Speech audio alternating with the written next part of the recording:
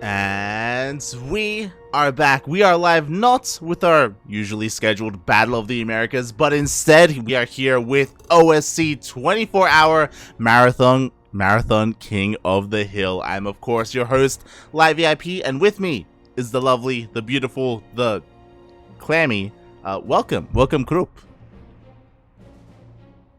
Oh. Hello? Hello. So, usually we are here casting Battle of the Americas. Unfortunately, it's not here this week. It has been postponed to next week. Instead, OSC have been running kind of a major King of the Hill event for the past 10 or so hours. Massive shout out to Chicken Man and Tempo for, again, taking care of everyone in the chat and covering all those games. But now it's time for the Ducks, mate. Quack.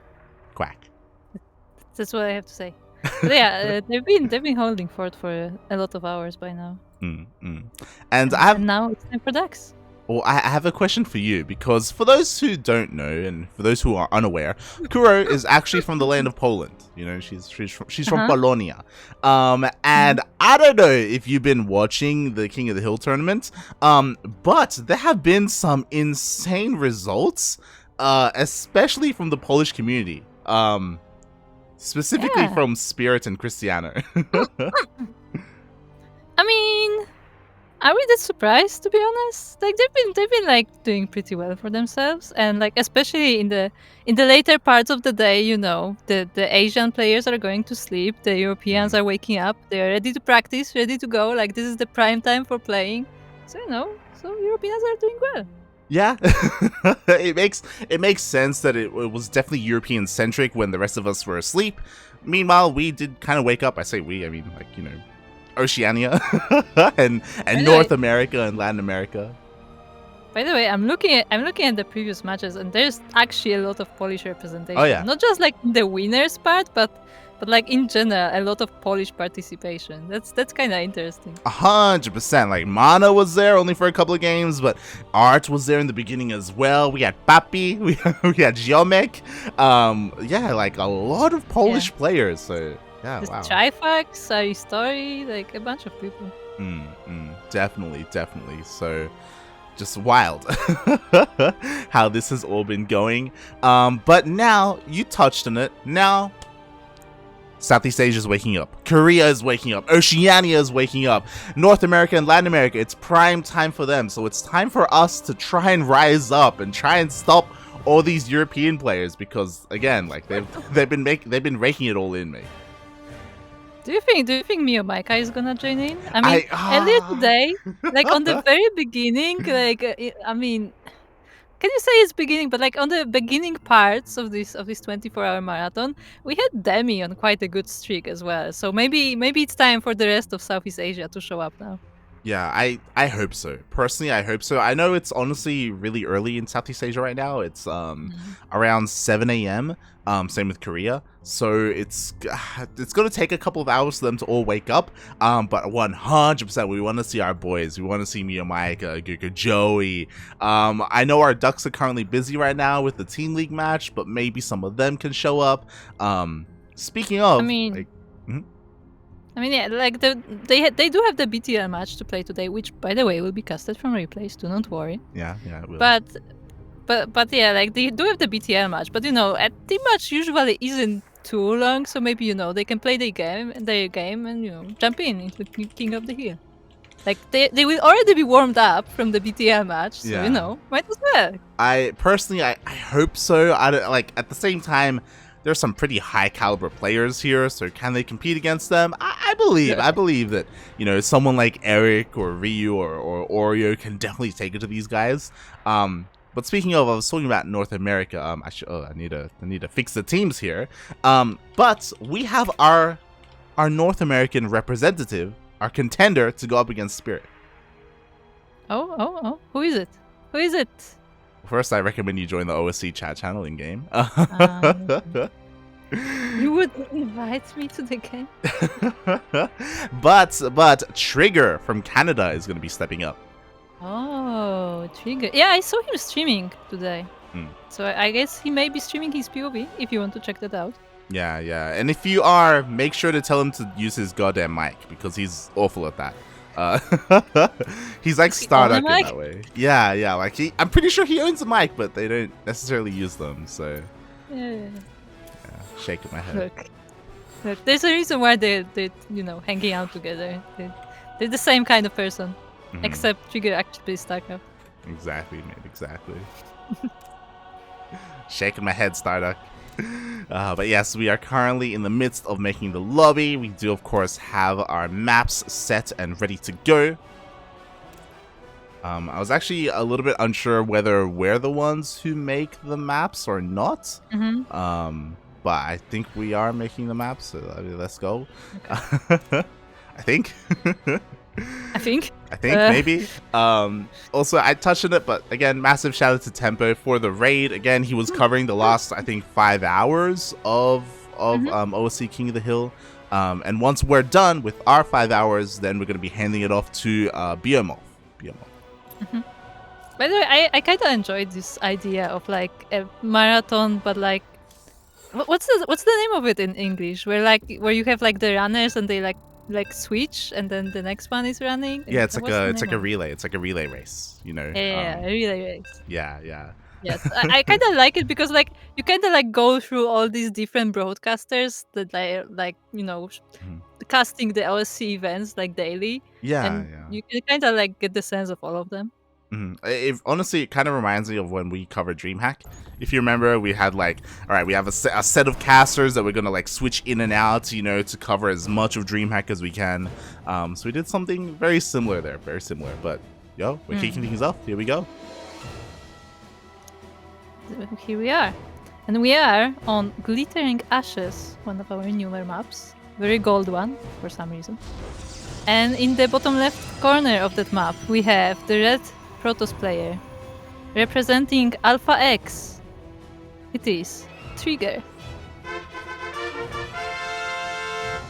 And spawning in the top right hand corner of Glittering Ashes LE, we have the Polish Terran player. He is blue, currently on an 11 game win streak. It is Spirit.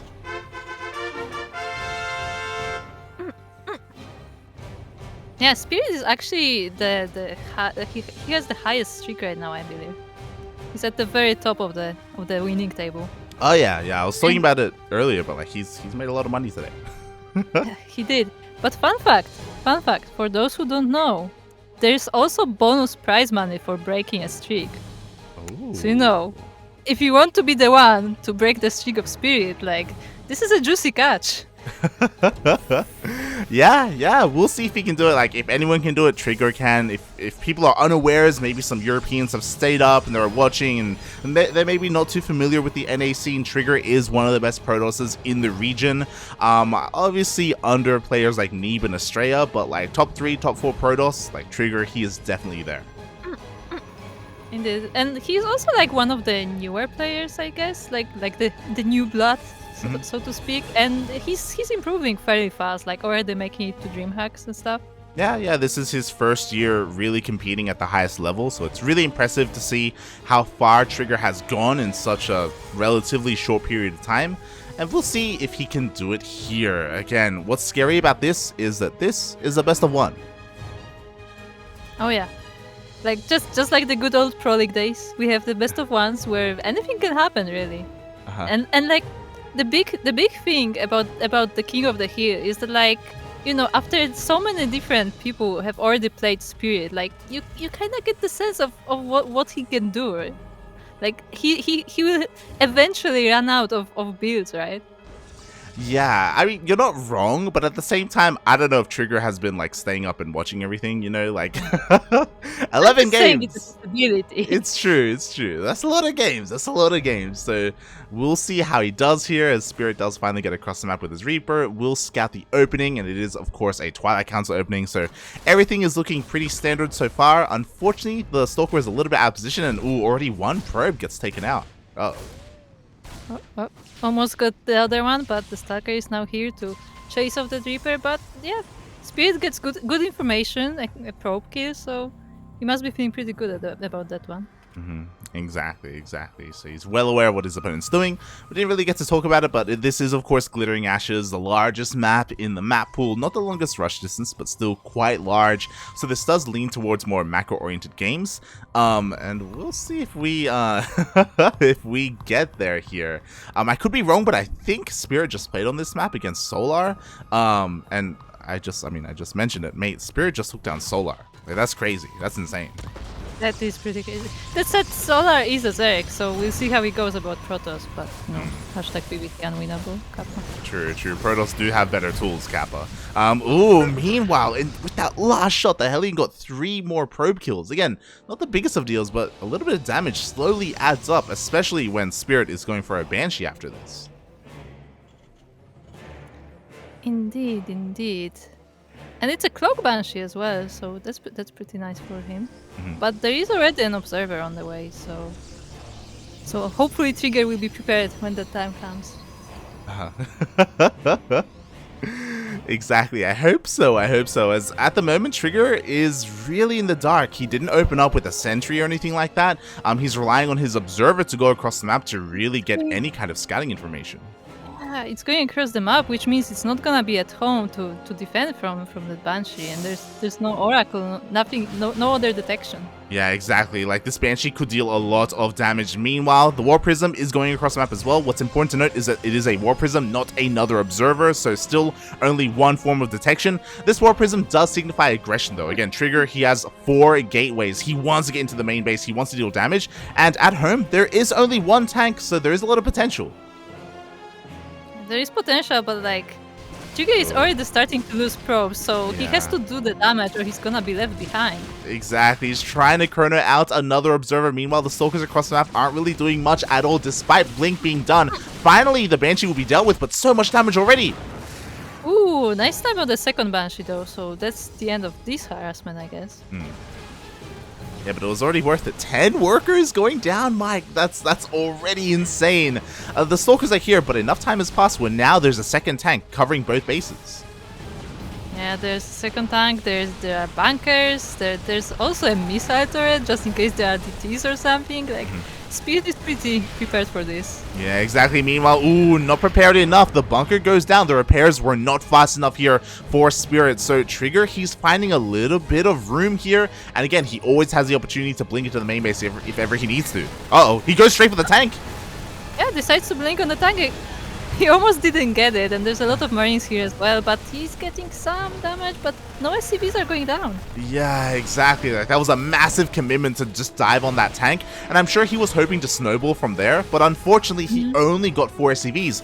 Now the tank comes down from the high ground down to the low ground. Bunker has been remade. Like, Spirit is still okay. Oh! Ooh, that's an interesting decision, and he catches the tank, but yeah, is it worth it really? I mean, getting a tank like that for essentially free, well worth it. The Marines are going down. With no tank to support this, Trigger is finally dealing some actual damage.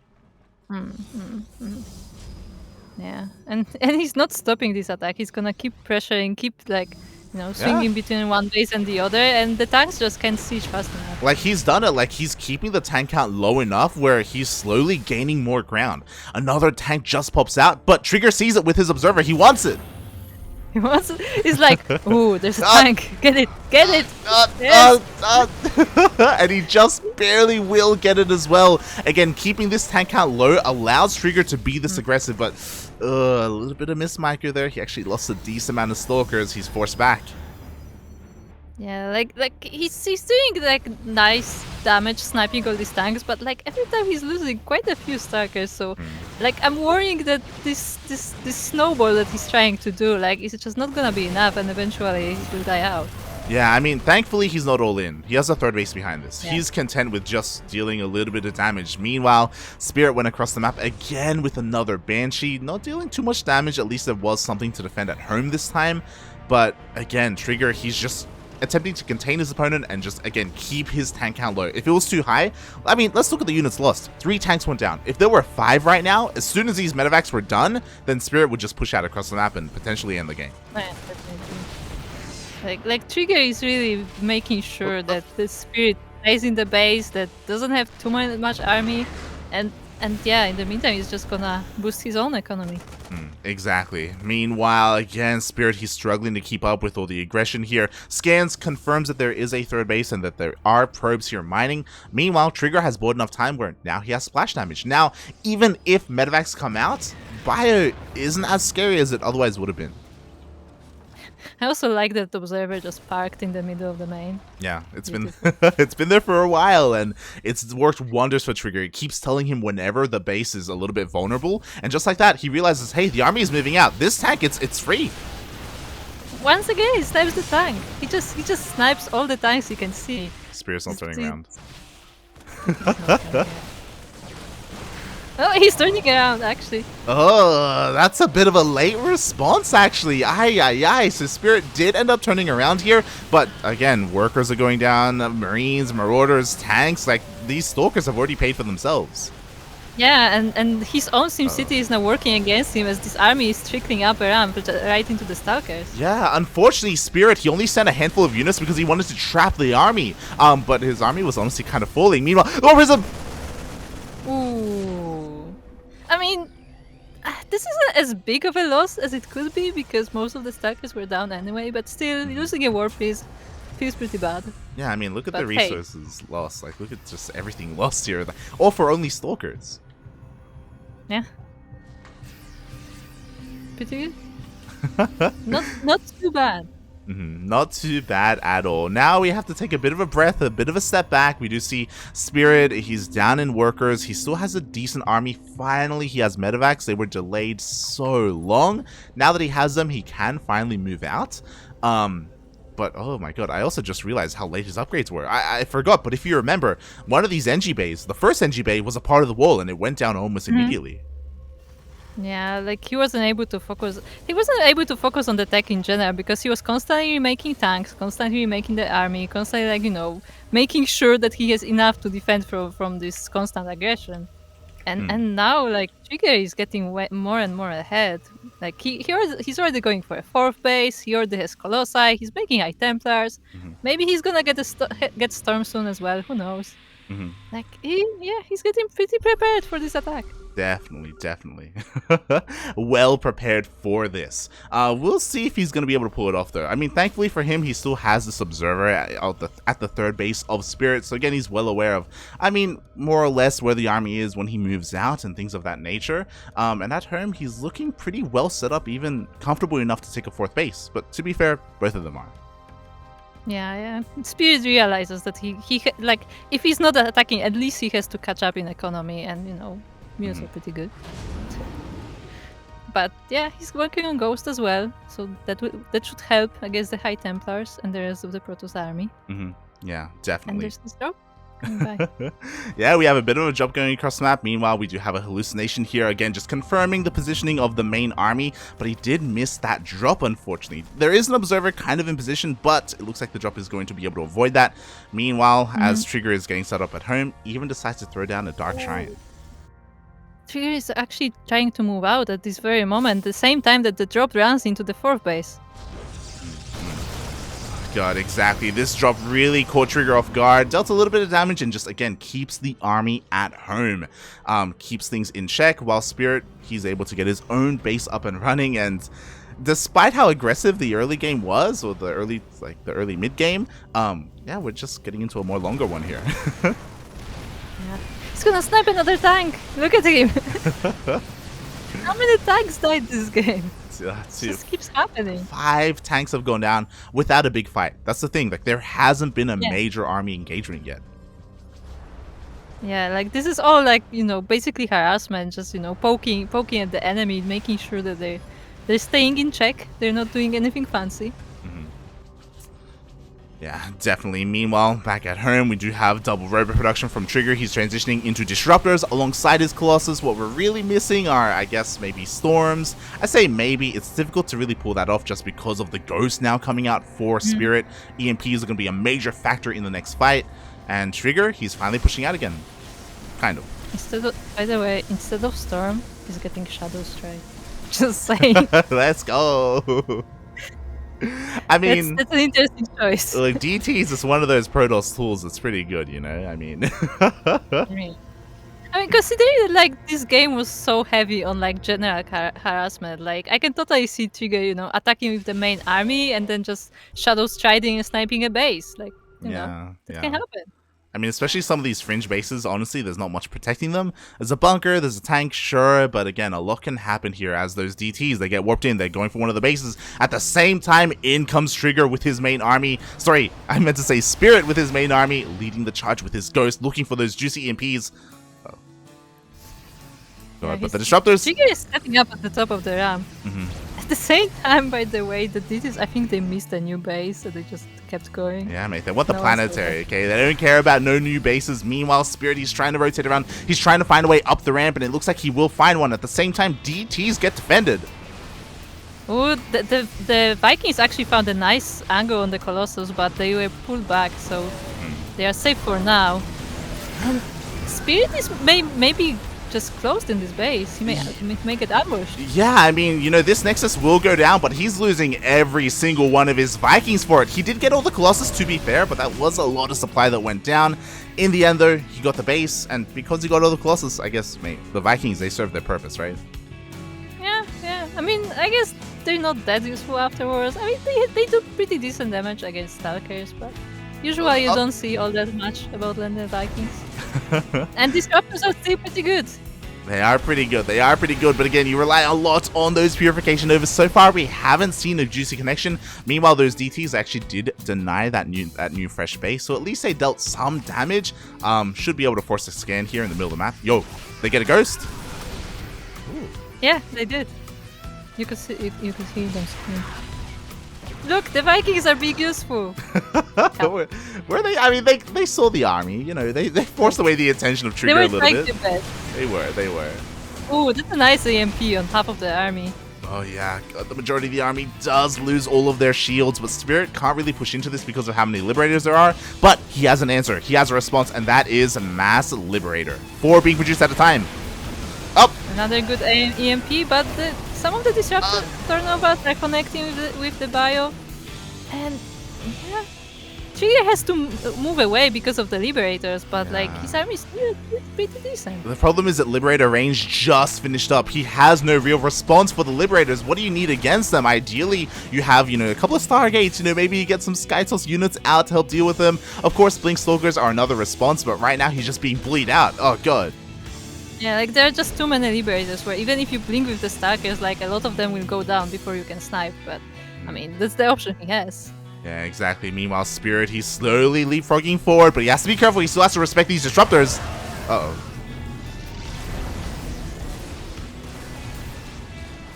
Meanwhile, Trigger was like halfway going across the map with his Stalkers. I don't know where he was going, but the Bio Army is being caught out without the Liberators. Uh-oh. Oh my god. Ooh, Spirit actually gets caught up between the two parts of the army, and while the Liberators are staying strong, like, the bio is gone. Spirit, I don't really know what compelled him to push out without the support of his Liberators. Like, he had such a nice kind of area of, like, freedom zones set up, and he just completely ignored them. Yeah, like he went more for, like, a direct approach instead of, like, the leapfrogging Liberators, and, like, you know, slow siege. He just went for it. Yeah, exactly. To be fair, there are still a lot of Liberators here, and they are still kind of forcing it to be a little bit difficult for Trigger to really push in, but it's really only Liberators.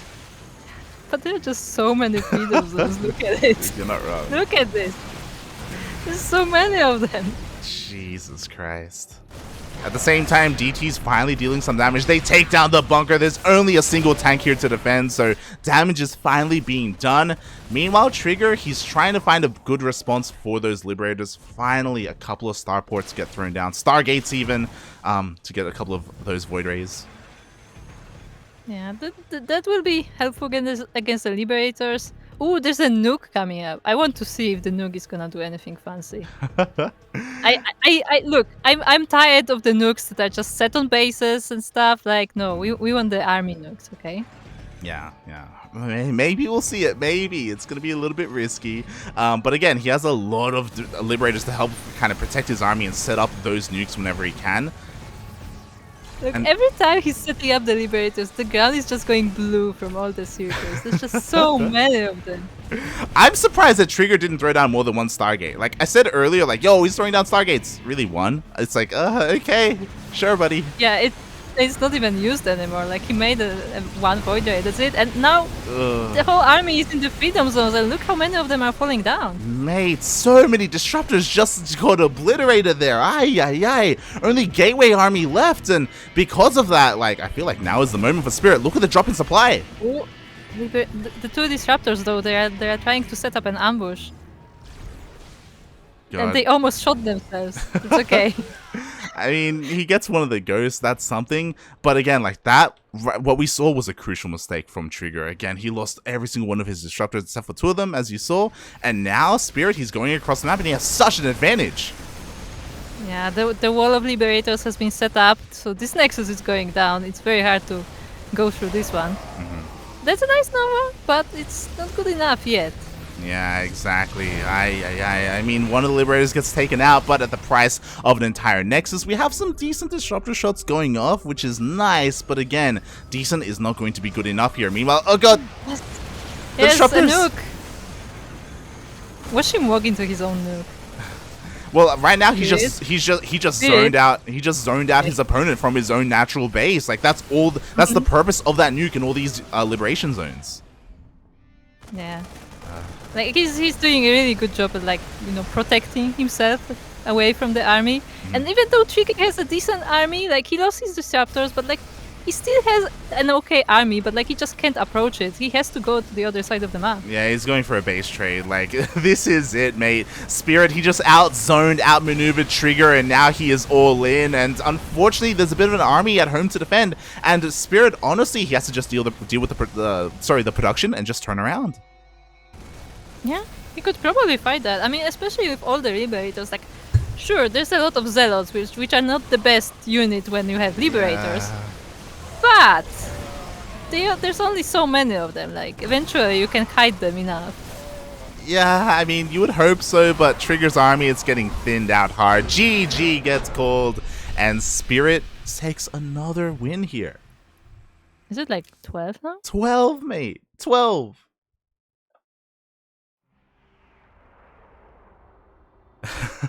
Jesus Christ. GG, well played.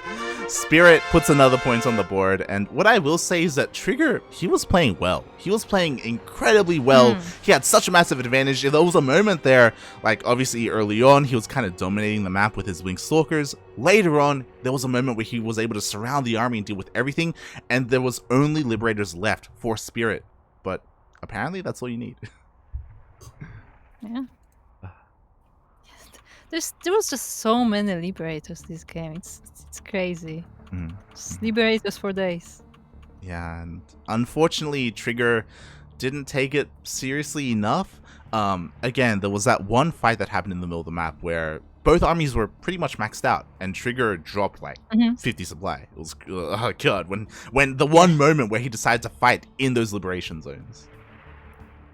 Yeah, like that's what I was saying. Like, you know, you have the Stalkers, you can try to snipe the Liberators, but like the moment you walk your army into the liberation zones, like before you can kill the Liberators, like half of your army is already down. Like it's just, sometimes it's just not worth it. Maybe if you, like, you know, try to like walk around the army with the Stalkers or something, like more of an ambush kind of thing. Yeah. But there's usually something behind the Liberators anyway, and like what do you do then? Exactly.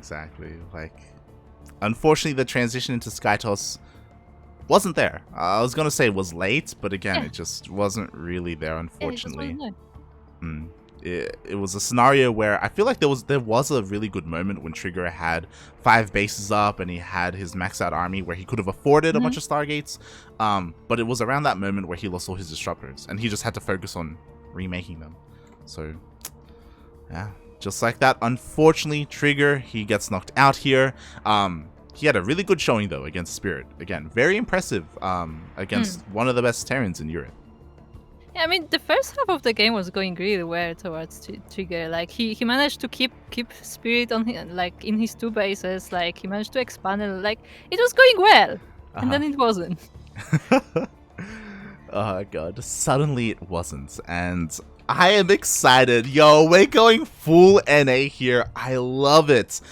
Trigger gets knocked out, but I was talking about it. Now that the CranKy Ducklings are here, finally, North America, Latin America, Oceania, they can come out, they can represent. We had Trigger representing Canada. Now out comes the next Canadian Protoss. Maplez is going to be coming out. Yeah, I was gonna say, is this like Eddie saying that this is time to switch to NA? Like Europeans, please. Pretty much, mate. This is the NA time now. I mean, to be fair, like, you know, it's getting pretty late in Europe, you know? Like, only the D-gens are up right now. Not that late. It's not that late yet. It's about to be midnight. Spirits can get a few more wins. Come on. What gamer goes to bed before midnight? I'm looking at Sardak, who goes to bed at like 9 a.m. Shaking my head, mate. Shaking my head. Aye. Alright. Here we go. So, I'm honestly very excited. I mean, again, props to Trigger. He may have lost, but he looked damn good doing so. And now we are moving on to another PvT. Nothing but Protosses and Terrans so far. Hopefully later on we get a couple of Zergs coming in. Might have to... Yeah, I might have to like ping Eric or something. We'll see. No, do ping Eric actually, because he may be on, and like, you know, they still have a few more hours before the BTL match, so, you know, warm up. True. The problem, like, and then suddenly Eric gets like 16 game streak and he can't play. Yeah, honestly, that's what I'm scared of. Like, yeah, same. I'm legitimately concerned that if we field one of our players and if they win and they get stuck in a win streak, it's like we have to play BTL, you know? Like, yeah, there are other things going on. That would be a bit awkward. That's why like I told the players that they can play, but also, yeah, like I know that they have BTL, so yeah. So as I said, like, you know, they can play their match, they can jump back into the King of the Hill. Like, this is still going for a lot more hours. Like, True. It started at 1 p.m. European time, the CET time, and now we are around midnight, so there's still like 13 hours to go. Yeah, it's one of those things where, you know, it may be too early, like during our casting session for Southeast Asia, but maybe later on, you know, then we'll get players like, you know, Demi will wake back up after going to bed, you know, Miyamaika, Giga Joey, Ender, I'm sure the Juggernaut boys, they want to be all about this, Beastork as well. It'd be really cool to see them go up against players that we don't necessarily see them play against. I just find it funny, like, the idea of Demi just reviving himself to get a few more games, like, you know, he got like his few wins, and then he's like goes to bed, wakes up, and like, okay, time to get some more wins. It's good, sounds good. But anyways, it is time for another Canadian Protoss spawning in the top right corner of Hardwire LE. We have the yellow Protoss. I really see Protoss in yellow, actually. Game paused.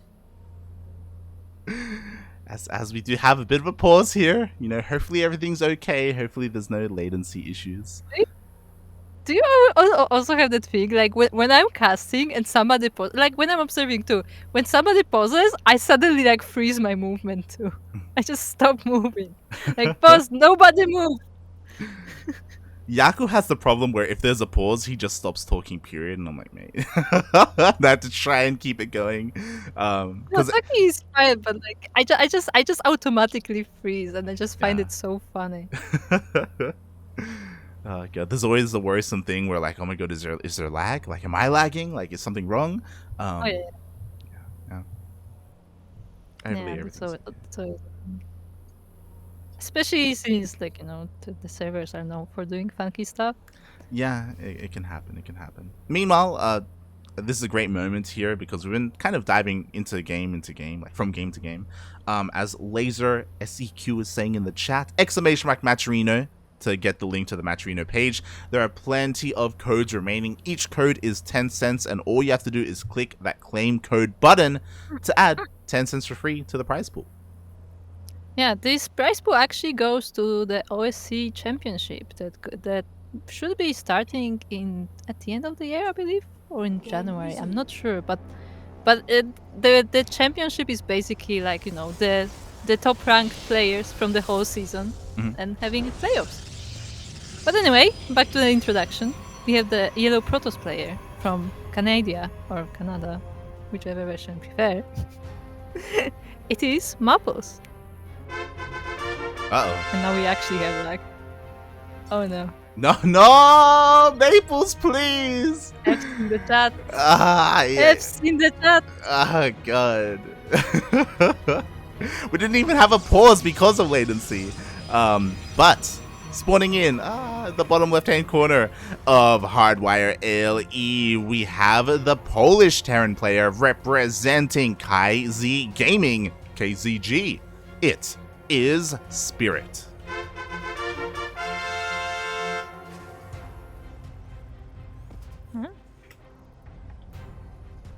I have to say, every time I see Hardwire now, I just have this image in my mind of what happened in ANZ Champs. Yeah. Every time. Yeah, for those wondering, for those who don't know, we casted ANZ Champs last weekend. And during ANZ Champs, there was a PvP, and there was a moment where Adepts shaded into the main base of the opposing Protoss, and he went to try and pylon block, but the critter was there and denied the pylon block, so the Adepts got in, they got damaged, there was chaos all over the place. It was insane. It was brutal. It was a beautiful one, especially because, like, you know, I'm not sure, but I think the critters are actually programmed to like move away when you're building something. But like it was just long enough that like the cleaning bot just stepped on the place where the pylons would be, when the pylon would be, and the others just got in the exact moment. It was just like so clutch. It was this cleaning bot specifically. Shaking my head. So if you're look at it cleaning the wall. If you're a Protoss player out there in a PvP and you want to make sure that you are able to block those Adepts, then make sure you kill this critter because it can ruin your life. I wonder if it affects the depots, actually. Like, you know, in like a TVZ. Raising them? Yeah. Oh, I imagine it It would. can stand on top, right? Yeah. 100%. And as much as I think they move out when you build something, I don't think they move out when you want to leave the depot, do they? I don't know how that works in the code. Somebody test that. We need the answer. Meanwhile, Spirit didn't even need a critter there to deny the depot going up because he just didn't do it. The Adept gets in and a bit of damage is being done. So far, oh god, another SCV goes down. A little bit of lost mining time. The Adept finally gets cleaned up. Yeah, it does get kind of... I mean, it did a bit of damage, but not as much as I expected from an Adept sneaking into the base. But still, some damage. That's nice. That's nice for Maplez. Yeah, unfortunately, it wasn't lined up with the second Adept to like shade in both at the same time, so we can see workers being one-shot. Regardless, there was some scouting information. He confirmed the 1-1-1 opening. Yeah, we have Widow Mines as well this time. Oh my god, meanwhile the starter stepping has been insane here. Spirit takes down the Adept and also takes out the Stalker, almost. That he does. And on the side of Maplez, this time we see much earlier Darkshine in case of Trigger. Yeah, I mean, it's Maples, you know.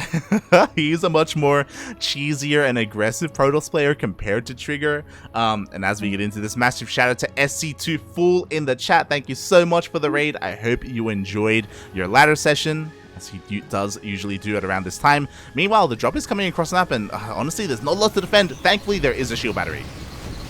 There is a shield battery, but it's just 3 Stalkers. There's a War Beast just walking by. Oh god! Yeah, the tank sieges, the Stalkers are still alive, but can they hold this?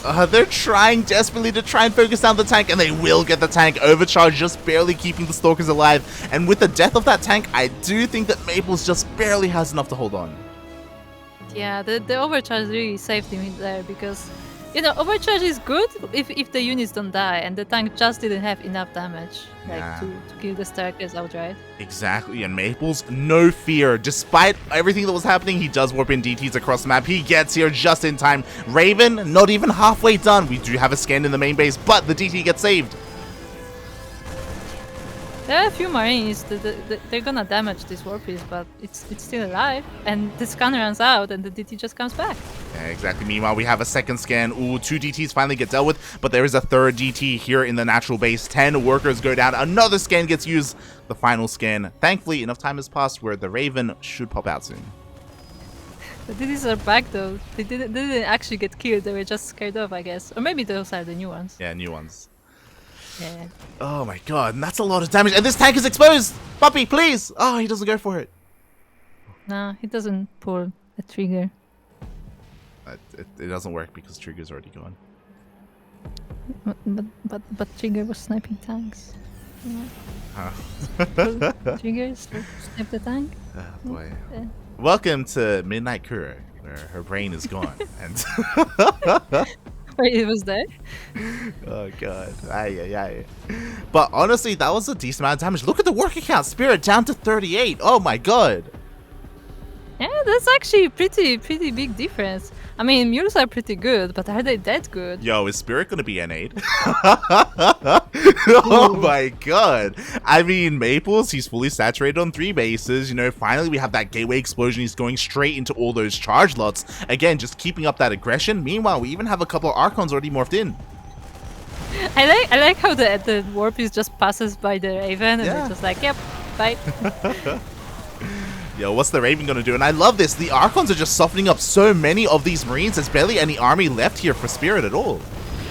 Yeah, the Archons are doing really well with the Marines, and the Dark Templars are taking care of the tanks, so it's now just the Raven. Oh! Actually gets the War Freeze. I mean, he needed that. If he didn't get the War Prism then and there, I think that would have been game. Like, so much damage was being done. So much value was gotten there. But you know what? Spirit, he finally does stabilize. He can finally focus on his macro, on his economy. But Maples, he has skyrocketed ahead. And now he can, like, now that his economy is up to 60 workers, he can just focus on nothing but army. Yeah, like, I mean, we have a bit of a situation like, you know, Trigger was also ahead in the first part of the game. True. Now also Maples is on 4 bases, like, but he has all this production and, like, you know, he's already using Archons and stuff, so we'll see if it goes well this time. Exactly. Here we go. There's a lot of hopes and dreams in this drop here coming across the map. It looks like it will avoid this pylon. The pylon isn't done yet, so it will not provide that much needed vision. So the drop may force a recall. You know, that's what he needs right now because Maples is about to hit the natural. So shout out to SC24. Spirit has a strong soul. Aye. Oh boy. Thanks again for the raid, I guess, buddy. As we do have an overcharge here in the main base. At the same time, Raven does hit the naturals. Maples, he's pulling the trigger though. He's going in. He doesn't care. He shouldn't care. He's not stopping. He's going forward. But this army actually doesn't look that big. But how much is there to defend? Oh, does that actually sneak by and they will snipe that time? The wall is not a wall. The tank goes down. The bunker is empty. Everything in the natural is going to go down. Meanwhile, we do have a second drop across the map, but there are DTs to defend. And once the natural goes down, there's going to be very little scans available. Yeah, look at the worker supply. Like, actually, Spirit has 2 workers right now, so there's no coming back from this. Like, this is all. Exactly, and Maples has plenty of room to warp in back home, or even recall if he has to. To be fair, he doesn't, right? I feel like recalling would be an overreaction. But meanwhile, here across the map, we have 4 Marines. They're trying to depower the production. I kind of love this idea. Yeah, actually, this is this pylon, I think. I mean, at least for a lot of these gates. Exactly. Oh my god, and because of this, there's going to be no warping at home.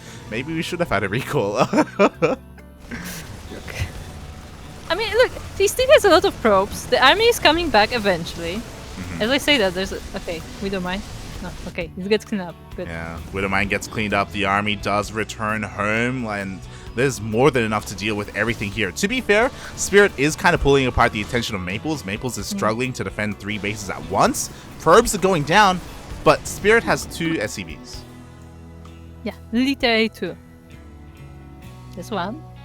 Where's the other one? It's not here. That's a good question. Hold on. Where's the other one? There it is. It's doing nothing. It's stuck in the wall. Okay. Get to work. Okay. Get to work. Don't think we don't notice you. There's only 2 of you. Look, he found a safe space, okay? Oh my god. Meanwhile, this is it. Spirit, if he wasn't all in before, he's all in now. He has to try and just straight up end the game. And again, a lot of the production is depowered, so Maplez doesn't have like his full potential available to him. But does he really need it? I mean, this is a pretty formidable bio ball. Yeah. They're gonna snipe this base, but my God. Yeah. I mean, Spirit, he's kind of doing it right now. We've got drops all over the place. 11 workers go down. The main army is pushing forward. And Maplez, I don't know if he has enough to deal with this right now.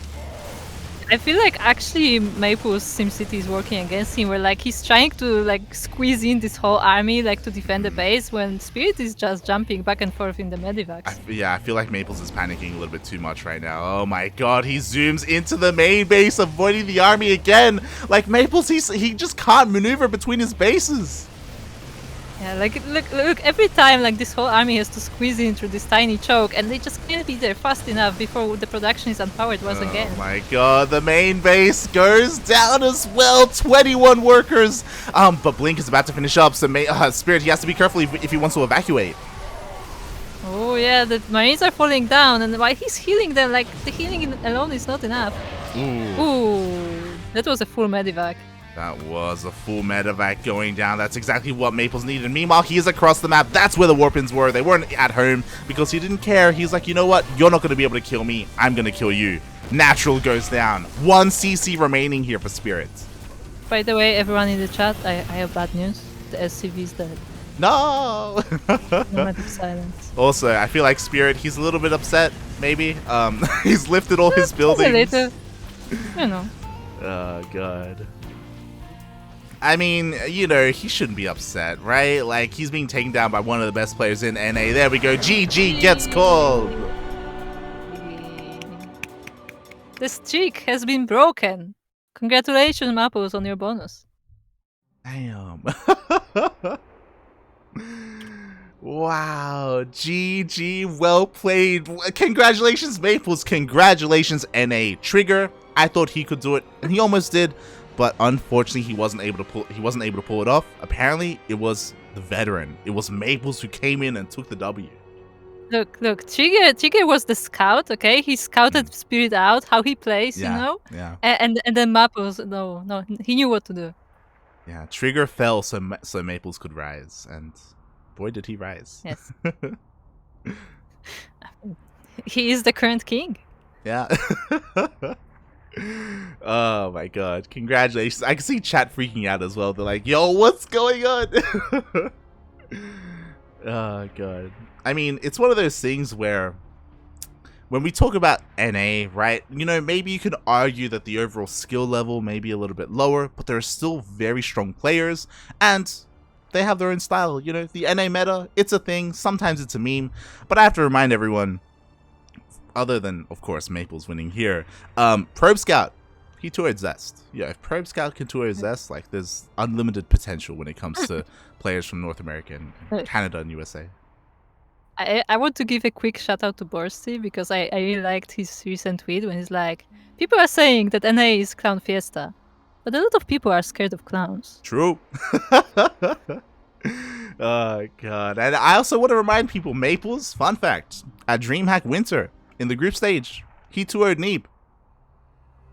He 2-0'd Neeb. We casted that, actually, on the B stream of DreamHack, myself and Krystianer, and we were even talking about it yesterday. But Maplez, he is a damn good player. He's got a brand new team, licensed to kill, and he has been popping off hard. So it's been insane what he was able to accomplish today. Indeed. Good job to Maplez. Good job to NA. Now we're waiting for the new challenger. Who's gonna appear from the mists of the hill? Exactly. Who's gonna rise up and challenge the current king? That is the real question. I'm looking. PattyMac was actually playing his NA Apprentice games. So He was. Yeah, which so also will be casted on our channel soon. It will. So unfortunately, PattyMac is not ready, but it looks like we have our challenger. He was there. He was looking in the chat. Yeah, I can see PattyMac even going in. Yeah, we just mentioned it. Yes, Maples did 2-0 Neeb, did happen. But Krystianer was also lurking in the chat. He was, looking at even the previous series, the Trigger versus Spirit. So I'm sure he wants some of this action as well. Hold on, I have to fix something. Don't worry about it. Everything is fine. I might have forgotten something, but it's okay. I'm gonna fix. But yeah, the next challenger, as it has been revealed, will be Krystianer. So the Polish power is coming back once again. It is, and we're gonna see how these European Protoss shape up to Maples, because again, we just mentioned it. PattyMac mentioned it in the chat as well. Maples did 2-0 Neeb in DreamHack Winter. So, mate, what can Krystianer do? That is the question. As I look up his team, what team is he on? Look, he's actually in the game. He's still on Blazer, by the way. I thought Blazer disbanded a long time ago, didn't it? Yeah, same. But maybe they kept the clan. That's something sometimes happens. Maybe as I just set this up, I saw someone in the chat asking as well, yo, what does LTK stand for? LTK is License to Kill. It's a relatively new team in the NA scene. I say relatively new just because it's got a lot of heavy hitters when it comes to North American players. Especially because they did beat us in BTL. They beat us in BTL. They must be pretty good. They're pretty good. They're pretty good. They've got Maples. They've got. I think they. I don't want to say they have Riser. God, who do they have? They have Rocker. Shout out to Rocker. You may see him later on. Hold on, I'm gonna check this. Who did we? Who did we play against? Yeah, they have Riser. They have Riser on License to Kill. There we go. They have Riser. They've got Prototype, Kozan as well.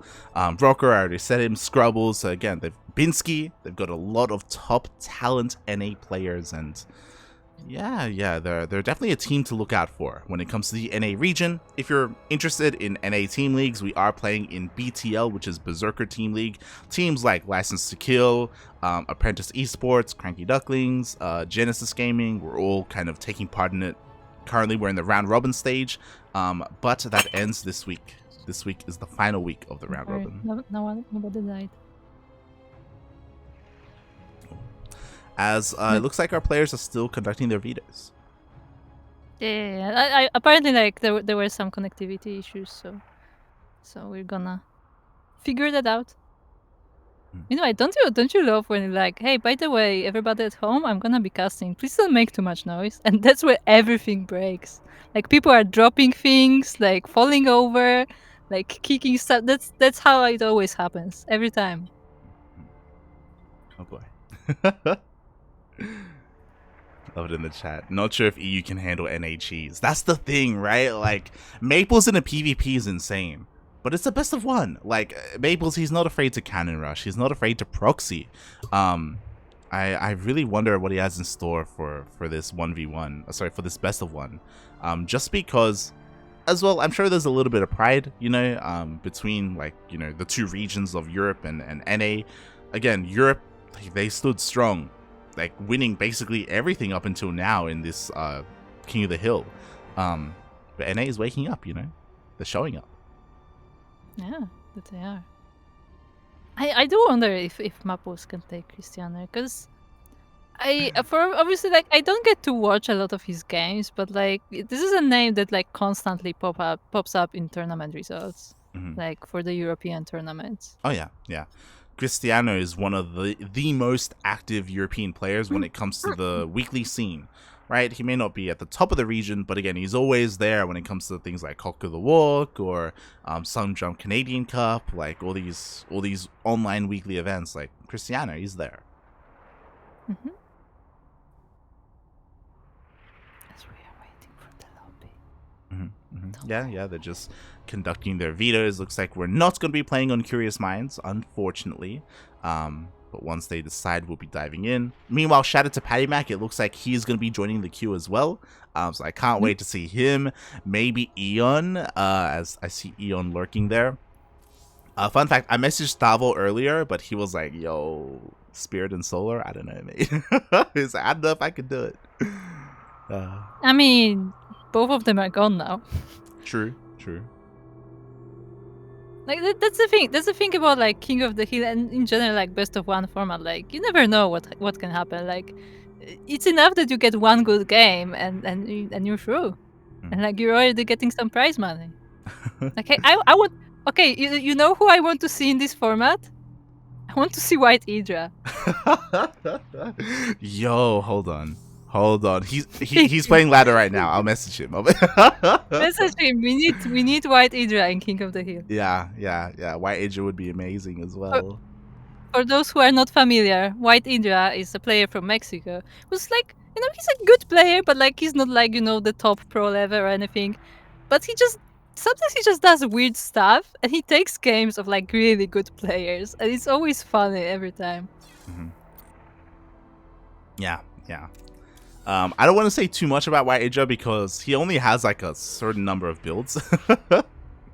Yeah, don't spoil anything. Yeah. He can be a little bit predictable because of that, but this is why best of one is the ideal format for him because like you just need that one game. You need to surprise the other player that one time, and you're through.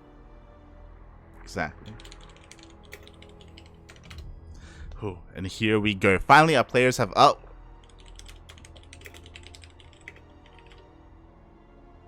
Maplez, please. I just realized. Oh boy. We are going to be remaking the lobby. Again, it is going to be on Glittering Ashes. Again, it's like they just keep picking the same maps. My god. Yeah. I mean, that tends to happen eventually, right? I guess. Oh, Eddie is actually supplying us the information that Krystianer is rank 1 in the OSC rankings. Oh, Jesus. I knew he played in a lot of tournaments, but yeah, to be rank 1, that's pretty insane. It's a lot of wins. Yeah. I mean, just by participating alone, like he's a good player, so he probably gets the top 8 in most of them, so that's already a bunch of points. Mm-hmm. And then he also wins quite a few. Oh yeah, exactly. Just shows how dedicated he is to the game. Speaking of dedication to the game, massive shout out to Steady Goa in the chat as he did donate $6 to the Matcherino page. So thank you so much. Again, !Matcherino in the chat. You can of course claim a coupon code for free, but if you want, you can go one step further, just like Steady Goa, and donate some of your own money, or maybe there's some kind of quest rewards that you want to redeem. There's a lot available to you if you want to help support this tournament. And the other tournaments to come, I guess. As I just didn't totally break it, I think I was set up. And anyway, we are on Glittering Ashes LE, and in the bottom left corner of that map, we have the yellow Protoss player once again. Representing License to Kill and Canada, it is Maplez. And spawning in the top right hand corner of Glittering Ashes LE, we have the pink Protoss player representing Team Blazer. It is Krystianer. By the way, did you say it Maplez or Maples? Maples because of the maple tree, because Canada. Meanwhile, we do have the Forge first. I like how the probe sees the other probe is like, nope. That's suspicious. Oh my god, Not buying it. All the boys are being pulled. Again, Krystianer, he's aware of the reputation that Maplez has, but he doesn't care. But what about the critter? He has to be careful where he decides to throw down the pylons. Up. Krystianer is on top of this. I feel like this is not the first time this has happened to him. Like he saw the probe going by and he's like, nope, I'm not falling for that one. No, the probe goes down. The pylon does finish up. We do have the first cannon being thrown down, but the zealot is already on the way. There's so much relying on this one probe because there's only one probe left here. He's trying to wall the probes, but yeah, the cannon goes down. And the probe is so low, he's gonna get sniped, probably. Mate, it's not gonna happen here. The probe goes down, both probes go down, and just like that, Krystianer, he has defended and held the cannon rush. Good job to Krystianer. But like, as I said, like, you know, obviously as a Protoss, you probably know how the cannon rush works. But like, he just immediately saw the probe and he was like, nope, I know exactly what's going on. Like, he was ready for it. He was. Meanwhile, I see you guys in the chat. Reaper and Rocker. Mate, sign up. Get in here. Be a part of this King of the Hill. It looks like the NA pros are here to cheer for their boy. But a bit of an unfortunate start here for Maplez. Like, again, he didn't really achieve much at all here with his cannon rush. Zealot is coming across the map. The Zealot honestly shouldn't deal too much damage. But again, Krystianer, he's safe and sound at home. Yeah, it is. I mean, there are no units on the other side of the map yet. There's just a cannon. Mate, he throws down a second gateway. Krystianer, he's not looking to expand. He's looking to be the aggressor, especially with this forward pylon. Yeah, like, this cannon is not even ready, so the Zealot is already munching on it, and there are only probes to defend here. Yeah, exactly. Now that the cannon is done, I have to wonder if Krystianer is going to end up expanding. Like, nope, never mind. He's just double down. Yep, exactly. He doubles down. He wants to try and end the game with this counterattack, not allow this second Nexus to really come into play for Maplez. Yeah. This is only one cannon. Ooh. Yeah. Okay. The probe goes down to the Zealot. A little bit of missed micro there by Krystianer. He was a little bit too distracted, focusing on his Zealot. But with the death of that probe, I mean, that means like a lot of momentum is gone here. There aren't going to be any shield batteries across the map. I mean, yeah, there will be no shield batteries, but this will still be a warping point, and Maplez is still working on getting any units. Like, this is just the cannons, and you know, once you pass the cannons, like, the natural is open. Yeah, exactly. Meanwhile, we have a backup probe coming across the map here for Krystianer. He's going to throw down another pylon to make sure this stays powered. Warp gate is about to finish up, and then he just warp in the face of Maplez. The pylon is so low. Puppy, please. Yeah, there's the secondary pylon, so at least that's gonna be saved. Oh, this warping is in danger. And two of them fall. Oh my god, imagine 1 second sooner and he would have denied the entire warp in. 2 is still pretty good though. Because of that, Maplez, he is still just barely in this, but again, just barely. He needs time. He still doesn't have warp gate. It's only halfway done. Yeah, and he's not chronoing it either. But as you said, Krystianer doesn't have any shield batteries here, so all this damage on Stalkers is permanent, while Maplez is recharging them constantly, and they keep backing off to that cannon. That they do. Meanwhile, oh my god, a couple of Adepts are on the way. Unfortunately, there's no SimCity here, so the Adepts will shade into the main base. They will get probe kills. I don't know how Maplez is meant to defend against all of this. Yeah, he can be in both places at once, and now he's starting to lose probes. Yeah. And even if he like chases off the Adepts here, like, they're gonna attack again on the front, and eventually he may just get crumbled. Yeah, exactly. Just probe after probe are going down, and there are enough Stalkers here for Krystianer where he can start just bursting down these units. Doesn't matter if there's overcharge. Unfortunately, overcharge is about to run out, and with the death of that overcharge, I think it may be over here for Maplez as everything gets one shot. Yeah, even if there are shield batteries, like, there's only so much damage that they can heal through. And they are running out of energy as well, so yeah, this does not look great for Maplez. It really doesn't. He's trying to hold here on the high ground. He has 4 Stalkers, but again, that's nowhere near enough. He's going to pull all the boys as best he can, but it's not enough. GG gets called. And we are back to the Polish players leading the charge. Exactly, mate. First it was Spirit, now it is Krystianer again. The Poles. When are they going to bed? Look, the hour is young, as they say. I guess so. Congratulations, Krystianer does take the game off of Maplez, ending any kind of streak that he wanted to go on, and now he's the new king. That he is. Isn't it interesting that the moment I'm casting, like, there's a lot of like Polish players? You say that, but we were talking about how, you know, Polish players have been dominating the entire event. I mean, in general, like, I'm casting an event and there are Polish players, okay? Coincidence? Look, coincidence. I don't know. Oh god. To be honest, like there's also a good chance that they're actually having like a long weekend because fun fact, Thursday was actually like country holiday. So there's a chance like maybe they took like Friday off and you get the long weekend and you have time to play some more games. Oh, okay. Fair enough. So if they did have to focus on studies or work, they have a little bit of free time here so they can focus on what's important. That's StarCraft, of course. But we'll see who comes out to avenge Maples. Are we going to see Reaper come out? Are we going to see Rocker, PattyMac, Eon, Igor? I'm excited, in anticipation. I can't wait. But speaking of not waiting, massive shout out to a longtime supporter of the CranKy Ducklings. Massive shout out to Lord Loken, as he does contribute 25 USD to the prize pool. Yeah, I was gonna say, the moment you see like the moment you say something about like, hey, look at Matcha, we have this massive contribution, I'm like, oh, guess who it is?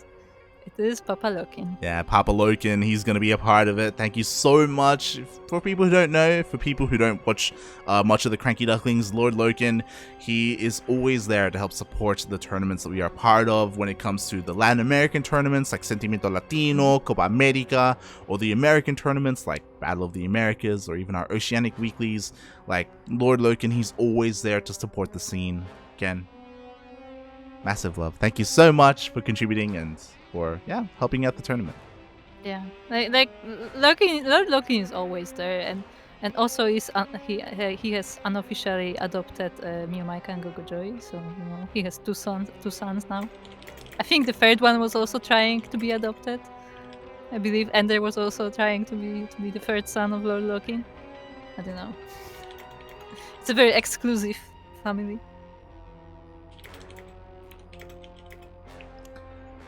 Yeah. Sorry, I was messaging someone. Yeah, I see. No, I see. There are some like, because fun fact. I should mention that on stream as well. You do not have to be the member of OSC Elite to participate in this King of the Hill. Mm-hmm. I'm also pretty sure you don't have to be a pro to participate. I think you can just sign up. But don't call me on that one. But as far as I know, this is open. Yes. So if you in the chat think you have this one build and you really want to show it and you think it can beat Krystianer, for example, go for it. I mean, who knows? Maybe it's your lucky chance. Exactly. Like, OSC King of the Hill usually is only for OSC members. If you don't know, OSC provide like a subscription membership where you can be a part of their events and you can be a part of their giveaways, and there are a bunch of like things that they offer. But for this 24-hour event, you don't have to be a member. Anyone, any GM player can sign up and be a part of this, because we're gonna go through a lot of players. So yeah, if you're in the chat, again, if you're a GM from NA, EU, Korea, then maybe you want to be a part of this. Maybe you have a build. Maybe you want to take it to some of these other players. As we are hopping over to Europe. Mm-hmm. And I am quickly checking, and Krystianer versus Maples was actually a match number 40. That's a lot of matches. There you go. That is a lot of matches.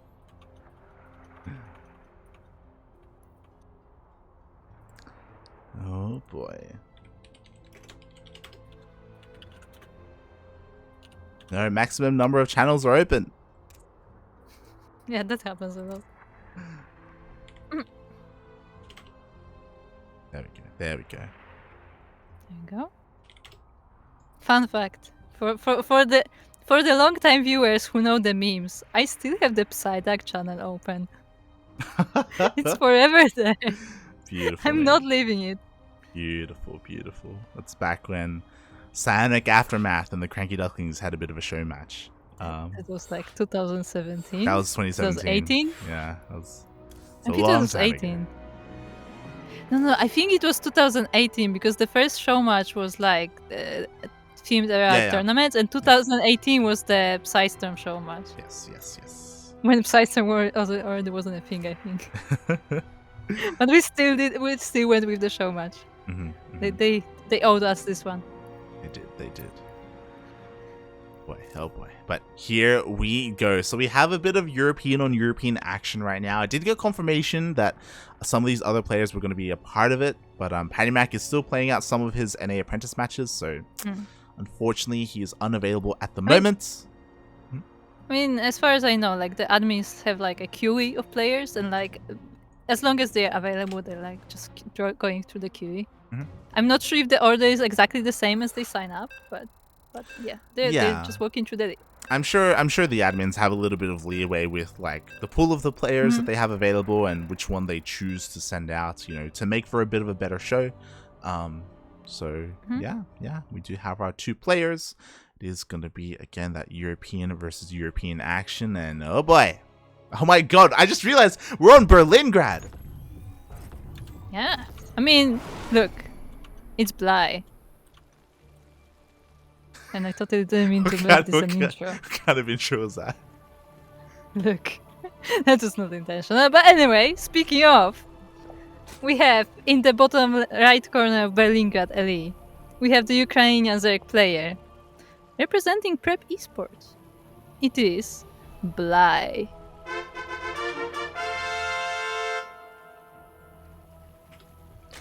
And spawning in the top left-hand corner of Berlingrad LE, we have the Polish Protoss. He is pink, representing Team Blazer, currently on a 1-map win streak.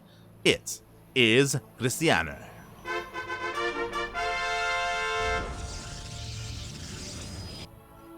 Actually, how many wins does Krystianer have? 'Cause I think Krystianer played, right? He played earlier, yes. Yeah, he already had 6. So I guess this counts as a new streak, but yeah, this is not his first win in the tournament. Exactly. You know, streaks don't like add up over time or anything like that. Meanwhile, oh my god, massive shout out to Tiger in the chat. Thank you so much for the sub 3 months in a row. Thank you so much. And as people are clarifying in the chat, yes, this is a 24-hour tournament, but we are casting it in like 5 or so hour intervals. 5-hour intervals for the majority of us, and I think one of the casters is doing 4 hours. 24 hours in total. Again, we were just kind of like passing it off, handing it off after our 5-hour cast to another caster. Yeah, we started with Chicken Man, then we went through Tempo. Now it's time for the Ducklings, and then it's gonna be Bio Move and some drunk Canadian. Yes.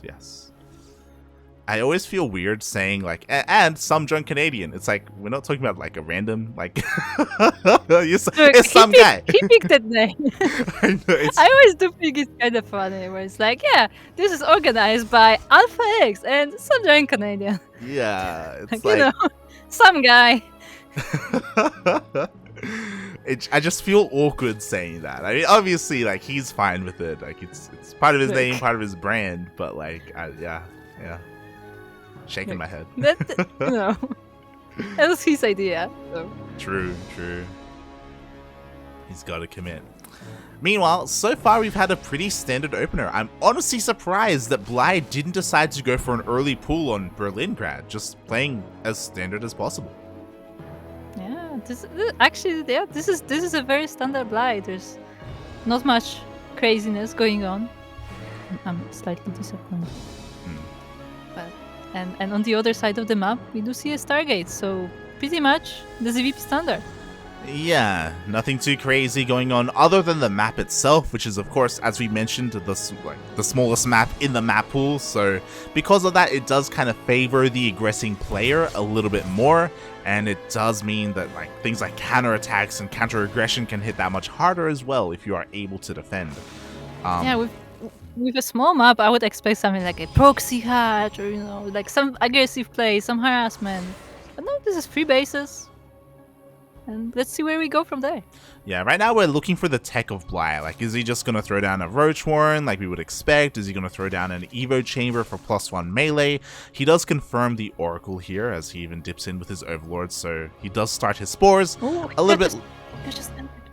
Oh yeah, he does catch some of the Adepts. The Adepts are going to get picked off. Meanwhile, at the same time, we do have our Queens in position to defend the natural against this Oracle.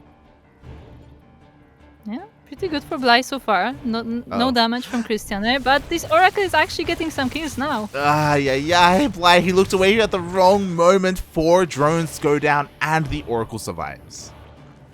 Yeah. I mean, not the worst, but also not the greatest.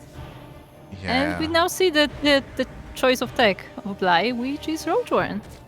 Yeah, again, pretty standard so far. Just quickly checking the vision of Bly, he actually, oh my god, the Overlord stayed alive. There was no Void Ray, which means there was no denial of the vision, and Bly confirms the transition into a ground-focused army. What do you think it will be? Quickly. This fight is done. What will it be?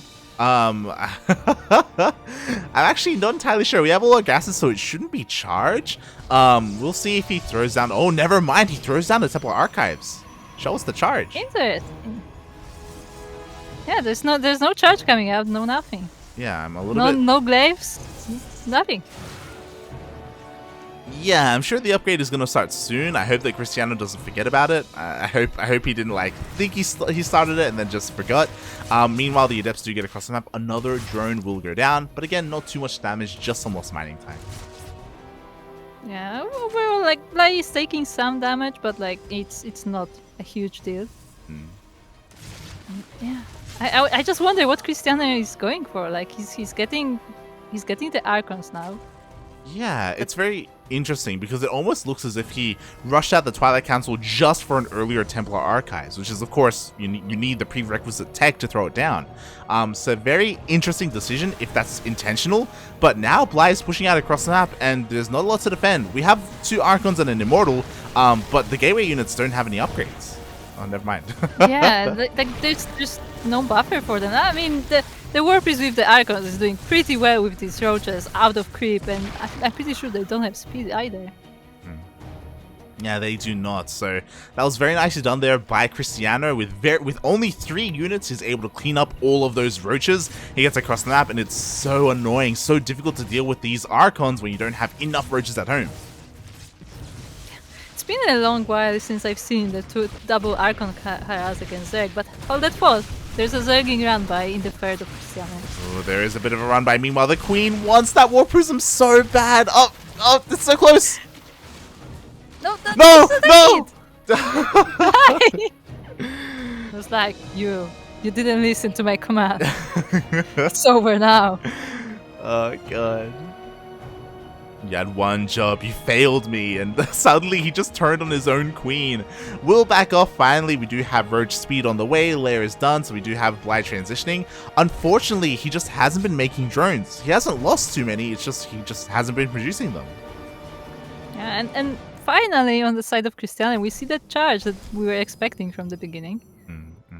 So it is gonna be the classic charge lots, Immortals, some Archons. Yeah. We do have charge on the way here. Meanwhile, these Archons again being as annoying as possible. Oh god. Thankfully, you do have a cancel at the last moment. Yeah, but the Archons are still being a problem. That War Priest is, by the way, very, very low on health. But he's staying just away enough from the Queens that it's not getting sniped. And what is this? Yeah, we have Swarm Host on the way. Who'll be casting? Cham?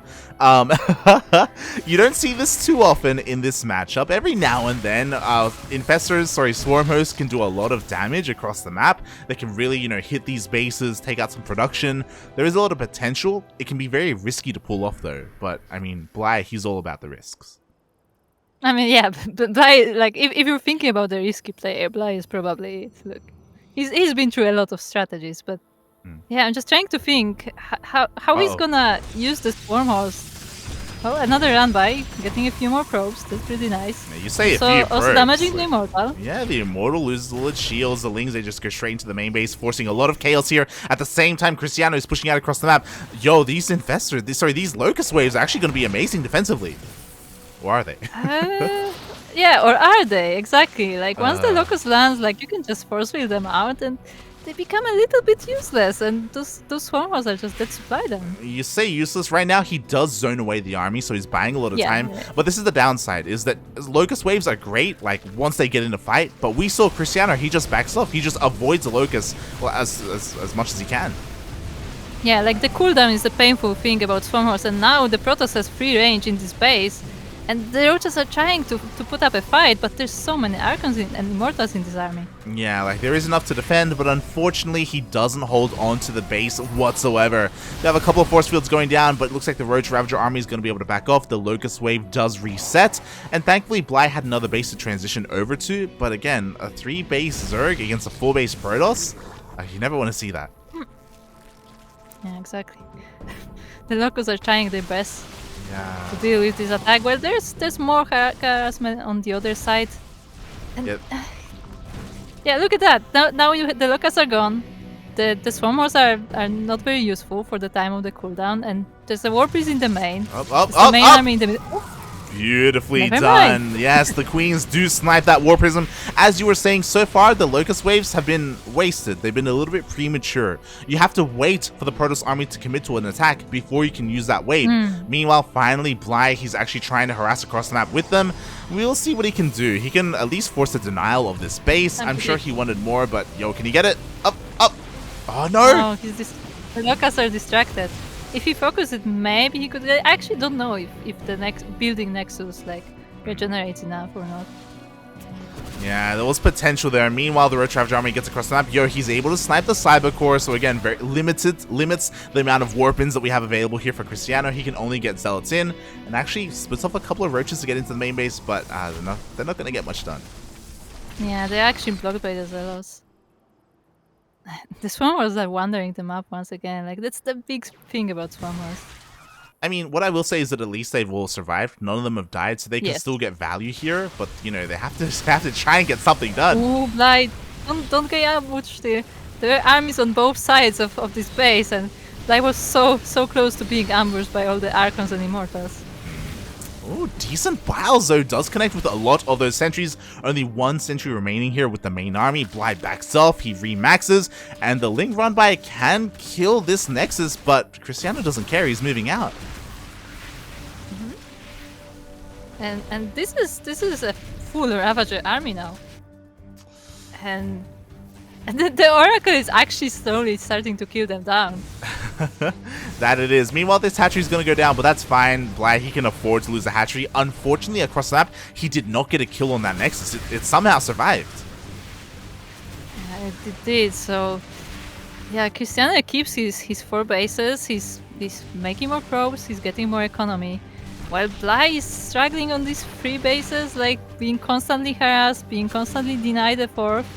Yeah, I mean, Bly needs a big win and soon because he's starting to run out of money. We can see Krystianer work on that bank. We do see the Locusts finally get into the fight. They finally pick up a couple of these units. At the same time, we have a Roach run by being sent out across the map as well. Ooh, the Biles almost hit the whole army. But Krystianer is just in time. But yeah, the Roaches are trying to get some damage. There are Zealots there to defend. And Bly has an empty ferret once again because of the Zealots. Yeah, exactly. He's really struggling right now. He's just running out of gas, running out of minerals. I feel like Bly maybe has one more chance left. Again, he invested so much in these Swarmhosts and they still haven't really done much. And no! The Swarmhosts! The Zealots! Oh, they ran just into the run by of the Zealots. Well, actually, none of them goes down, so that's nice. But they do have to use their Locusts in defense. Hopefully they will here to defend against this massive Protoss army. Roach Ravager at this stage of the game is not what you want. You want HiGhDRAs, you want Lurkers, or I guess maybe more Swarmhosts. Anything, something other than just pure Roach Ravager. The Swarmers are in danger now as well. They are getting sniped by the Stalkers. And yeah, like, Bly is just losing units. Like small groups of units, and the problem is that like with his bases being constantly harassed, like it's harder for him to remax. It really is. He's trying though. He's trying desperately. He's trying to double expand as well, but the Zealot run-bys just don't stop. The one thing that Krystianer really needed more than anything were disruptors, but he's working on them. He's working on a second robo. He's working on that robotics bay. Eventually, disruptors will come out, and that is going to be the nail in the coffin here. He may not even need them, to be fair. I mean, Bly is trying to set up a nice ambush here with the Swarmhorse, but Krystianer moves out his army just in time. Yeah, he just avoids the Locust Wave time and time again. Bly invested into Burrow and Tunneling Claws as well, which is cute, but like 14 minutes into the game, like it feels a little bit late for that. Yeah, it's cute, but look how much army there is on the map. Look at all these stalkers just marching into the base of Bly. That's a lot of Protoss. There's a lot of Protoss. Unfortunately, there are cannons to defend at home. We have spare supply for Warpins as well. Krystianer takes out another base, and what's interesting is that Krystianer is never really committing to a big fight, but he's just starving Bly out. He just keeps taking out these hatcheries. Yeah, he keeps taking out the hatcheries, keeps taking down the drones. The base in the east is once again under attack, while the Starkers are dealing with the Ravagers here. Yeah, exactly. Oh my god, the hatchery actually goes down to the Stalker run by Bly, down to only 2 hatcheries. This is it. If he wasn't all in before, he's all in now, and I just don't know what he can do. This is a potential nice place, but he actually walks his Ravagers into the Stalker army, and they're all getting trapped and sniped one by one. The Roach Ravager army evaporates. I mean, the Roaches across the map are dealing some damage at least. That's something, I guess. The Locust Wave is going to come out, but it's a little bit too late. Like, Bly has just lost so much, and Krystianer, he can just rebuild. Yeah. Look at Krystianer's side of the map. There are 5 bases that are... I mean, I don't want to say unharassed, because there are Roaches in the bases, but, you know, there's still a decent number of probes, while Bly is really struggling to hold on to even a 3rd base. Like, his natural is in danger now. Yeah, it is, and there's nothing to stop him. We have some Swarm Hosts, but they already used their Locust Wave. We have a couple of Roaches and Ravagers, but G gets called, and Krystianer, he actually takes his 2nd win here. Everybody loves a good G, right? G? Oh, God. I don't know, there's just something so funny about people typing G. Just like, what? Well, with that, congratulations to Krystianer. He maintains his spot on top of the hill with his crown. And Bly, I didn't get to mention it, but Thorn in the chat was letting us know he's got a couple of fun facts about the tournament, letting us know that Bly has actually been revived a couple of times, and I think this is like his 3rd showing. Yeah. That's what Thorn has been updating us with. And he did get a win before, so he doesn't go empty-handed away from this tournament. But yeah, I mean, look, he keeps trying. He has the chance, and he's taking it. Like, you know, maybe this time it will work, or maybe this time it will work, and like maybe eventually it will. Yeah. Maybe. I mean, at least he has made some money. Just quickly looking at the Wikipedia page, you know what? Let's look at it together, people, shall we?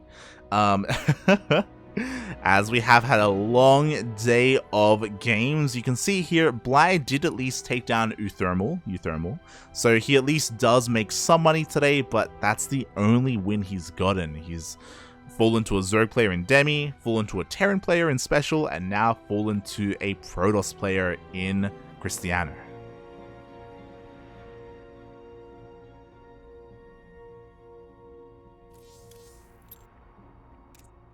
As it looks like we're going back to Americas.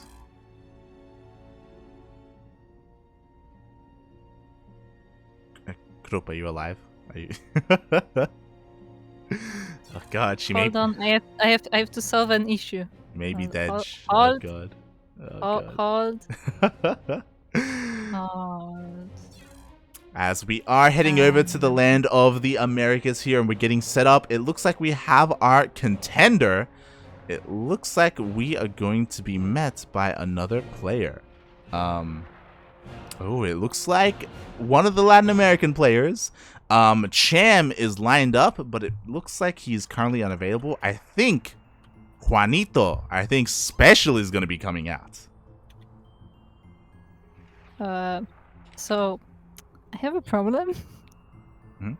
Please are disclaiming I'm offline. You may have to restart your clients, you may have to close it and reopen it. But yes, as I was saying, SpeCial is going to be coming out here. Not for the first time though, as it does seem like SpeCial was here earlier. He went on a bit of a streak, but SpeCial, his streak was shut down by Creator. But now he is going to have a second chance. Yeah, once again, the revives are an option. And SpeCial will have will try his best to use his chances. Exactly. I don't believe there's a limit to the revives. I'm sure like the admins just want to make sure there's at least a significant period of time before reusing a player. They want to give the opportunity to all these newer players instead. But you know, if worst comes to worst, then you do have to revive and field someone else to keep the show going. You know, 24 hours is a long time. it's a long time. So, people, you can still sign up for this very tournament. And you can also spread the word to other players, like, hey, there's this player that you really like watching, but you haven't seen him yet in the King of the Hill. Message them, tweet at them, like, ping them on Discord, like, hey, sign up, maybe you can win. Maybe you get away with some money, like, you know, play, like, say, win the 3 games, and you already have quite a good prize pool for, like, a small tournament. Yeah, exactly. There's plenty of opportunities available here, especially in a best of one, So we'll see how this will go. It's great to see Latin America showing up here. I guess I kind of spoiled it, but after this series, regardless of who wins, I believe Cham will be up next, or he'll be up at some point as the night will progress. That would be nice to see. Imagine SpeCial versus Cham. Oh god, that'd be a lot of fun. That'd be, especially in the best of one. Most recently, we were able to cast them both in Battle of the Americas, and it went all the way to the ace match. So it's definitely possible.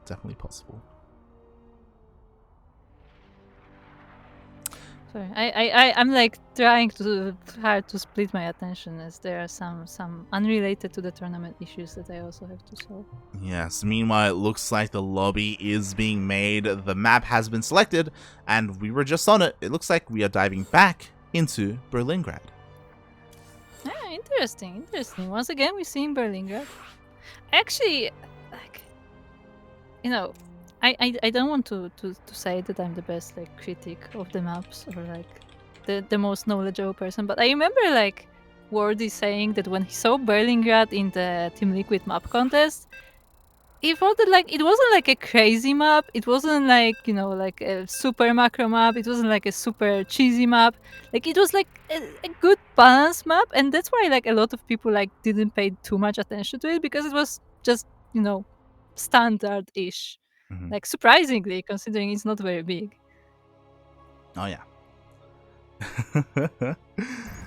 It's I mean, personally, I enjoy it. At least we get some variety here in this tournament and in tournaments in general. It's great to see, you know, one of the smaller maps loved a little bit more. Yes, indeed.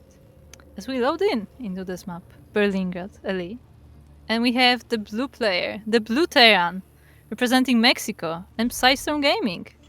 It is SpeCial.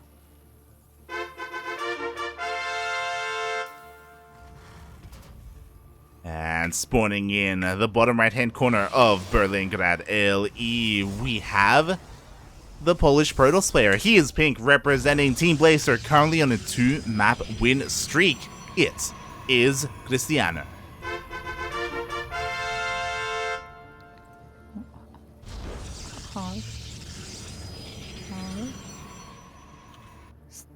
So for those asking how to sign up, the best way to sign up is to go to the Discord.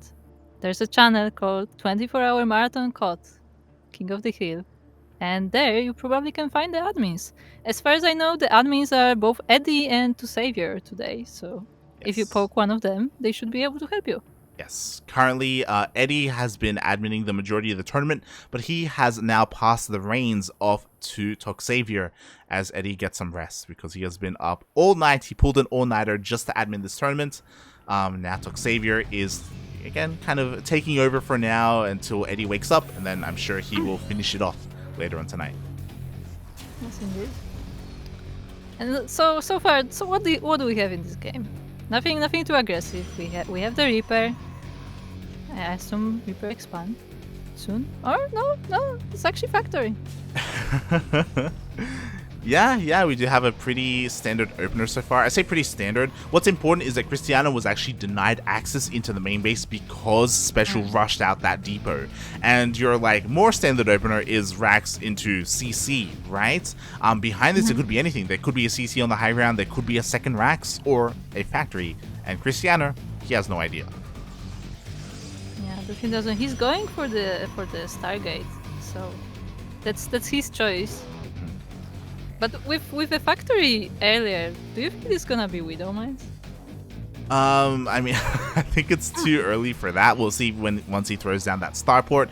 I do like this though. He's pumping out Hellions at the moment, and of course we have seen time and time again, once you get enough Hellions out alongside some of these Reapers, you can force your way through the natural and into a mineral line and, you know, get some damage done. I like that Adept chasing away the Reaper.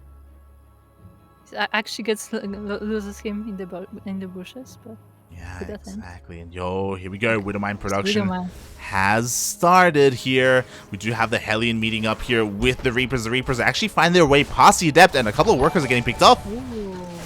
Yeah, the Reapers are starting to get kills too already, and one of the Reapers goes down, but the other one is getting a really nice scout of the main base. Exactly. He scouts the Stargate opener. He knows, he's well aware of the Oracle that's going to be coming across the map. Meanwhile, the Hellion also gets in, and a couple of probes, they light up. Up! The target fire, please! And doesn't get more. They're damaged, but they're alive. Yeah, unfortunately, I think SpeCial did misclick a little bit there, and he targeted the high energy, or the high health probes instead of the low ones, so there was potential there. There was potential. Look what's in the production tab. Oh my. Huh. Very interesting. Meanwhile, the Oracle gets across the map. This was, of course, scouted and, gets baited right into the Widow Mine. That was a perfect bait with the Widow Mine. See, this is what I thought. The moment I saw Stargate, I knew there is gonna be a Widow Mine. This is why I mentioned it. Exactly, but it is only one because we are going to be seeing that Tech Lab switch, and we are going to be seeing that BC mate. Yeah, interesting. SpeCial bringing up the BCs. Very early BCs too. This is what I love about SpeCial. We talk about this all the time whenever we cast him, and that is that SpeCial, he's not the most standard player. He can play standard, of course, but he's the kind of player to explore a vast variety of builds and try things out. He's more than willing to play mech against Protoss, for example, and that could be what we're seeing the beginnings of here, as we do have that BC opener, and from this BC, it does transition nicely into mech. So he's making Marines, and he's actually reactoring some Marines, so I guess not this time, but still, an early BC against Protoss is an interesting addition. I guess it will be a very good distraction on the back of the base. Yeah, I mean, until we see a second Rax, I still feel like it is going to be mech. Like, we have plenty of Marines to defend because we need something to defend. Otherwise, yeah, it can be kind of rough. But we'll see. We'll see what the follow-up infrastructure is going to be here for SpeCial, as the first BC is going to be zooming across the map. And so far, Krystianer has not seen any of this. Yeah. Another Widow Mine in the middle of the map. Is it the same one, actually? Might have been the same. It was. That's a very nice scout though for SpeCial. He knows what's going on. Yeah. As that was actually the second Widow Mine that did get taken out there in the middle of the map. Meanwhile, we do have a gateway explosion here for Krystianer, completely switching gears from a Stargate into Blink Stalkers. I kind of love this from Krystianer. SpeCial, he's the one in the dark, but the BC comes in and there's nothing here at home.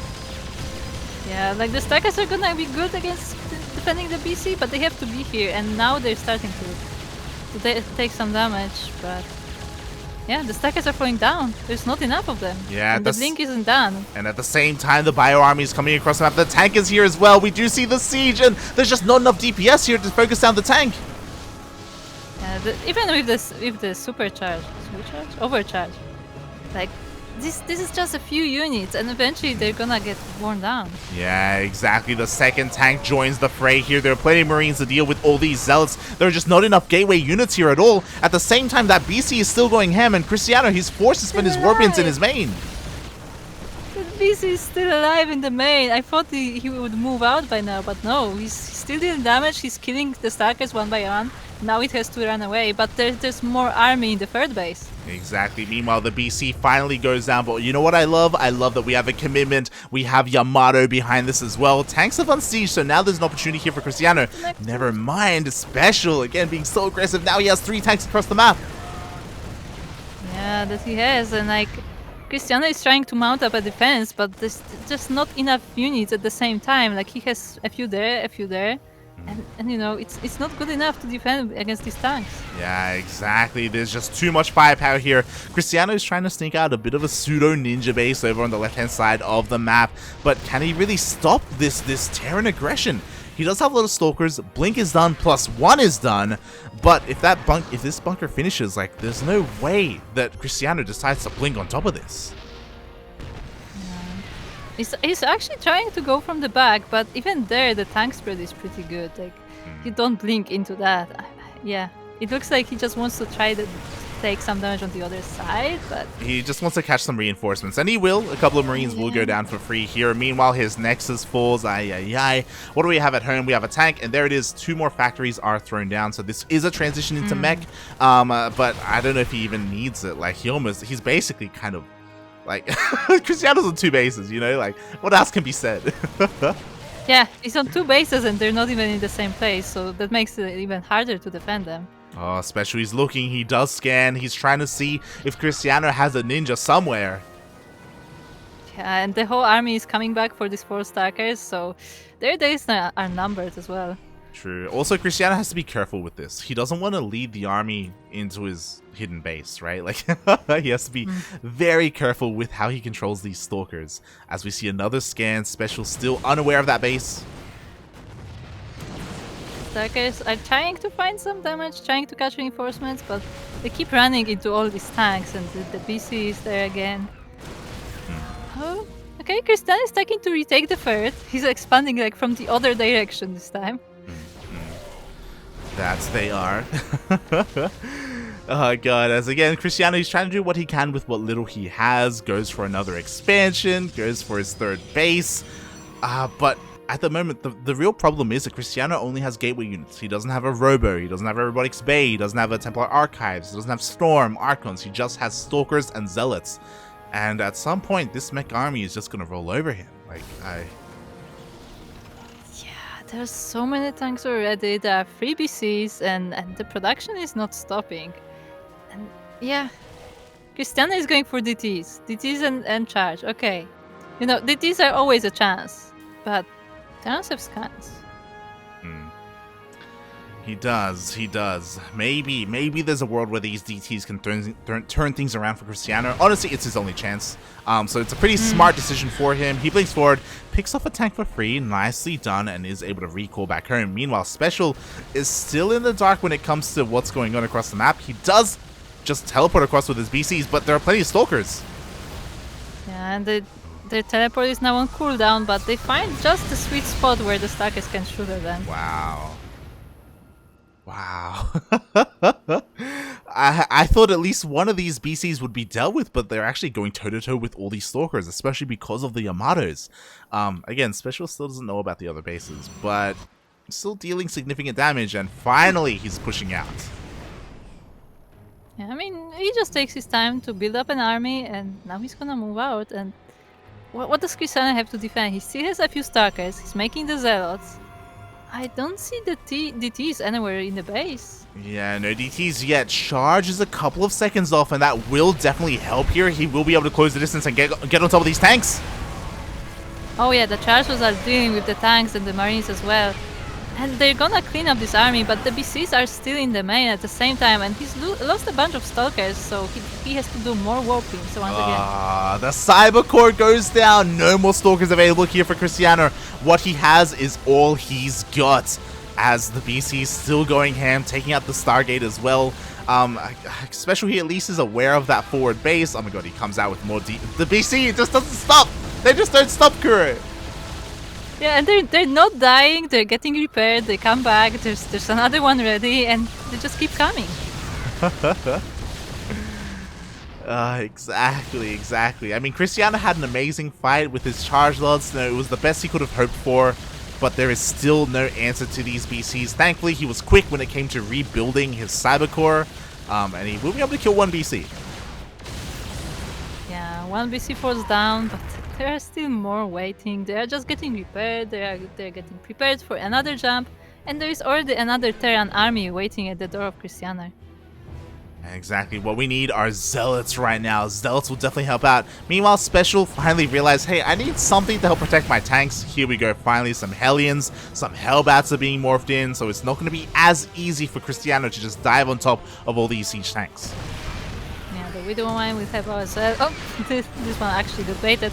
Once again, Krystianer tries to blink at the tanks. He's gonna snipe a few of them, but it's not enough. GG, well played. SpeCial is able to break the streak of Krystianer and put a point on the board. GG indeed. Also, we have important question in the chat. Actually, what is clown in Spanish? Clown? Payaso, mate. Payaso. Oh, boy. As we're getting ready for our next match, but I did just see what you were talking about earlier and why you were so distracted. What is our BTL match in 20 minutes or in 13 minutes? No. It's in an hour, I think. Okay. It's just that because our BTL matches are starting pretty early for Oceania, like our team captain, who is Oreo for BTL. He's actually like waking like soon before the match, so if there are any issues, I'm usually the one handling them.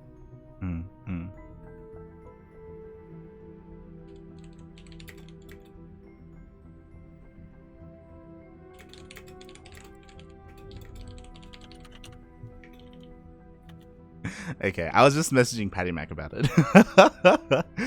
Yeah, tell him. Yeah, because unfortunately Neo is unavailable, and Neo was going to be one of our players in that. But you know, that's neither here or there. You know, BTL that's for later on in the week when we cast that. Here we are in King of the Hill, and oh my god, we actually have our next player.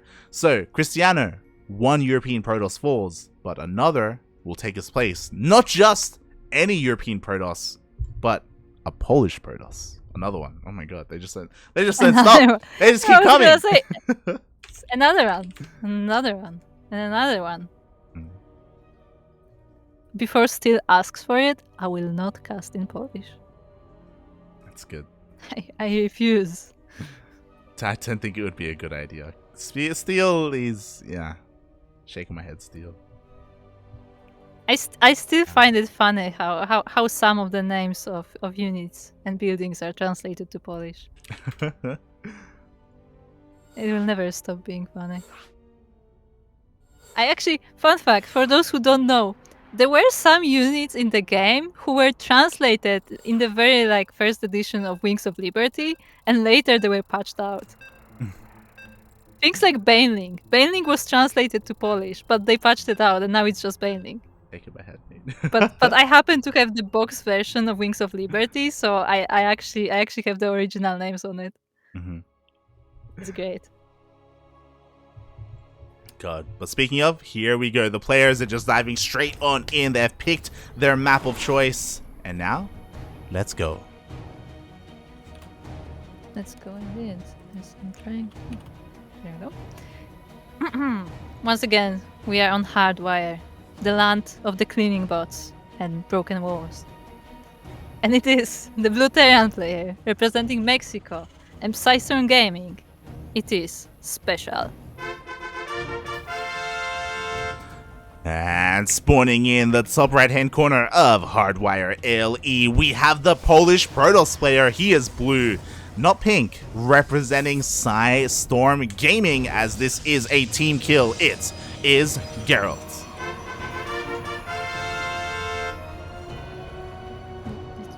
You said he's blue, not pink? I said he's red, not pink. I heard he's blue, not pink. I know what to tell you. It's Okay? getting late. It's getting late. Maybe I did say blue. I don't know. Oh god. I got confused. Unlike Krystianer, I believe this is the first game that Gerald is playing here in OSC King of the Hill, which is interesting to me because, again, I guess that means that Gerald wasn't available until now, and honestly, it's quite late. Look, it's the prime gaming hours, okay? And I don't mean that the Twitch subscription thing. Oh, speaking of Twitch subscriptions, massive shout out. I apologize, it was in the middle of a game, so I didn't really give too much attention to it. But thank you so much, Dave Testa, in the chat. Dave Testa, of course, he is, I believe, now a content creator for Psystorm Gaming, but has recently been putting in a lot of work when it comes to casting. Still, thank you so much for this Twitch sub, and I hope you enjoy your ducks. Quack. Quack. Quack. Damn. So once again, actually SpeCial is going for a similar build, where once again he opens with the Reaper and goes straight into factory. Although this time I'm not sure if this was intentional or if it was because the probe was being annoying in the natural. Yeah, I mean, vision is still denied though, so Gerald is still unaware of what the opener is, but now that he sees the CC on the low ground, he can deduce a couple of things. It could still be a 2-Rax opener, but yeah, Gerald is still a little bit in the dark. The Reaper, meanwhile, on the other side of the map, gets a look at the base. No probes falling down, so no drastic damage there. He's waiting for his brother. Exactly. His brother will soon join him. Meanwhile, Thorn raises a good point. I'm surprised that Mana, he did show up today, but only once and only for a single game. So, exclamation mark Funada Mana in the chat for not being here for his boys, for his country, mate. Look, I think Mana actually has a decent sleep schedule. He's not one of these degen gamers like Geralt and Spirits and Krystianer. Ooh, both Reapers actually get cleaned up without any probe kills. Yeah, we already have a shield. And we have a shield battery in the main base. Like, sure, this Hellion is going to be able to scout at least, which is great, but no damage is done. I don't know why, but there was something very funny about the Hellion just going around the base, just gets frustrated, just kicks the Twilight Council and leaves. That poor Hellion. But what's important is that, again, the versatility of Terran in this matchup. There's a lot of different build openers that you can go for off of a 1-1-1. As we can see, this time a much more committed Widowmine drop with an armory. Yeah, indeed. I mean, SpeCial seems to really like his Widowmines in general. Like, he quite frequently goes for them. And this is only 2 Widowmine drops, so like not the biggest one, but it can still do quite a bit of damage. Well, what's important is that... Yeah. Yeah, go on. No. Well, I was about to say that, especially because, of course, detection is required to clean them up. Thankfully, Robo just finishes up. Observer is on the way, so these Widowmines shouldn't get too many shots off. Okay. First one dodged. Second one. Oh, actually saves the Widowmine, maybe? Yep, the Widowmine is saved. Up!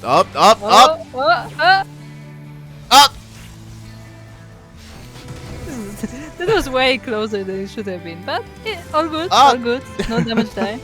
This Widowmine is still not recharged, so we gotta wait for his moment. Yeah, unfortunately it is not going to recharge. Geralt is going to clean up every single Widowmine, and again, has only lost 2 workers, but the second drop is coming in. Yeah, that's actually the second drop. With it. Ooh, the probes are bunching up! But the target fire did not work there in favor of SpeCial. Geralt, he's on fire right now when it comes to his Widowmine defense. He may be, it may be like close to 1 a.m. in the land of Poland. He may be on a different server, like an American server, but he's still responding quite well. Yep, so good, so far so good. And there's still 1 Widowmine left there in the Mendivac. And he's gonna try and dive again, as Gerald is attacking, so he has a little less attention here, but the Widowmine is actually not recharged. Yeah, he was just trying to fake his opponent out, and it worked. A lot of lost mining time for a Widowmine that wasn't going to do anything. Meanwhile, unfortunately for SpeCial, the Stalkers are coming across the map. Ooh, a couple of these Marines are going to get picked up for free. We have a War Prism, we have high ground vision, we also have Blink. That we do. There is a tank and a Banshee in the base. But with enough stalkers, this tank can be sniped. And yeah, we'll see how it goes for Gerald. Yeah, exactly. I'm a little bit concerned, not gonna lie, as we do have Gerald trying to find a way in, but, you know, now there are 2 tanks, right? We even have pre-pulled SCVs to keep this bunker alive.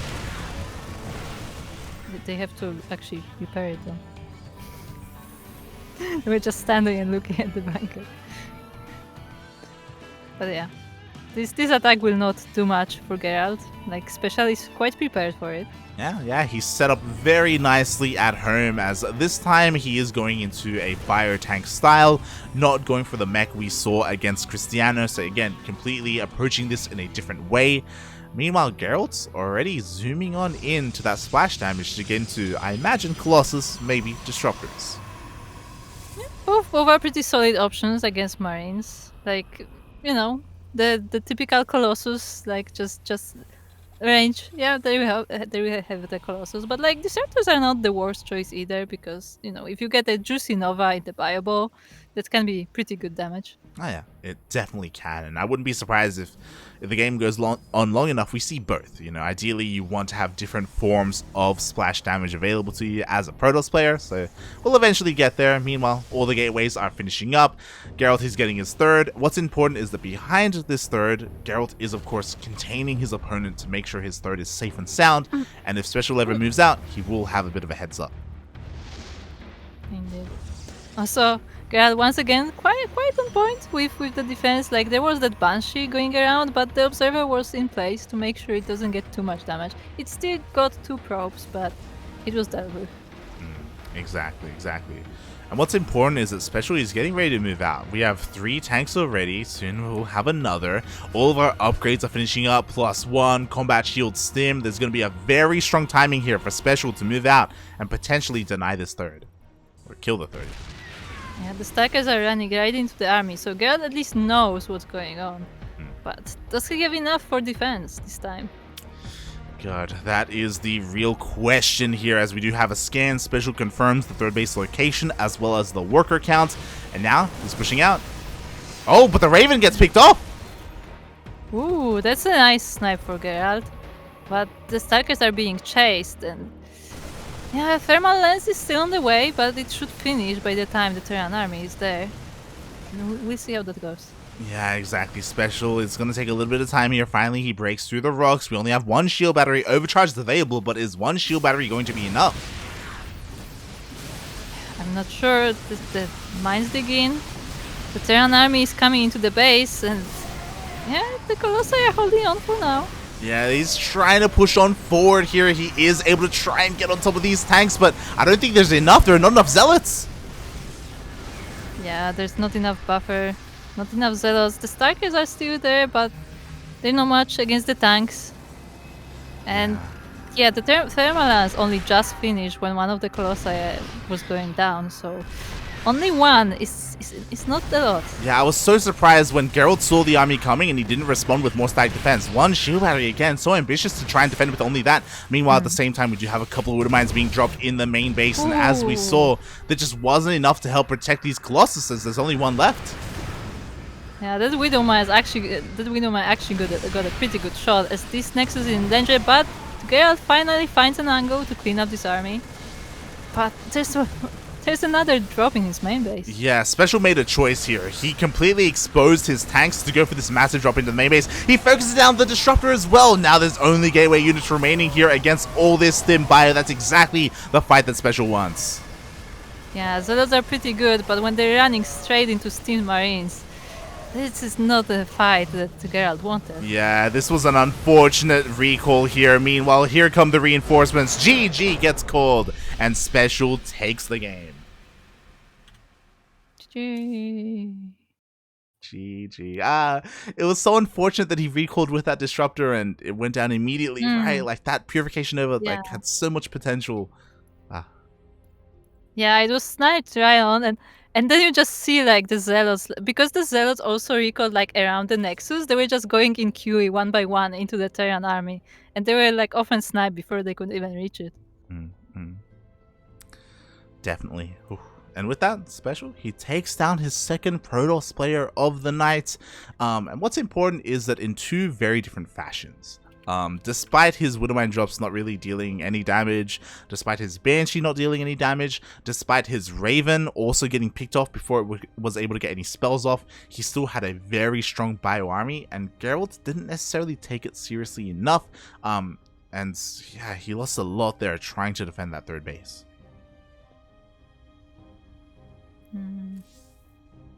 Hold on. Oh, as we are getting set up for our next game. Do we have a challenger yet? At the moment, oh sorry, I need to update Toxavier.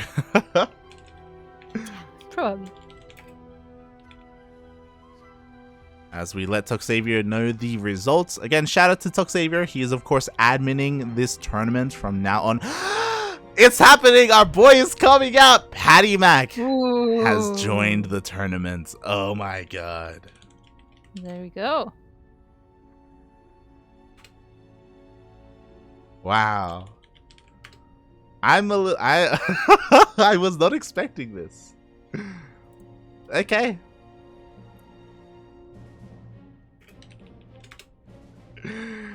So, SpeCial, he's just getting Protoss after Protoss, and to be fair, I'm sure that's what he wants. Like, TVP is honestly in a pretty good spot for Terran players.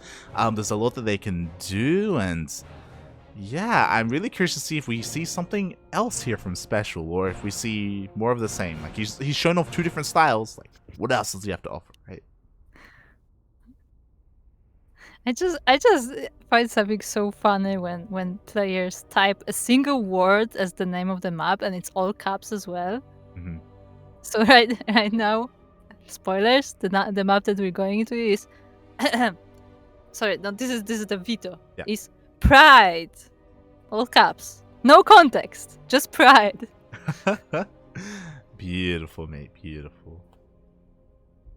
As we are diving into our next game. Oh.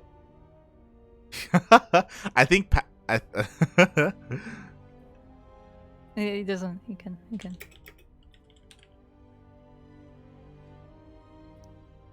Yeah. The way the veto system works is the current king gets one map to veto, and then the challenger player gets to pick any map they want other than the veto. Exactly. So PattyMac just wasn't aware of the veto format for this tournament, so now he knows. And for the first time today, or at least on this stream, we're getting Curious Minds. How curious. Oh, let's go. I can tell it's 1 a.m. My jokes are getting even worse. They were better than this ever? What are you talking? What are you talking about? Oh god. This is what we got. This is what people wanted, apparently. Like, every time we stream this, hey, where's Crew? Please, we want to hear Kuro cast. This is what you get. I don't get it. It's fun. As we're gonna have a lot of fun counting numbers, as unfortunately this map does not have WCS Game Heart, so we will have to rely on ourselves when it comes to worker kills. Let me take out my calculator. But anyway, it is time. It is time for US versus Mexico.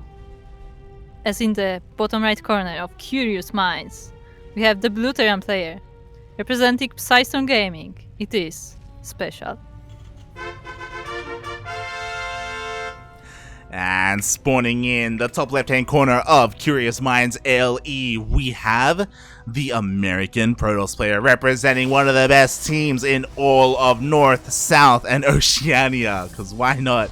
It is PattyMac. Yes, no bias. And say North and South America. Oh god. But here we go. Our boy PattyMac comes out strong. For those wondering who the hell is PattyMac, he was of course in DreamHack Winter in the North American region. He was a part of the group stage. Unfortunately, he just barely did not make it to the playoff brackets to join the likes of Neeb, Estrella, Scarlet, and Trigger, as well as Nina, I think. But yeah, he had a bit of an unfortunate run there. Again, he still had a very strong showing, the best showing that he's ever had. And we'll see how he does against SpeCial, as SpeCial goes for a bit of a pseudo proxy, but PattyMac doesn't probe scout. Yeah, I was gonna say that's an interesting place for the barracks, but PattyMac has completely different planning. Also, I find it interesting to put a proxy right at the Xel'Naga tower. Exactly. Yeah, very interesting position. I'm feeling a Stargate. Cybercore is on the way. As soon as it finishes up, we are going to be seeing that proxy from PattyMac. Meanwhile, SpeCial was trying to go for a mind game. Again, he only built the racks outside just to kind of fool a probe scout if it came, but it never came, and there is that Stargate. Oh, the Reaper is going to the side though, so he may catch the probe maybe. But I don't know if that will be enough to tell him. Yeah, he may catch this probe, which is great and all. Again, there's a lot of potential with this Reaper, to be fair, but the Adept does finish up at home. Indeed. And we have that Stargate on the way, and what do you think it will be? Ooh, it's no, so close, he but doesn't. There's a vision blocker. Yeah, he doesn't check, and instead he is looking for the other proxy locations. But it looks like now he will finally scout the Stargate. Up. He was so close. He almost missed it, but the Stargate is already up, and you know Reapers don't have that much damage, so maybe the unit will be done. I mean, the pylon's already lost all its shields. Like, the health is going down. The Adept does show up though, and the Adept's the goal of this Adept is to keep this pylon alive. The Oracle will finish, but what do we have at home to defend? Maybe we already have a Cyclone on the way. I mean, he can maybe get a Stasis at least. Yeah, depends. The Cyclone is not done quite yet, so we'll see what he can get. We shall see as the Oracle is about to rock up. The Cyclone is still not done yet, so a couple of SCVs are going to be picked up. At the same time, Reaper is trying to do what they can, but they find nothing, and the Oracle gets 3 kills.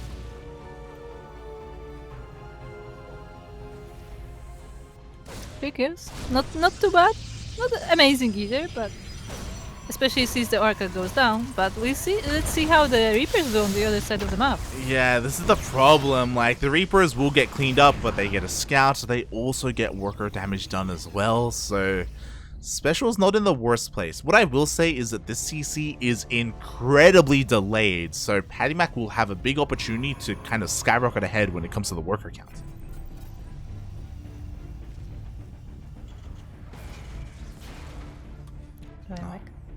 Meanwhile, SpeCial, he's actually setting up to be aggressive here. We have another Cyclone on the way. What's important is that we also have a Medevac on the way. So he's going to be zooming across the map to, again, deal some damage. And PattyMac, I'm a little bit concerned for him. He has to do whatever he can to keep SpeCial at home.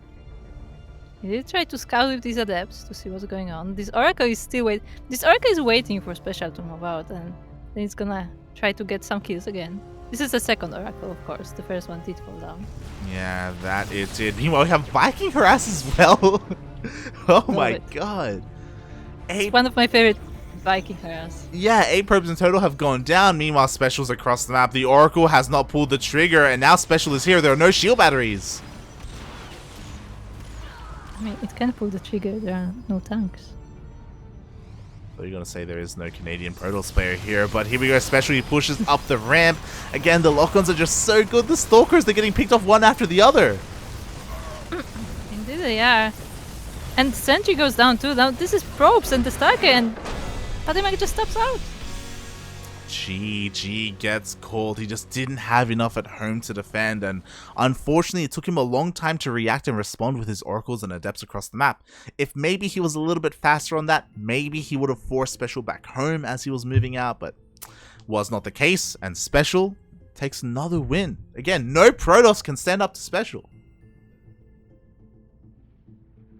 Indeed. It looks like SpeCial is on the roll. StarDrag would have to say something about that, but I will not repeat. Yeah, exactly. As SpeCial, he gets another point under his belt. He's taking down Krystianer. He's taking down Gerald. He is taking down PattyMac. Who is left? Who will try and stand up to Juanito, mate? Maybe Cham. Yeah, Cham has. We've been looking for Cham. Look, if anyone has seen Cham, call now. Who is this? But I actually don't know who this is. Is this an alias? Nicoract. No. This is a player. He was in the chat earlier. I actually can't remember what country he's from, but I'm pretty sure he's European. Has he played already? Hold on. He has. He's from. Oh, he's from Ruska. Yeah, I recognize his name from other tournaments. But yeah, he was in the chat before. I saw him. Yeah, okay, let's go. So we have a new challenger, this time not a Protoss player, and he is being revived. Oh god.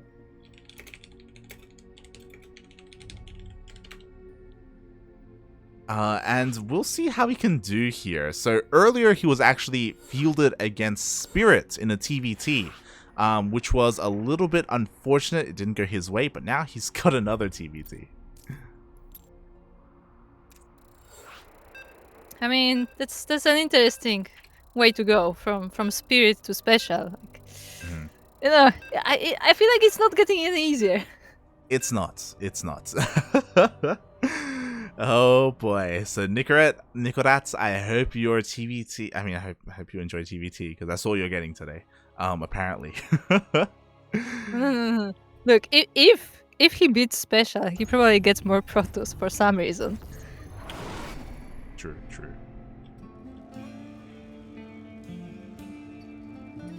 But that's neither here nor there, as they say, because we are here on 2000 atmospheres. I think for the first time today, actually. We have in the top right corner the blue Terran player representing Psystone Gaming and Mexico. We have SpeCial. And spawning in the bottom left-hand corner of 2000 atmospheres LE, we have the Russian Terran player. He is red, representing himself, as this man is teamless. It is Nicoract. He is teamless, but he's on a clan. Does anyone know what this clan is? Let us know in the chat if you are familiar with his clan. And yeah, I'm really curious because, to be fair, we talk about this all the time. Here on the CranKy Ducklings, we have very limited experience when it comes to casting European players. Obviously, we cast them when we cover DreamHack Europe, for example, but that's really the only time. The only other time is when they stay up for ESL Asia or stay up for ESL Open Cup Americas. In those Open Cups, sometimes we see like Gerald and Art and sometimes like Hero Marine. But yeah, a player like Nicoract, I'm very unfamiliar. Yeah, same here. And so far so similar. Like both of them going for the Reaper, both of them going for the Factory Burst. Yeah, we have mirrored builds here, and it's one of those things where a mirror matchup can sometimes be difficult. In TVT, there are circumstances where maybe you can outposition your opponents, like that's probably the biggest thing, or maybe go for a bit of a Doom Drop, which is kind of outpositioning your opponent. And maybe Nicoract can pull off something like that. I don't know if he can really take it to SpeCial in a straight up, like, standard TVT. But we'll see. We'll see what he has to offer, you know? Look, you can try. Oh, yeah. Yeah, definitely. I'm sure the other CIS players have been giving him a lot of guidance. I'm looking at you, like Bratok as well. I know the Russian scene is pretty large, so yeah. I really want to see what Nicoract has to offer in general. I do also hope that he has an opportunity to show off some of his other matchups. It's a bit of a shame that he's played nothing but TVT today. I'm sure he would even love to play like a TVZ or a TVP at some point. By the way, for everyone in the chat, ! Funara steal mode because I'm casting a TVT. What? still will know. He will know. Alright, just one out of him. Meanwhile, SpeCial gets into the main base with 2 of these Reapers, and the target fire is pretty on point. Oh god, 4 SCVs go down.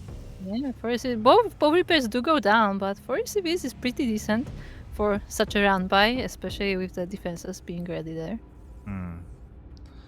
Exactly, and I would assume that this would trigger a bit of a counterattack, but Nicoract is waiting a little bit longer. We have 2 more Reapers on the way, and then he can just go and send it across the map. And there is a lot of potential. There is a Cyclone, to be fair, but if Nicoract is able to close the distance and dive on top of that Cyclone, pick it off, then maybe he can snowball, and maybe he can deal some equalizing damage. And that would definitely be nice, but so far he's waiting. There you go. He gets all the Reapers in line. And now he's moving to the other side of the map. Yeah, you could argue this is a little bit late. The unfortunate reality is that SpeCial now has a second Cyclone. If it was only 1, that's totally doable. But with 2, it just makes it so much more difficult. We'll see. We'll see how much damage you can get done. Yeah, the Cyclones are actually ferried down with the Medivac. One Cyclone goes down. Ooh, one Cyclone goes. Ooh, nice snipe on the Cyclone. You say nice snipe on the Cyclone. Nicoract can't shoot up. That was SpeCial with friendly fire. He focused down his own medevac. Phew, he only. What the heck? Oh How god. did that happen? SpeCial, please. He accidentally just targeted with his Marines. Look, you were saying how Nicoract can take down the Cyclones, so SpeCial proved it wrong. It's true. Nicoract can't take him down. SpeCial can though. There you go. You didn't think about that one, did you? Look, SpeCial, he just wants to give Nicoract a chance, okay? He's like, look, this Cyclone micro, it's too much. It's too much. I'll help you out, buddy. I'll help you out.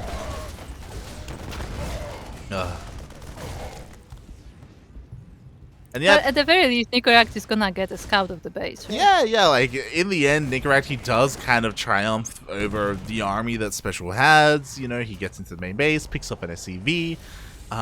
Yeah.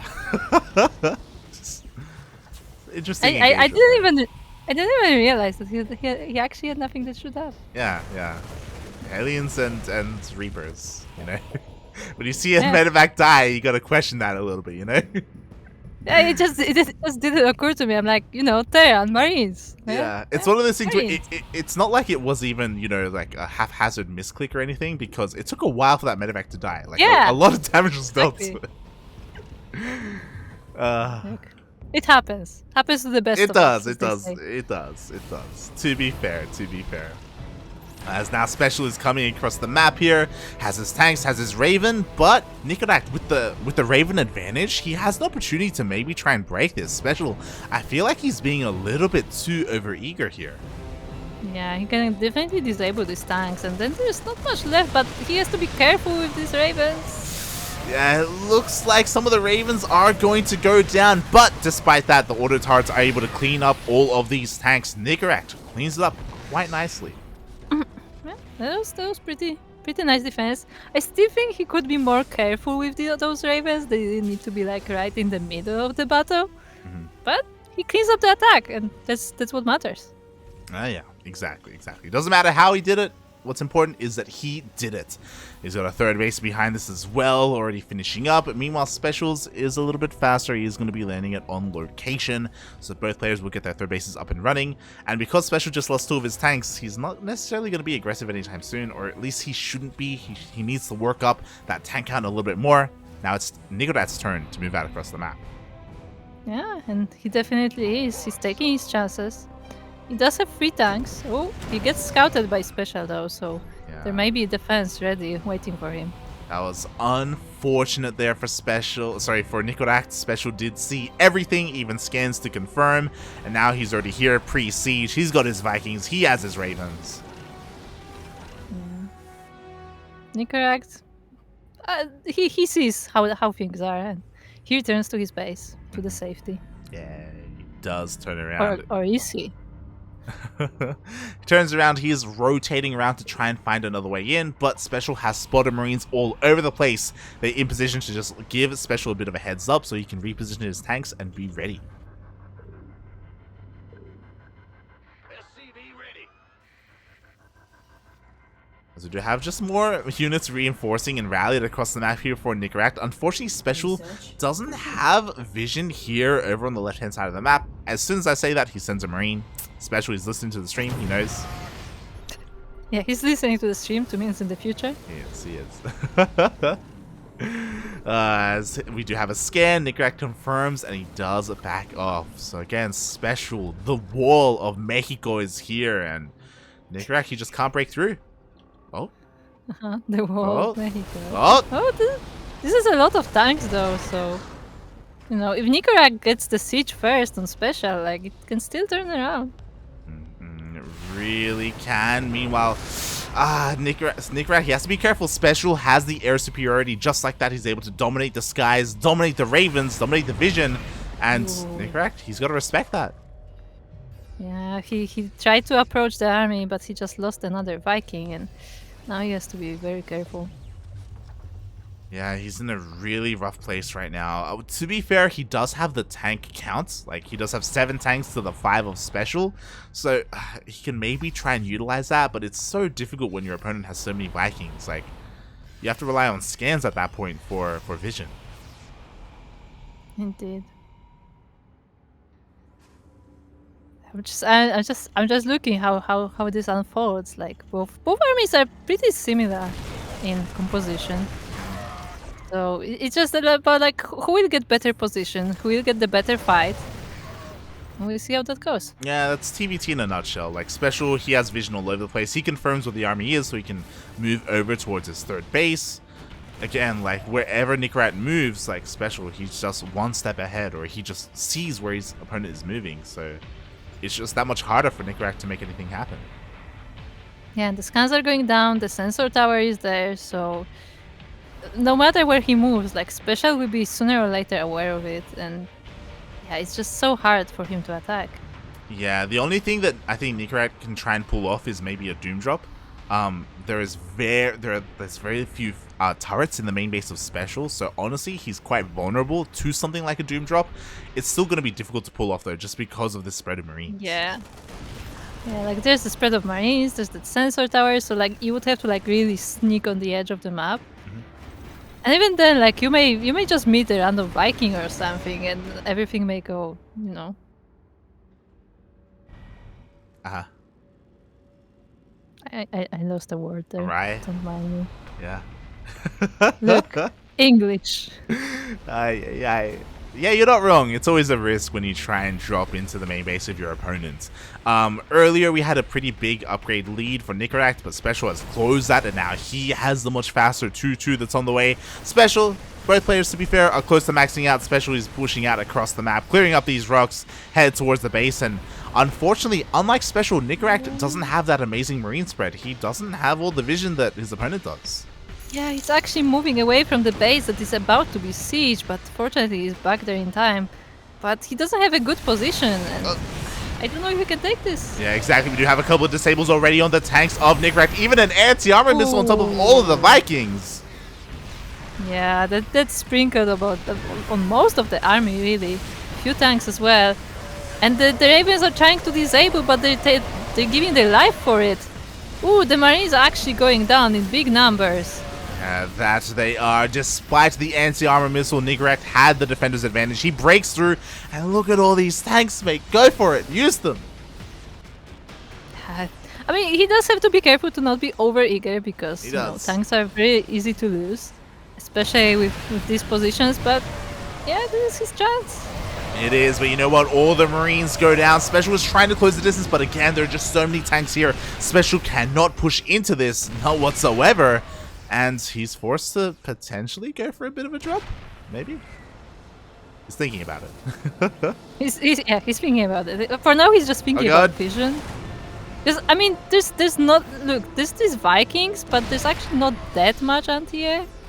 Yes. So the SpeCial, he wanted to drop on top of the tanks there, but the Vikings were here just in time to protect those tanks and push SpeCial away. So he doesn't break in, you know, he's kind of met a brick wall here of Nicoract, and now he's transitioning, going into Mass Raven. Yeah, see, you were worried that like Nicoract would have a really hard time with SpeCial, and like it is hard. I mean, SpeCial is a great player, but he's holding his own, you know? Yeah. Like, he doesn't let SpeCial just break into his bases. Like, he has the tanks prepared, and he's holding for now. Yeah, the thing that I'm most worried about is his lack of vision, because only just now, because of the sensor tower, Nicoract realizes where SpeCial is, and he actually doesn't respond. Instead, he's pushing out himself. Yeah, it's interesting. These Marines are not having a good time. He's finding the tanks of SpeCial, which is very nice catch. Yeah, very nice indeed. Meanwhile, at the same time, Nicoract, he just ran around the entire map. He's trying to deal some damage with these Marines. He does distract SpeCial at least, and now he's opening himself up to try and push over across the map, but all the Vikings are going down! Ooh, yeah, the Vikings are just running into a bad time, and the tanks are all getting cleaned by Marines. There was no siege. There was just no siege at all. There were just so many unsieged tanks that went down for free. Yeah, this did not go well for Nicoract, and it's just Vikings coming back home. And SpeCial is ready to push again. Yeah, and Nicoract, essentially his tank count was reset. He's trying to rebuild whatever he can as fast as possible, but is it going to be enough here as SpeCial is already in his face? This time though, with the Vikings, with the Ravens, realizes that he does not have air superiority, so he actually lands the Vikings. Might as well. They may be useful. Oh, actually both of them are lighting the Vikings now. Yeah, more Dorito dust coming out, and yeah, I think SpeCial takes this fight. Yeah, he's breaking through. There was not enough here for Nicoract. Despite having even upgrades, GG gets called, and SpeCial maintains his lead and gets another point on the board. That's it. Not a bad game by Nicoract by any means. He did hold his own for quite a while. As you said, like the lack of vision probably didn't help, but hey, it was not a bad attempt. Oh yeah, not bad at all. As unfortunately the cams are a little bit messed up for a reason. Thank you so much, Kuro, for joining me for the start of this broadcast. I know it's getting a little bit late. And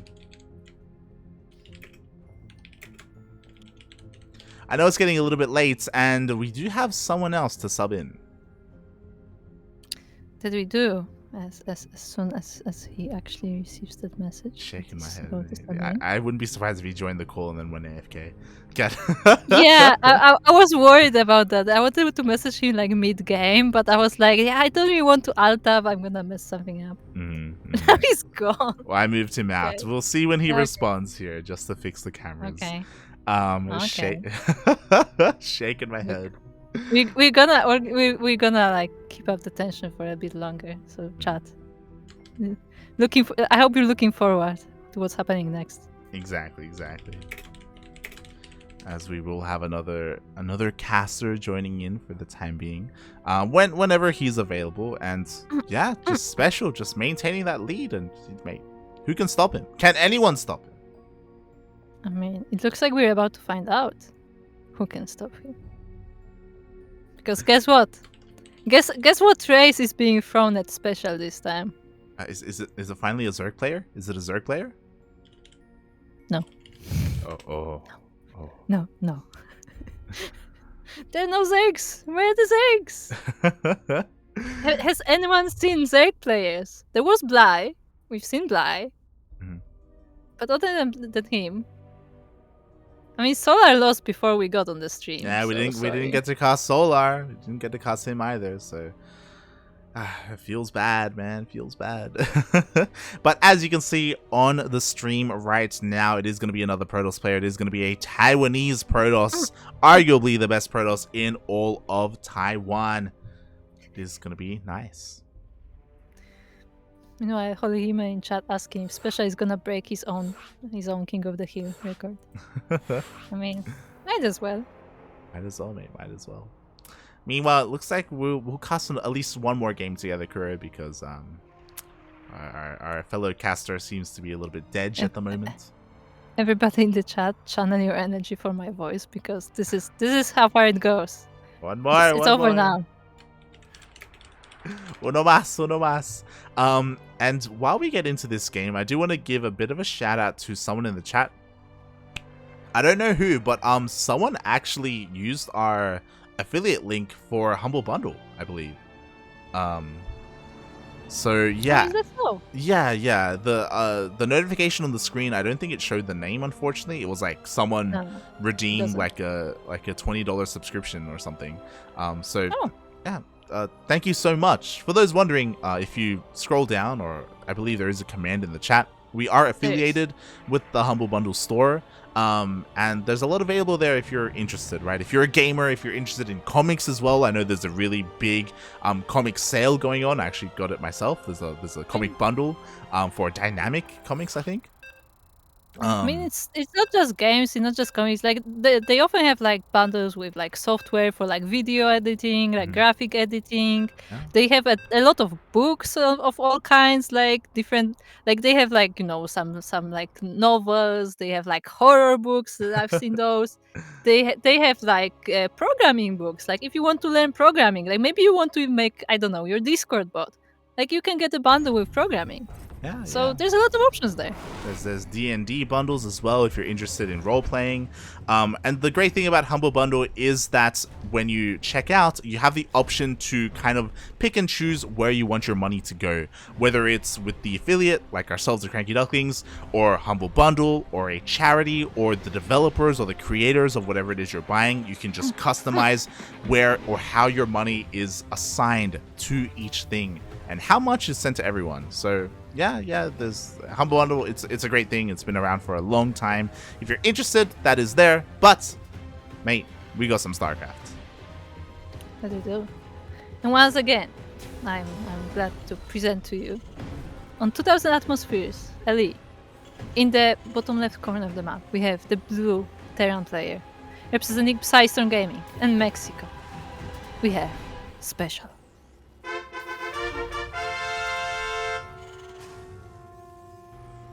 And spawning in the top right hand corner of 2000 atmospheres LE, we have the Taiwanese Protoss player. He is red, representing Good Game Gaming. GGG. It is nice.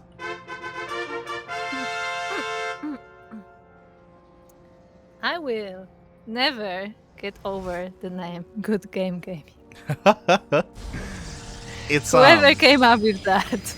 To me, it's weird because here in Australia, Good Game is like a chain of stores here in Australia. So like that also kind of makes it weird for me. It's like because I already have that. Sponsorship. Yeah. Get sponsorship. Get some Australian players on your team. Hey, why not? Oh god, it's because I have something else associated with it. Like this is a little bit odd to me. But yeah. Shaking my head. So, okay, bet now. Widow mice or no widow mice? I mean, widow mice are pretty good. Yeah. Agreed.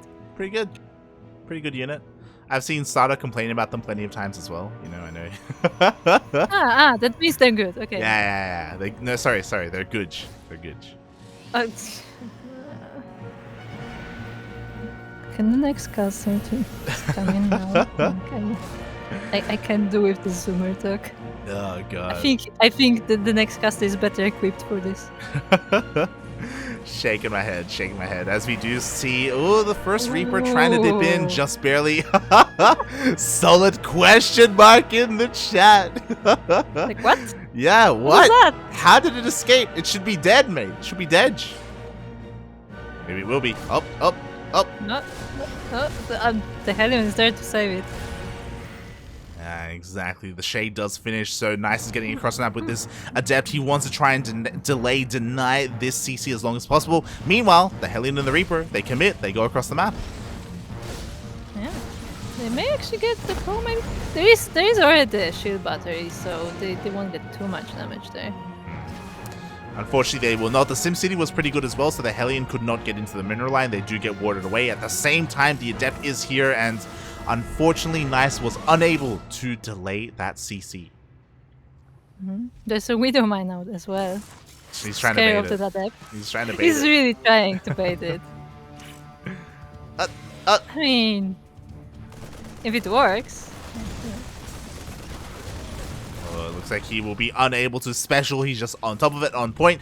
The Oracle just dips in, and he has enough DPS to just focus down all the Marines. I like how the Oracle just flies in, like no fear, but there is a Viking there to chase it up.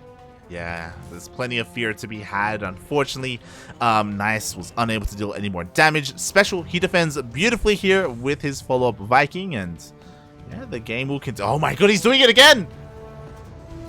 Ooh. I guess that's the flavor of the day. Today we have BCs. Yes, exactly. So if you're in the chat and if you're tuning in now, and if you didn't see SpeCial earlier up against Krystianer or Gerald, well, he showed off against Krystianer some BC into mech, and it looks like that's what we're gonna see here again. Yeah, looks like it. Oh, that's okay. He kills the pro, but the third is already being put down, so no delay there. But yeah, we will see how Nice deals with the BCs this time, because we remember that last time the BCs were very annoying because they were doing a lot of damage in the main while the rest of the army was pushing the front. So we'll see if Nice can evenly spread the forces to deal with each attack. Yeah, it's all about like how he assigns his defenses, you know, where he has his units exactly, whether it's in his main, in his third, and if he can defend accordingly, as there's going to be a bit of multi-prong going on here from SpeCial. First BC is on the way. Thankfully, Nice, that was a very crucial scout. He tags and confirms the tech. Indeed, like Nice is not gonna be blindsided by this, and he's already making a Void Ray as well, which will, I guess, make it easier to chase those battlecruisers around because they can't hide in the corners of the map. Exactly, Void Rays with prismatic alignments, they're gonna have a great time against those BCs, and I love it. They're already waiting in the main base, waiting for that teleport. Yeah, they're waiting there. They have the shield batteries as well, but actually the BC is in the third and not in the main. Yeah, thankfully there are a couple of Stalkers here, so Nice will be able to push this away for now. But what's a little bit terrifying is this push. We have SCVs, we have our tanks, we have repairs available if needed. This is terrifying. There's quite some army from Nice on his side, but yeah, the tank is quite a threat for the ground army, and this BC does have a lot of health, so he has to be careful. Oh my god, we do see a lift off of the tank. We do have friendly fire on the Marines. Oh my god. Yeah, that was pretty nice for Nice. But the battlecruiser still stands. The tank is still shooting. Is that enough damage? It is not going to be enough damage. Nice will break this contain. The bunkers do not finish. And now he'll be able to chase this all the way back home. SpeCial, can he teleport away? No, it's on cooldown. Oh, this BC actually gonna go down, but there's already another one on the way, as well as Yamato. So once again, SpeCial is actually going for the BCs. Yeah, he's going for BCs. He wants to go into mech, but just like that, Nice crushes that push from SpeCial. Again, that was insane. Even though the Phoenix came in and picked up the tank, it died immediately. I was like, oh god, that's not ideal. But the Widowmine shot, that was like, it almost killed every single Marine. Yeah, I think it actually, the Widowmine shot actually targeted the Phoenix that was lifting the tank, and it just happened to be standing on top of all these Marines, so, you know, they got it as well. Bit of a happy accident there for Nice. That I think so. I do think that one was planned. Oh god, so that was a very nice way for him to deal with that push, and now he's got a fourth base. He defended beautifully. Unlike Krystianer, if you remember, if this was Berlingrad, if this was the first game that we casted, or was it second? SpeCial, like he was able to deal so much damage with his first push, if you recall. Unlike CristianoX, right? Funada, get out of here! You're not a part of this cast right now. Next game, get out of here! I have to say, every time you say Krystianer, I do hear Krystianer, and it makes it very fun. Krystiano. Look, there's a lot of Chris's going on right now, okay? I'm shaking my head. As we do see Nice pushing out across the map. There are some nice positioning on these tanks, though, and the BCs. SpeCial will be able to defend. Also, SpeCial, he's being a little bit cheeky. He's actually getting a ninja base towards the bottom right. Yeah, I was about to point it out as well, but this Protoss army is actually doing quite a lot of damage. The BCs are not going down, but they are very low on health, and the Void Rays are standing strong. The Void Rays are going ham, but the Archon goes down. We do have a couple of chargelets to reinforce those Nice. He wants to break this. He wants to get on top of this third base, and it looks like he will force a denial of the orbital and forces it to lift up. Yeah, I mean, Nice is probably pretty happy with this. Like, you know, he didn't kill the base, but at least he did lift off. But he doesn't know about that ninja. Yeah, exactly. Doesn't matter though, because Nice, he's getting a 5th base. He's fully saturated on 4 bases. He's working on the 5th. Like, SpeCial needs a 4th base to be able to keep up with the economy of our Protoss player. Yeah, there's something today with the Protosses and just expanding like crazy and getting ahead on the beginning of the game.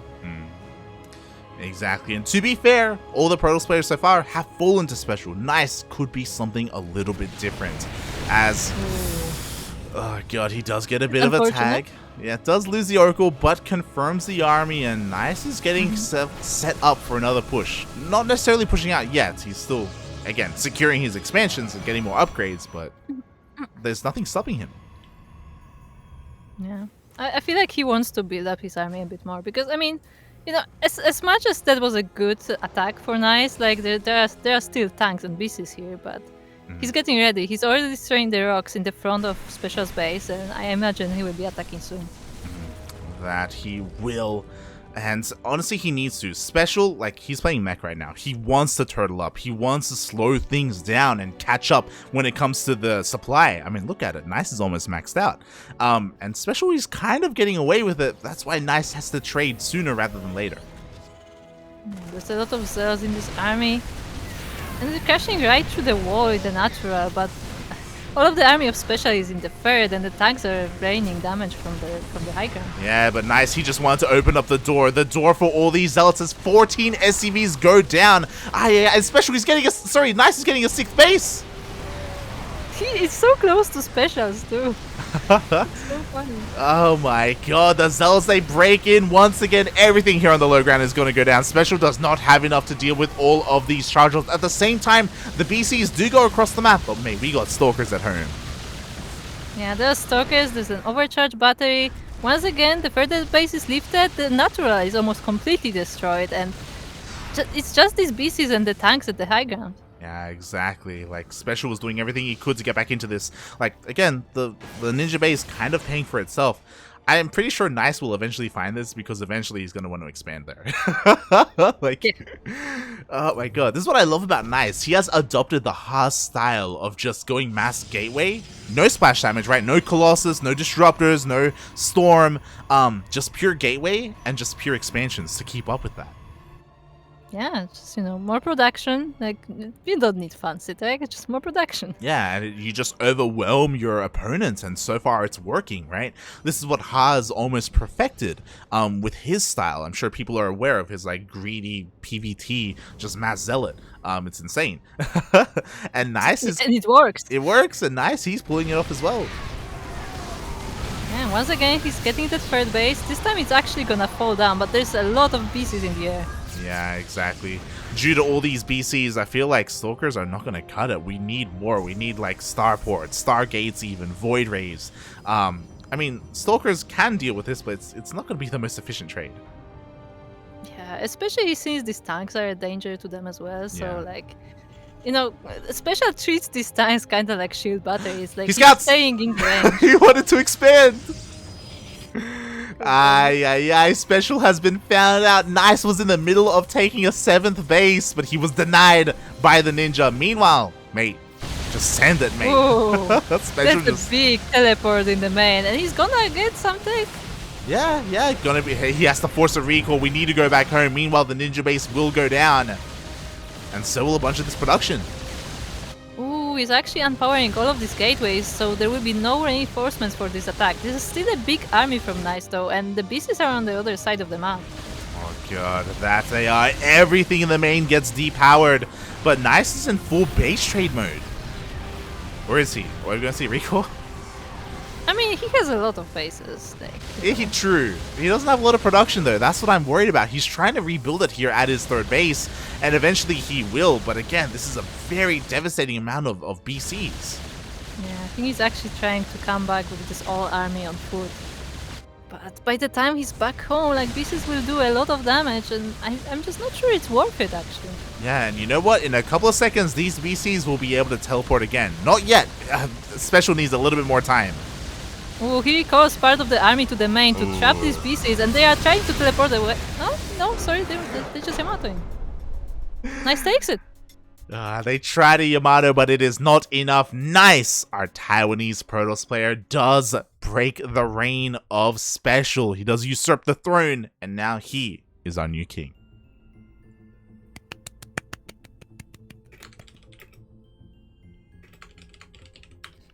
And with that, it is time. This time for someone who's more knowledgeable at Protoss than me. Please welcome to the Ducklings stream. It is. What? Go for it. It is the man himself, CristianoX. It's not me. I'm Krystianer. Yes, Krystianer, apparently. So Look, how's your Polish? you're both I'm Protoss from players, Poland. okay? You're both the same to me, all right? What do you want? No. Nah, he's got hands. I don't. That's the difference. Oh god, but yes, welcome 2 days in a row. Welcome CristianoX to the stream. Welcome, Papi, welcome. I hope this time more alive than yesterday. Yeah, so everyone, welcome to my stream. Now I have to mute this guy 'cause he's been What? too annoying. But yeah, it's been a nice road. And I'm pretty happy to be here. Thank you for your invitation. Yes. Welcome, CristianoX. For those who are in the chat and who may be wondering, who is this person? Well, he was casting with me yesterday, Sentimiento Latino. He is a pretty decent player, you know. He's okay at the game. He's Protoss. He's alright. You really roasting him back every stream. But what I will say is that he is very fashionable. He's lovely. He's beautiful. As you can see, as I quickly show his image here. Oh my god. Cristiano, I'm showing I picked the What? best image for you. What are you doing? I'm Oh my god, I'm scared. I'm showing the picture with you in the suit and the sunglasses when you cast a dream hack. I still You're have not the- showing Krystianox, you're showing PSI, like the guy who sings Gangnam Style. Like I think that's the guy. Sigh, No, it's not me. Yeah. It's not me. Look, that was the best intro you had. Okay. Still my Oh my favorite. god. If people in the chat don't know what I mean, like you have to come to our Discord, and I will personally post the clip in the chat for your enjoyment. Because it's somewhere in the channel. I can find it. But it's been a while. Yeah, I'm pretty sure. I don't have doubts about it. I mean, I had to find it for this screenshot because this is actually screenshot. Oh my god. It was the greatest intro. Oh my god. You know what? After seeing SpeCial win like a madman and now Nice take out his throne, you know, who's gonna be next? Like, who's gonna try to challenge our new king? That's a good question, and you know what? I can give you the answer if you log in. Because Cristiano, you're not in game. What are you doing? Where are you? ¿A dónde estás? What? I'm not in game. I'm from my another account. Oh my god! I thought it was my main account. Mate. I'm so This sorry. This guy. Shaking my head. So thank you so much, Kuro, for joining me today. I know it's getting really late in Europe, so I know you shouldn't be staying up for much longer. But thank you so much Don't worry, I will be. Thank you so much for joining us. Thank you. Yeah, thank you for having me, and I hope chat enjoyed this few hours with our casting. As a lot of people as a lot of our regular viewers seem to want to hear me more often. But don't worry, I will not take the spotlight. But every now and then, I join in. If you want to see more of me, you can follow me on Twitter at 16squads or on Twitch at 16squadsanseki. But most importantly, join our Discord, because we're all there. We all hang out. And with that, I will leave you with these two gentlemen. And I'm sure this will be... Don't leave. Gentlemen. Oh, okay. Look. Sure. Look, I want to be nice, okay? Yeah, it's all good. But yes, thank you so much, Kuro. Again, if you want to follow her at 16squads on Twitter, she does handle a lot of the production here on the Cranky Ducklings, usually behind the scenes. as we are getting ready for our next match. Ooh, this is it. Just for you, Papi. Just for you, Cristiano. We have a PvP. Oh yes, that's all I need. I need some unlogical game with no sense of intelligence. It's just do or die. It's just play poker. No, I'm just kidding. PvP is a you know Trap's opinion about PvP. It's very special because he says that it's one of the most easiest ways of playing as Protoss, and I thought, what? I was like, are you kidding me? PvP is the most stressful game. Like, people hate Protoss, so imagine Protoss hating Protoss players. That's me. But Trap loves them because he says it's very logical game. You can always predict and you can always have the best answer. So I was like, bro. Well, he's Trap. So yeah, let's just hoop into the game. Yeah, let's just dive in here as spawning in the top right hand corner. We don't have Trap, but we have another Protoss player hailing from the land of Polonia, of Poland, representing Platinum Heroes. It is PAPI. And oh my god, it's the first time I ever cast this old fella. He is located at the bottom left corner, playing as Protoss, as a red player from Taiwan. He is nice.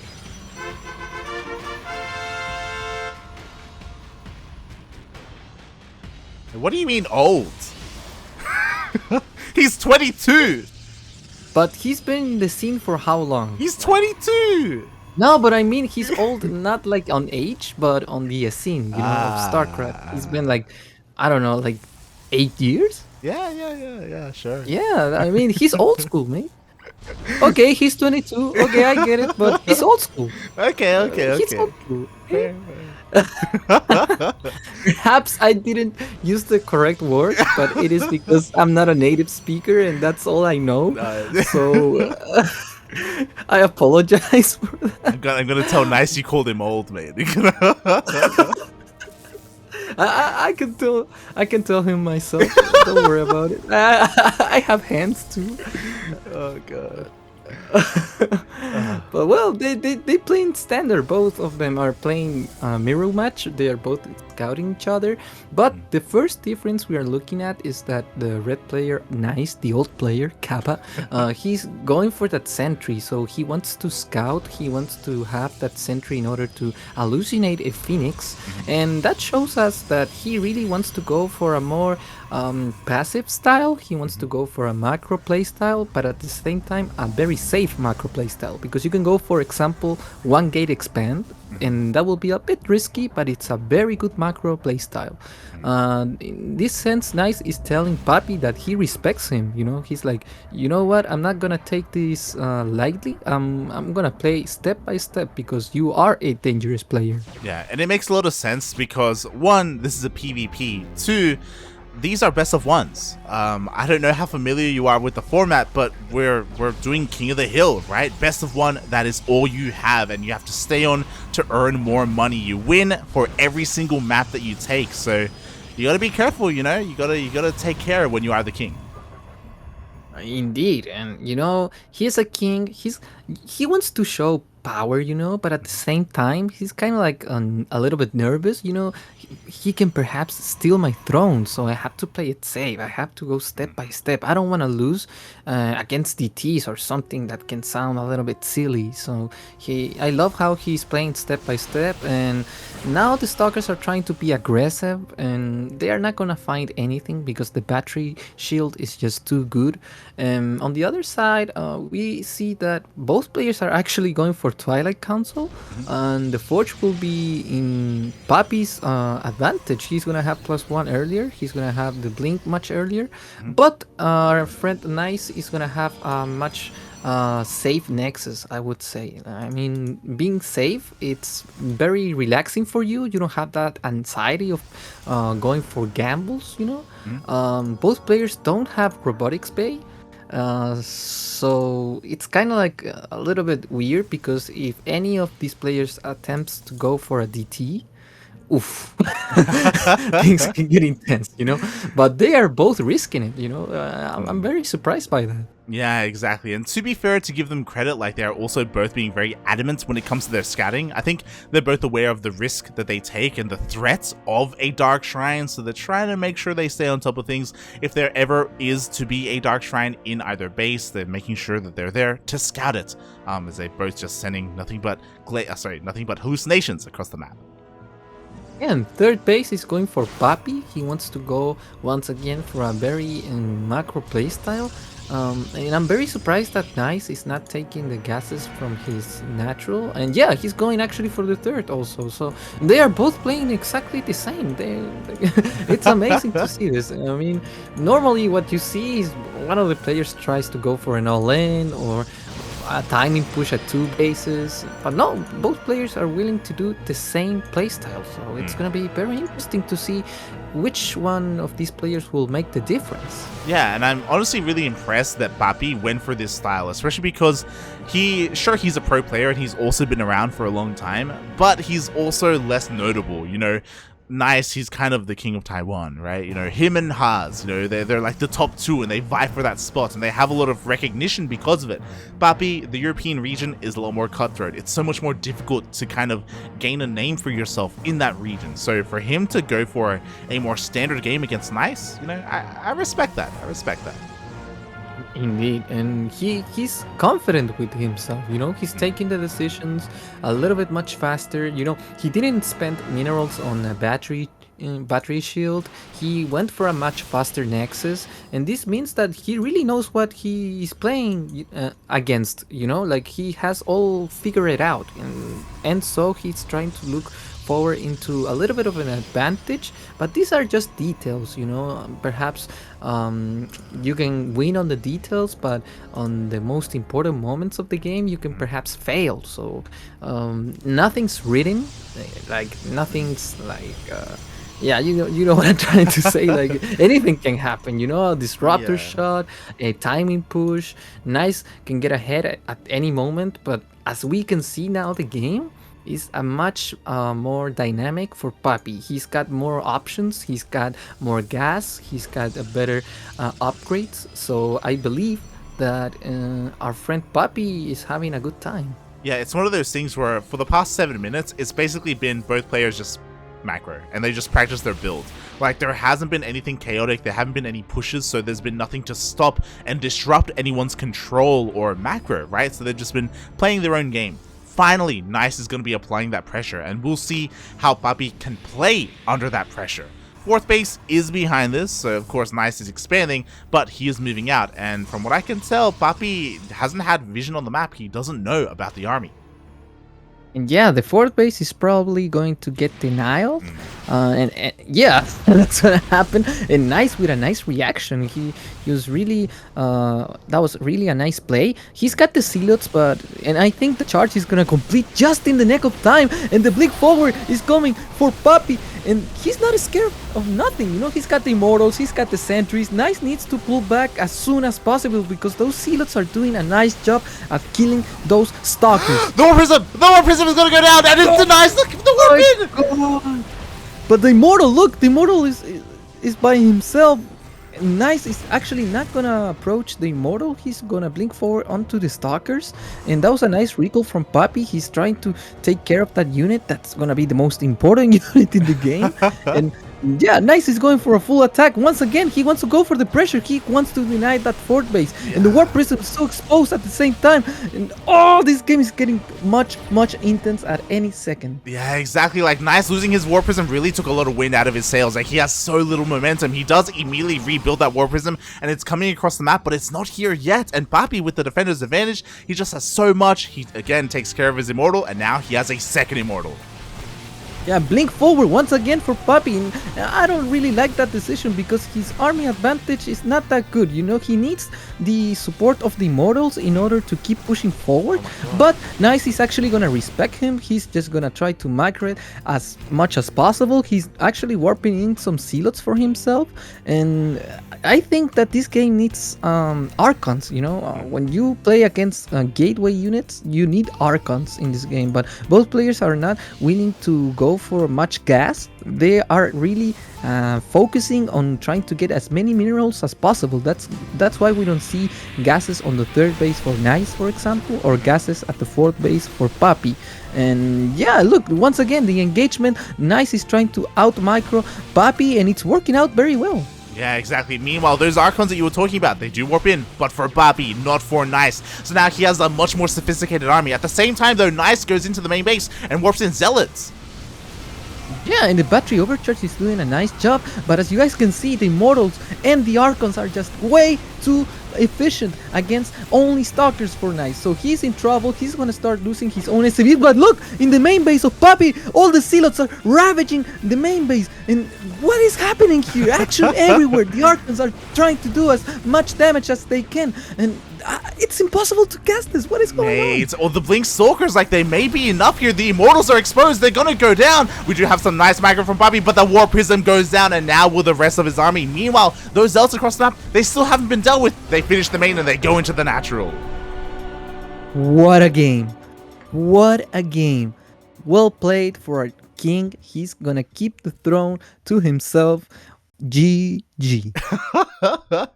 GG, well played, Nice, well played. Honestly, that was pretty close. I thought it was so risky for Nice to send his War Prism across the map and warp in there and not at home, right? Those Zealots were so key there, and I didn't think that he could defend, and he wasn't defending, right? He let his base go, but mate, those Blink Stalkers, the control from Nice, it's beautiful. Yeah, it was a very nice control by Nice, and I loved how he resolved this problem. Like, he knew that our friend PAPI had much gas, therefore he will have Archons and perhaps Immortals. And once he scouted that army composition, he knows that that army composition is very slow, that it's really strong, you can kill anything, but it's slow.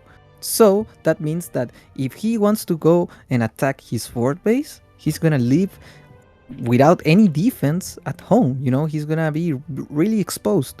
So because Nice has more gateway units and he's got more gates as well, he can afford that. He can warp in 10 Zealots in the main and even sacrifice one of his bases, because all he needs to do is to cut the resources that he's mining in order to how do you say it? Like, the thing is, he's trying to kill all the production at the main base so that he can out macro the opponent in army value, you know? He will have more stalkers than Nice if he kills all the pylons and the gates at the main base, and that's what happened, you know. And PAPI was not able to win at both fronts, and Nice can sacrifice that fort base without any issue because his natural and his main was completely ravaged. So yeah, that's it. And nice play from Nice. He knew that his army was much faster. He took advantage of it, and congratulations, mate. You are still a king. Exactly. First SpeCial falls, and now does PAPI as well, and we'll see who can try and slay our king here. We do have our confirmed player. It is not going to be Krystiano, it is going to be Krystianer. Because that's not going to be Well, confusing. it's actually going to be me, but you know, he wants to keep me here casting with him.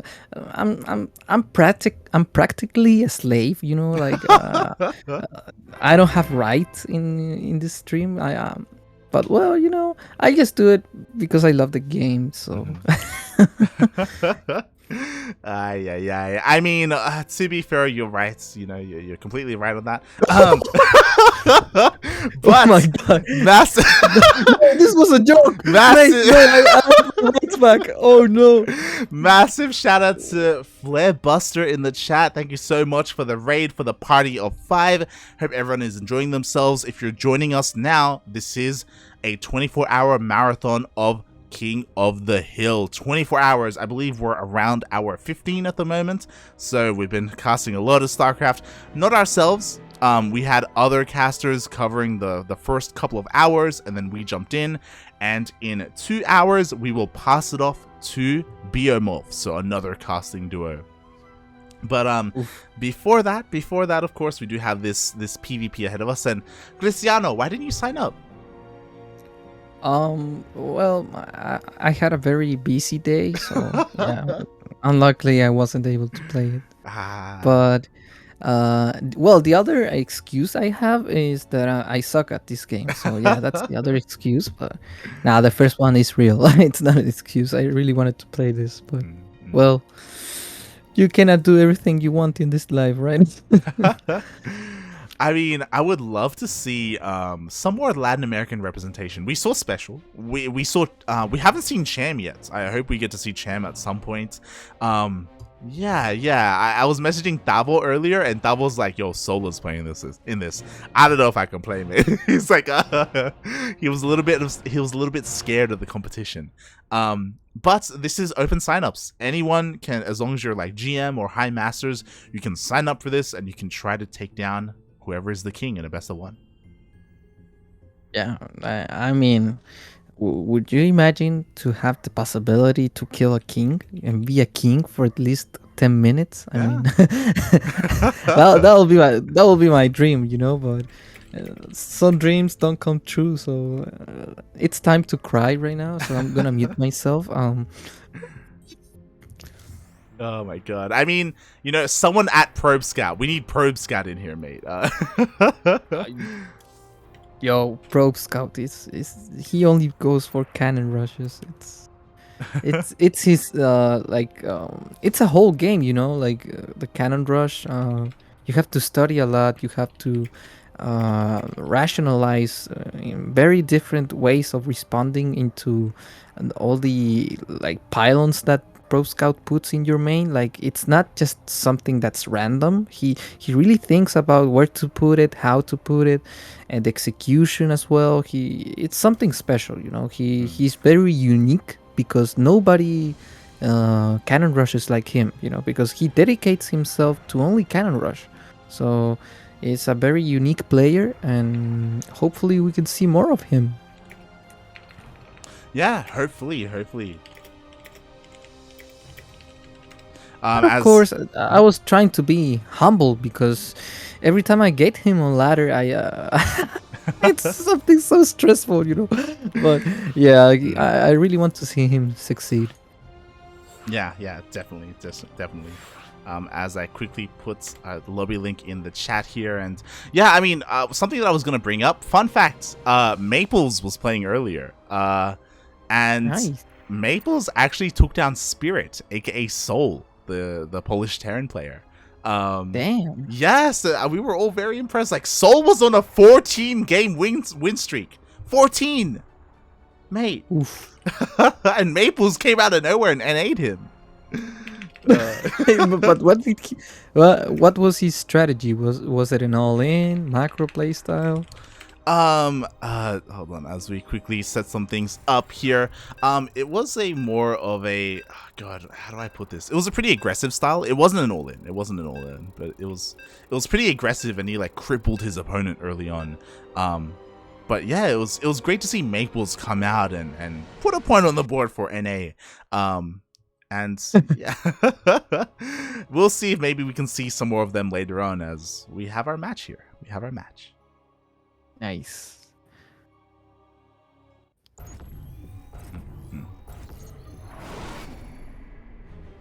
Well, ladies and gentlemen, here we go again. Because on the top right corner, we have our beautiful pink Protoss player. He is Krystianer. And spawning in the bottom left-hand corner of 2000 Atmospheres LE, we have the Taiwanese Protoss player. He is blue, representing Good Game Gaming. GGG. It is nice.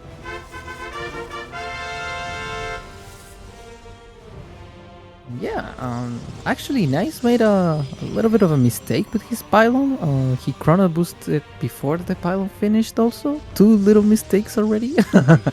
So these little details, it's nice to say it because they don't actually matter, but sometimes they do. It's so insanely weird, you know. I once saw Nina on ladder playing against a 6k Protoss, and she forgot to make the cybernetic score. So the cybernetic score finished at minute 4, and she won the game. And I was like, are you kidding me? If it happens to me, I die instantly. And she managed to pull it off. So it's kind of like, you know, details matter. Details can determine the pace of the game, but they can simply don't matter, you know. It's so weird to explain. Yeah. I mean, it's also part of like crisis management, right? Like if you forget something, if you're inefficient in some way, there are other ways to try and make up for that, right? With your own play. So yeah, we'll see if we see any of that come out here. Also, I have a bit of a question here. Have you ever played against Krystianer before? Never. Is there any kind of relation, like with your names? Like, is there what's going on? No, I actually, I mean, we see each other every night, but that's it. You know, like it's nothing special, of course. But yeah, I mean, it's something that I mean, it's PG-18. You know, I don't want to talk about this. So if you ever listen to this, Krystianer, it's just a joke. Please don't kill me. What are you talking about? Oh god. Oh my god. Yeah, I guess it's just a coincidence how similar your names are. Maybe one day we'll have. Yeah, it's just a coincidence. Yeah, let's leave it like that. You know, let's leave it that way. Maybe one day we'll have a show match or something. What happened to his? Look at this probe. Nice was able to save that probe from the adepts, and what? That's an immortal probe. Like that was nice. Jesus, yeah, as nothing has died so far this game. The adepts, they do reveal themselves, but Nice, he's ready on top of the ramp, ready to deny any kind of shade coming into the main base. And so far so good from Nice, as once again he did open up with that sentry and is going across the map for the scout. Oh my god, that's a lot of adepts. Indeed, and Krystianer wants to bust the entrance of Nice. He's looking forward to get at least 8 adepts in order to harass. And the other option would be to make a war prism and try to get the adepts on the natural and the main base.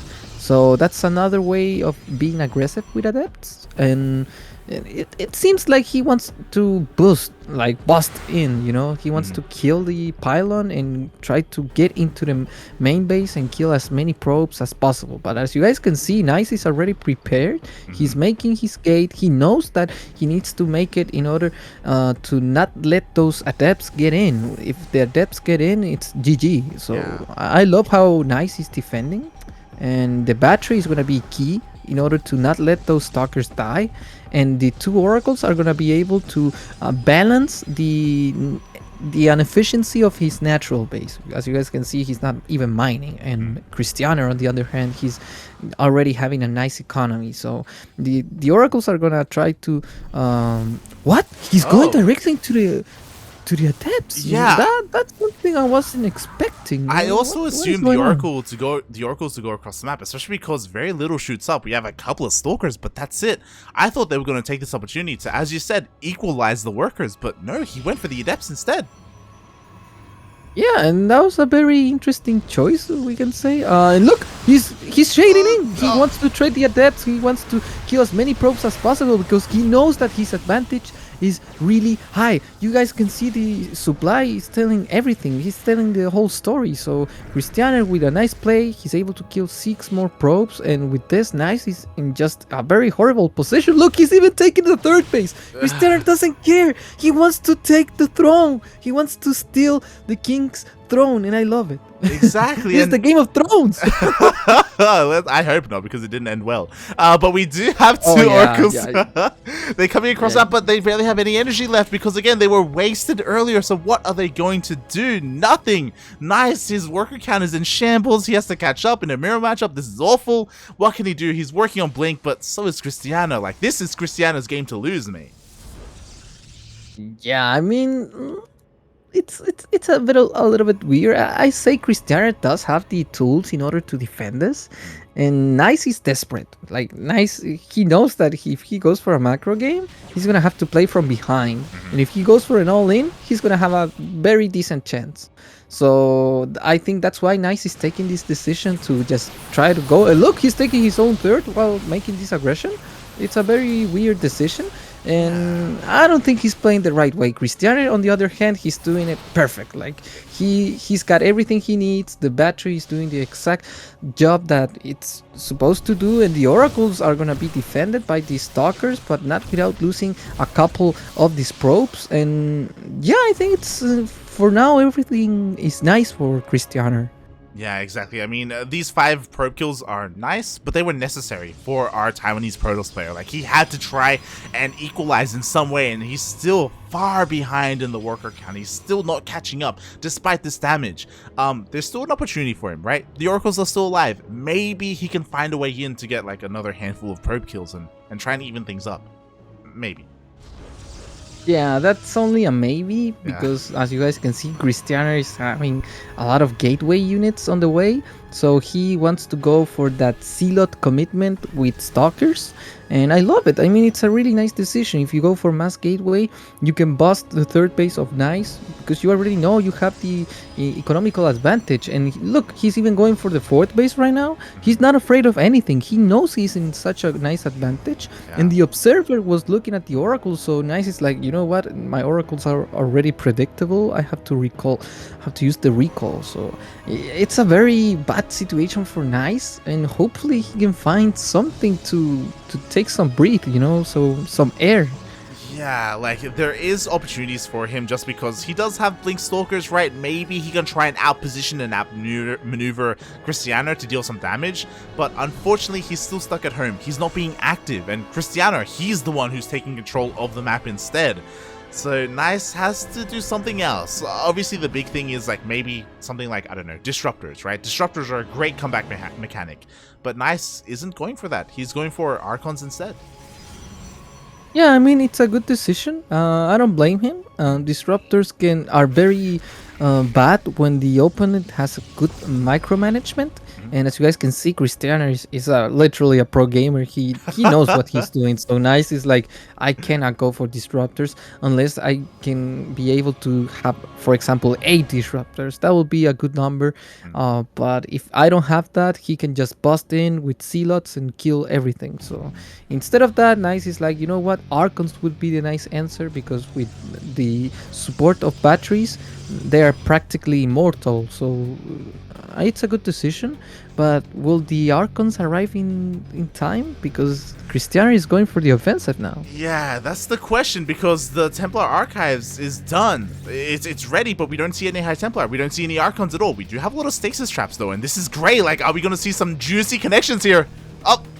He noticed. He sees. Oh, he sees. Oh, what a genius. What a genius. And look, the Zealots are not doing the best job, but Nice, as you guys can see, is forced to use the battery overcharge at the third base. So now Krystianer is gonna pull back. He's gonna wait for that to end, to finish. And look, he's even gonna get an immortal for free. He doesn't care. He's just willing to win this game right now. The oracles are not doing anything, and Nice is trying to blink with his life. He's trying to manage his army with everything he's got, but unluckily for him, it's not going to be enough. And with this, Krystianer with the blink forward, he's gonna kill all these stalkers, and Nice is starting to realize there's nothing more he can do. He just loses the entire army. He's gonna lose the throne, and with that, Krystianer wins the game. He is our new king.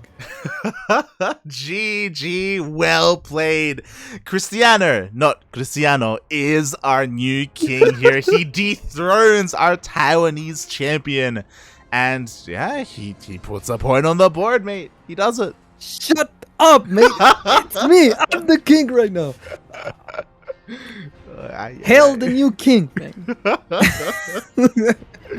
If that happens, it's gonna end like Game of Thrones. I mean, I completely agree with you. They killed the series at the, especially the last season. No, we don't have to talk. We don't have to talk about it. Yeah, it's so bad that I'm just not gonna use the time talking about. Oh my god! Shaking my head, mate. Shaking my head. But yeah, wow, what a great showing there by Krystianer, as he does take down his opponent. And yeah, that was a very good showing here, especially because again, it's getting quite late in Europe. He's playing on the Americas server. So yeah, really well done. Really well done. Yeah, and I'm really happy to see Krystianer win this game. It was something weird though. I didn't see Nice use the Warp Prism or Krystianer go for the aggressive Warp Prism in the main. He was willing just to go for the straight main attack, and try to bust in. And it was a good decision. It was a good decision because he had the advantage. Sometimes you can win in many different ways when you are in advantage, and he chose this one, and I loved it. He managed to pull it off so beautifully. So congratulations to our new king, and let's see who's gonna try to try to take the throne. I'm pretty sure it's gonna be a nice player right now. Yes. I would ask you nicely to come to EU, come to Europa, pack your bags, come over to the land of Europe, because we have our next player. It is going to be another Polish player. Again, so many Polish players tonight. They're coming out in droves, and it is going to be just in time for you, mate. Another PvP. Ooh la la. Exactly, it is going to be a battle of the Poles. It is going to be Krystianer versus Ziomek. Or Ziomek.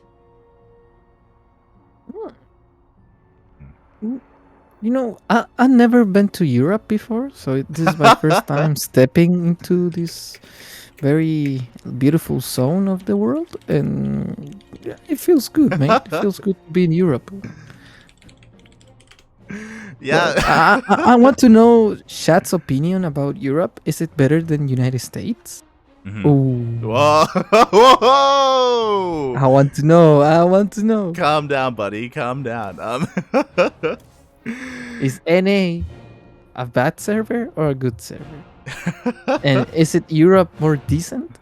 Or perhaps too old school, like they always go for macro strategies and play as correct as possible? Is it true that, or you guys think that there's something different? I don't know. I mean, from what I've seen, there are some stylistic European players who do enjoy, being a little bit cheesy, a little bit more aggressive, right? Your Blyes, your Skillis, your Ziggy, right? There are plenty of players like that, but it's not the norm, unfortunately, because that's what I want to see. As we are getting ready for our next series, another PvP, and we will see if our reign will continue or if we'll have another new king, mate. Yeah, Ziomek, I'm pretty sure he's got the chance to win because he's Protoss. No, I'm just kidding. True! No.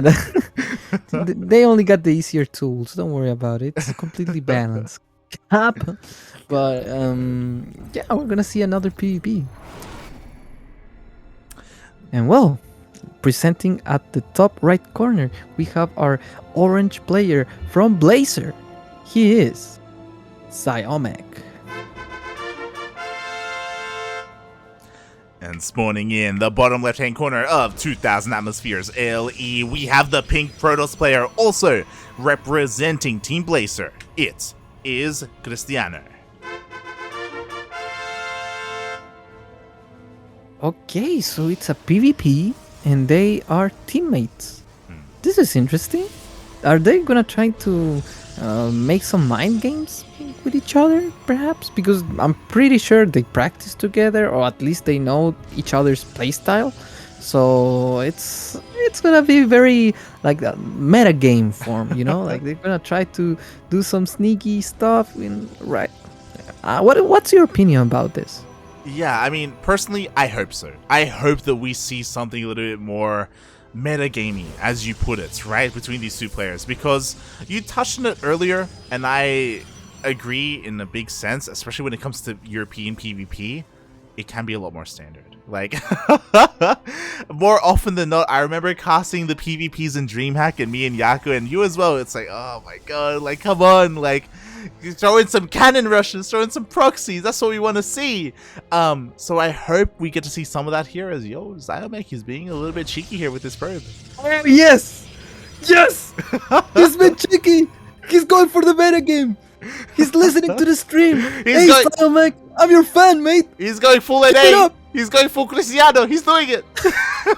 Give it up, mate! I was able to win against Braddock doing this, so let's go, mate!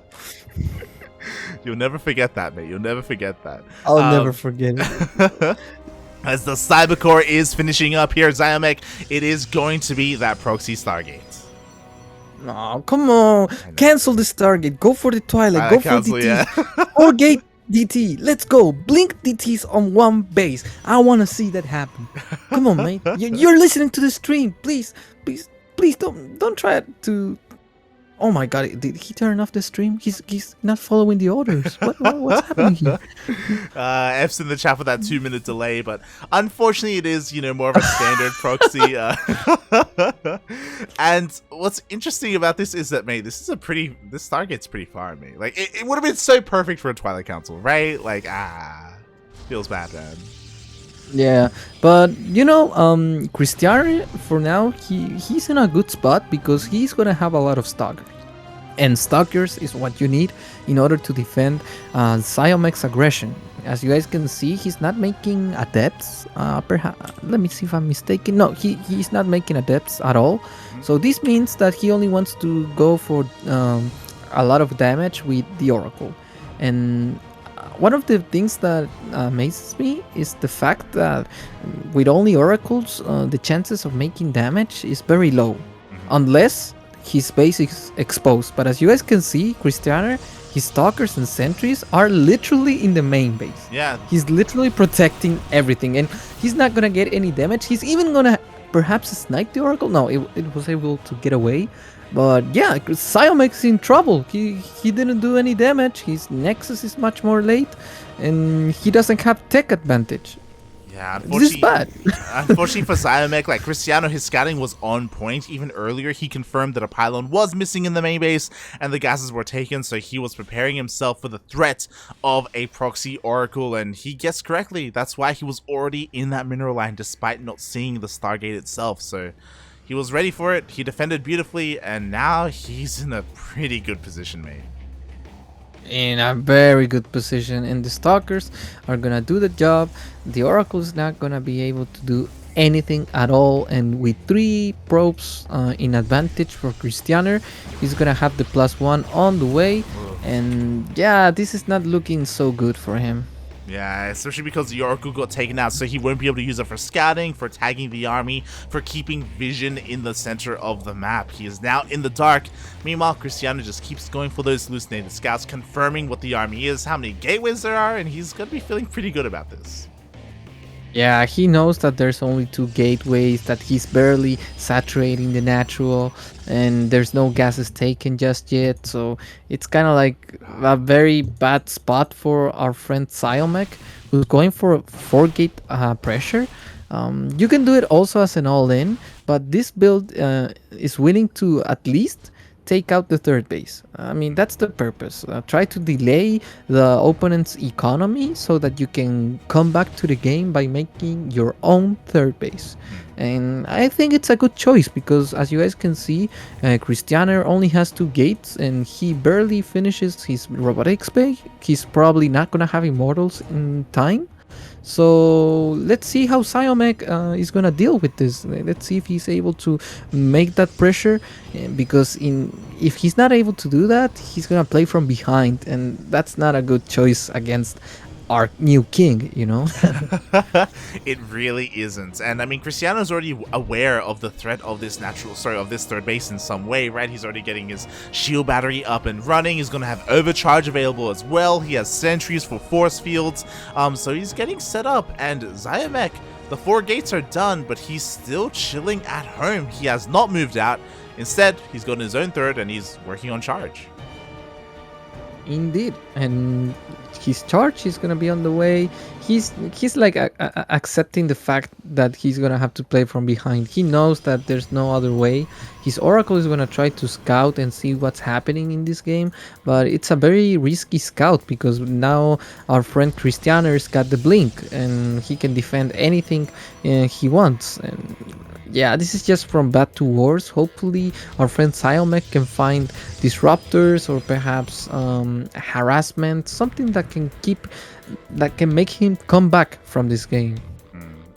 Exactly, I hope so as well. And I guess his route is going to be a Dark Shrine, as it's thrown down in his main base, in his mineral line as well, so he's hoping to keep this hidden for as long as possible. Maybe DTs could work for him. It's going to take a while for them to come out though. Yeah, and the Phoenix is on the way. Stalkers are probably gonna deny the vision, but no, look, Krystianer was on point. He changes the direction and he's gonna get the full scout, and he is going to see the DTs. Yeah, he's like, oh mate, you trying to be dirty with me? You trying to be dirty? Nah, not today, buddy, not today. I thought Ziomek was going to be a little bit more on top of denying this, especially because he has Blink Stalkers available to him, but no, the Hallucinated Phoenix just sees everything in all 3 of these bases. So Krystianer, he's going to be ready for it. He's throwing down cannons. Yeah, he's even gonna have Archons, so this is very difficult. I mean, Ziomek is taking his own fort base, but one of the basic rules of StarCraft is that if you're going to take a base, you have to know how to defend it. And if you see that your army is not able to defend an attack on the fort base or any base, you just don't take it. You take it when you feel much more safer, because otherwise it's gonna get cancelled or killed. And Krystianer, he's gonna try to approach in aggression, and luckily for Ziomek, this risk that he's putting himself into is working out a little bit, you know. Now his own Archons are coming into play, and that battery is gonna be his Hail Mary play. I mean, if he's able to defend that battery and use battery overcharge and attack at the same time Krystianer's offense, it's gonna be alright. But as you guys can see, Krystianer is on point, and here we go! Here we go. We do have the Archons coming in strong here for both players. The War Prison behind this, warping in a massive round of these Stalkers, and I don't know if there's going to be enough. We do have the overcharge, the shield battery putting in a lot of work. Yeah, as you guys can see, the Archons are almost immortal. Look, it's impossible to kill one of these Archons, but now the battery overcharge is done. There's no more ways to defend this. As you guys can see, there are no observers for Krystianer. One of them just arrived in the nick of time, so DTs will no longer be an option to defend this third base. And this is what happens when you don't have enough units. You cannot defend this base and it's gonna get lost. And now his risk of going for a fourth base, it's gonna be completely denied. It's completely checkmate for a friend. And yeah, Krystianer, once again, he's showing us why he's the new king. Yeah, exactly. Like, he took a lead very early on with the openers, and he just maintained that throughout this entire game. We were, again, trying to see a route where Ziomek could come back, but he was so passive with his play, and everything was being scouted. The base goes down, the workers go down. Eventually, Ziomek may be able to clean this up, but the damage has already been done. Yeah, and look, Krystianer is still microing his stalkers. He knows that all he needs to do is to trade army supply, because he's got more bases, he's got more production. So even if the trades are even, it doesn't really matter because he's got more units, he's got more production, and now the 4th base is going to go down, and it's gonna be 2 base versus 4 base, and actually 5 base, 5 bases. And nah, this is just too bad, mate. This is just too bad. Ziomek needs some miracle because I don't see other way to win this game. The DTs are trying to do what they can, and sure, they take out a couple of cannons here and there, but there is detection at home. There is an overcharge. We have a warp in. These DTs are not going to be enough here to deal any damage whatsoever. We do have a bit of a warp prism, but meanwhile, on the other side of the map, it looks like with the Archon, Ziomek finally defends. As you were saying, though, he's still down on 2 bases. Like, he's... I don't know how he can come back from this. Again, DTs are the only thing, and GG gets called. Yeah, it was a nice attempt, and I don't blame Ziomek for trying. But you know, it's kind of like when you don't have much money and you want to buy something that's more expensive, so you have to like, appeal for external money that's not yours. And then how do you pay this? Like, mate, I still don't have the money, and I have to pay for this. It's what happened here in the game. He tried to go for a 4th base, but you don't have an army to defend it. So it's like either you die or you wait for 5 minutes in order to make that work. Both options are not good because Krystianer is able to identify the enemy's weakness very quickly. He's smart. You cannot do that move against a smart player. What you can do is to try to play from behind to 3 bases and hopefully outplay the aggression of Krystianer so that you can get some sort of balance, some sort of stability. But you know, you're behind. It's kind of like Krystianer he's got the advantage. So yeah, Ziomek didn't choose well in this time, but I don't blame him. He tried his best, and hopefully we can see more of him in the next tournaments. Yeah, exactly. Like, we didn't really expect him to, again, just try and macro up despite being behind, right? We expected some more aggressive play. That's typically what we would see in that kind of scenario, but we didn't. In the end, Ziomek tried to just take it straight up to Krystianer despite being behind. As we saw, it didn't quite work out for him, unfortunately. Meanwhile, Krystianer, mate, how much money do you owe these people? What are you talking about? What are you... I mean, Krystianer owes me, you know, because like I was saying before, that PG-18 stuff, you know. Okay, I don't want to talk about this. Let's just leave it that way. My you know? God. Shaking my head, Rage. As we are getting set up for another match here, and big surprise, it looks like it's gonna be another PvP, mate. Okay, so how do you pronounce that name, Ziomek? I mean, what's the pronunciation, the real pronunciation? So in Polish, the Z is pronounced, I think, more like a Z, right? So like Ziomek, I think. Ziomek? Ziomek? Yeah, something like that. Something like that. Kuro is from Poland. She could let us know, but she's not here anymore. Yeah, she's on chat. She's like, man, I need to tell Krystianer how to pronounce his name. Like, I barely know how to pronounce English. Please don't.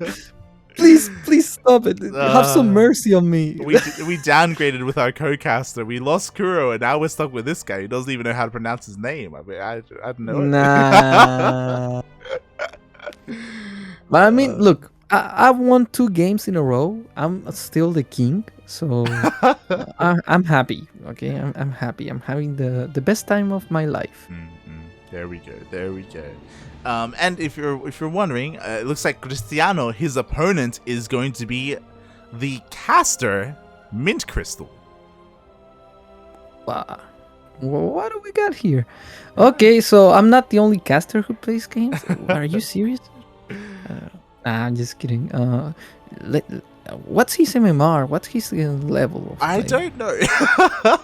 So I don't know if you've heard of him. Mintcrystall, he casts sometimes in, I believe, German, but he also does some casts in English as well.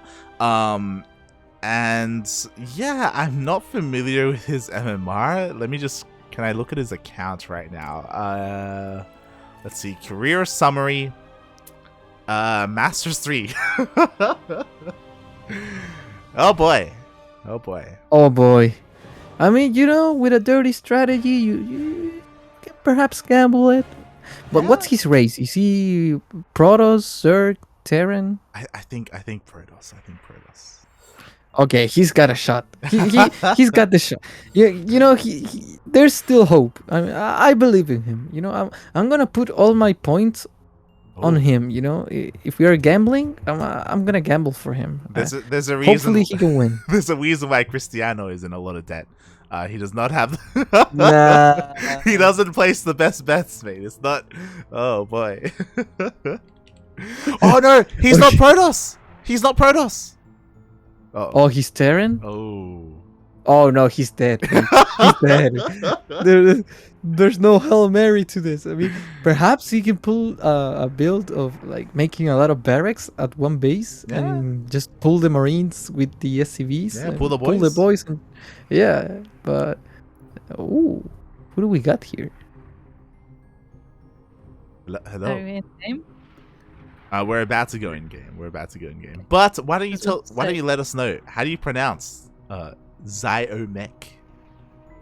Ziomek. There you go. Ziomek.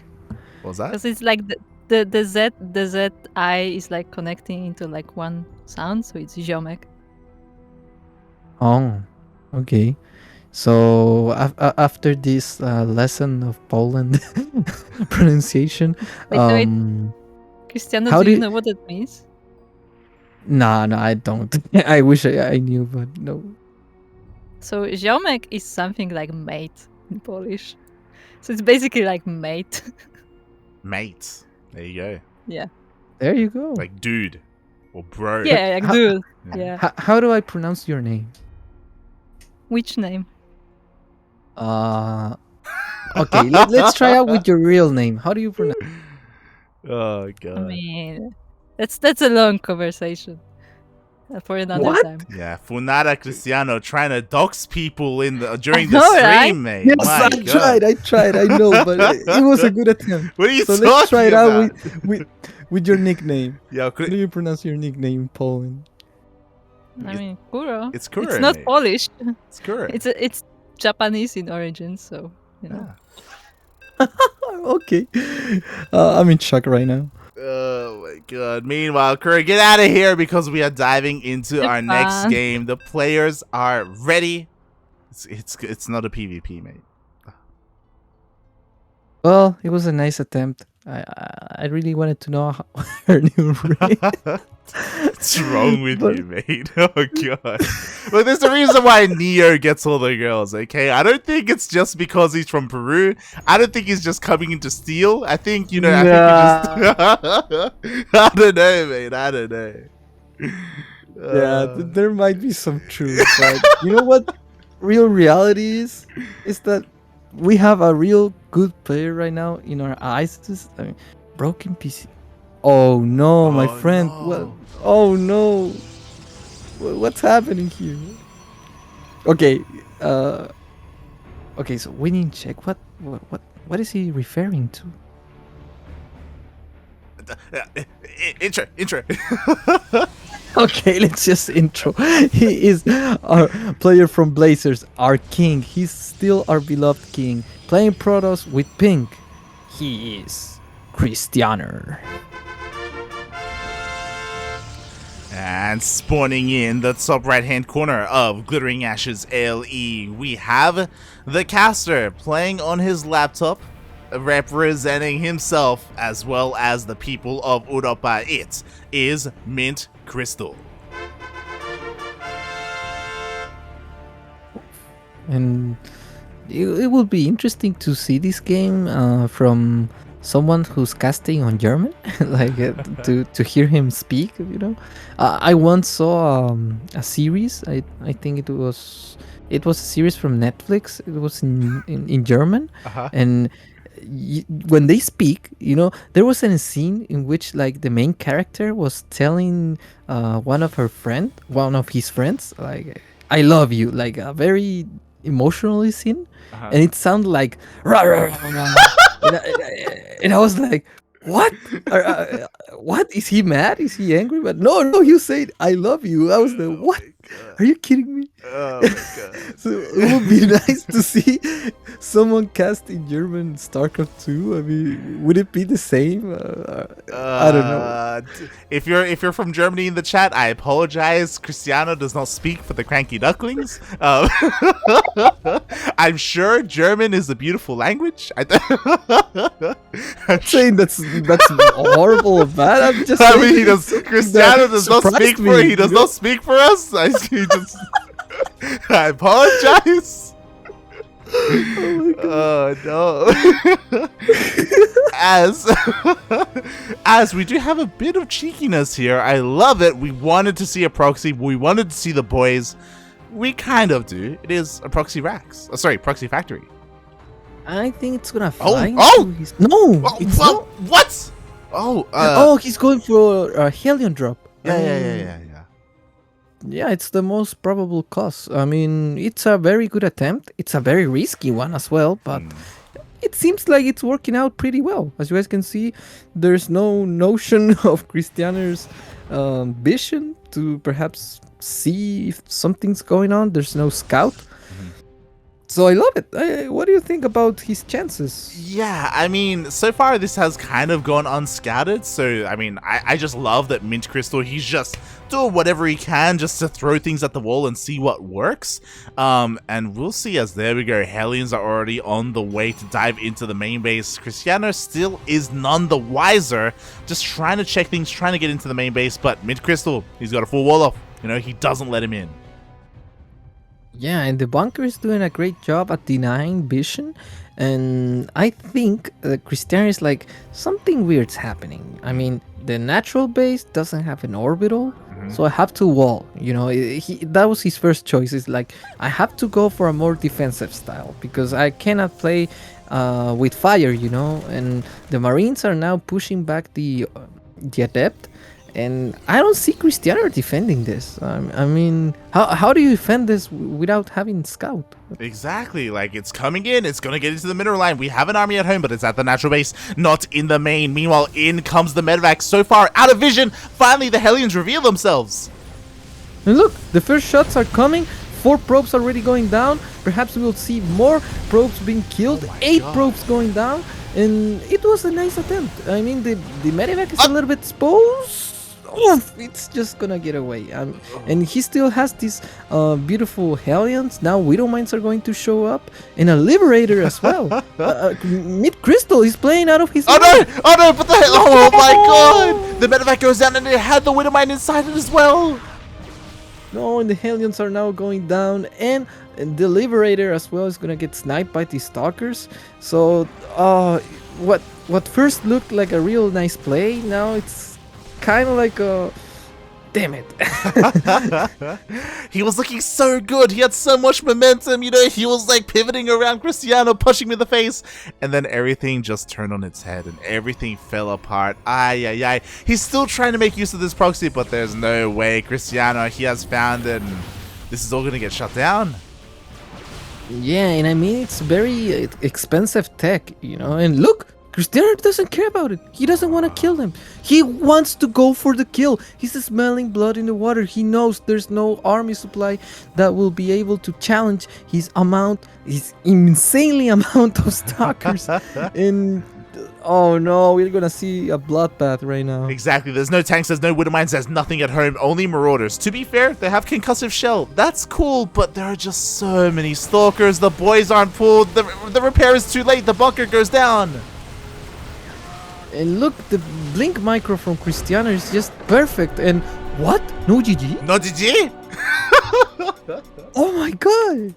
He must be so pissed off. Cursing in German, Kappa.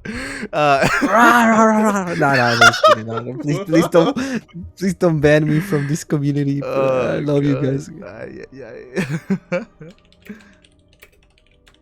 GG, well played. Congratulations, Krystianer. He takes another win here. And mate, pack your bags. We are going back home. We are going back to the land of the Americas. Ooh, finally. I mean, Europe is beautiful and everything, but it's too standard, you know. I want to see some cannon rush. I want to see something dirty. Yeah. Something that gives me adrenaline, you know, and that's NA. That's NA. To be fair, we got that there. You know, we got something dirty, and mate, it started off. It was so good. It was going so well. It was going so well. The Hellions. Yeah, but I was so sad. I was like, those Hellions could have done much more damage. The Liberator would have been real good. The Widowmine drop would have been on point, but the first 8 probe kills were perfect. Yeah. But after that, his medivac was too exposed. He didn't load the Hellions instantly. And then the 3 stalkers get in and snipe everything with the Widowmine inside. I mean, it looks so good in the first like 20 seconds, and then boom, everything died like Game of Thrones. Damn it. Yeah, it was it's not what we wanted to see. It's, as you said, just like Game of Thrones. It started off really well, and then it just burned into just a toxic fire at the end. It was awful. Oh god. But massive shout out to Mintcrystall for trying his best, trying something cheeky against a pro player, you know. Massive shout out to him. It almost worked out. Oh god. As we are hopping over to North America, where one of the best from North America is going to be showing himself again for the second time today. It's going to be Trigger. And Trigger's been playing much better than before. He's always improving himself, and I'm willing to see him again. I haven't seen him for like a month, I think.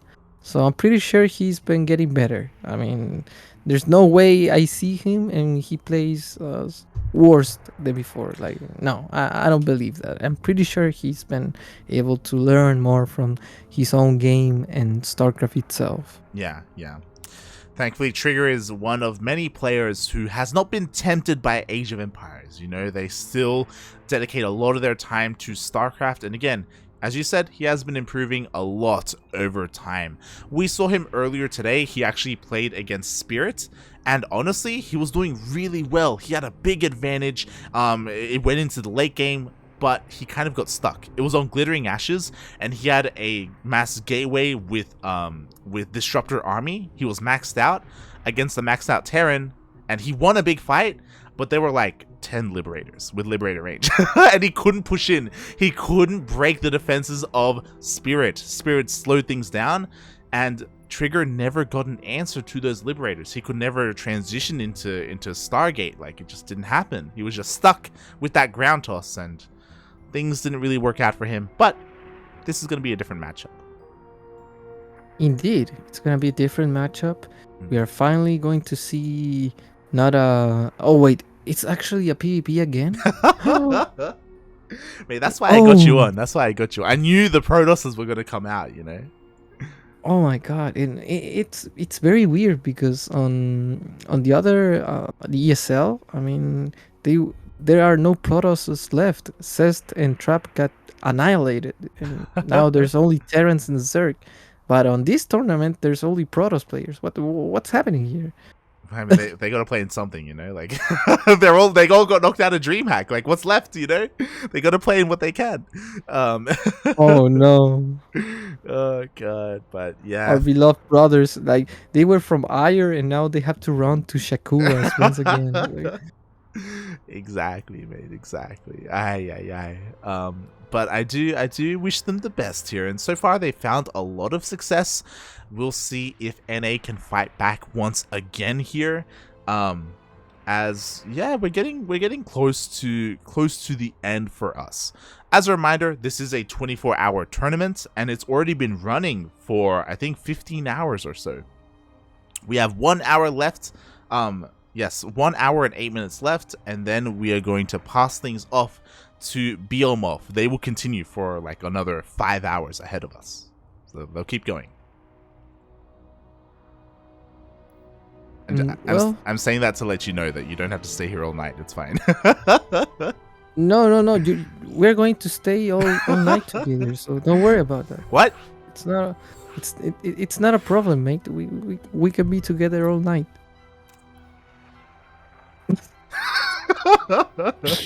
Oh god. Oh, I'm pretty sure you were like, "Are you serious? Are you joking or are you actually serious?" No, I'm joking, mate. Relax, Yeah, relax. yeah. It's Oh just a joke. god. Help me, people, help me. I'm stuck with this. I'm Oh. stuck with this man.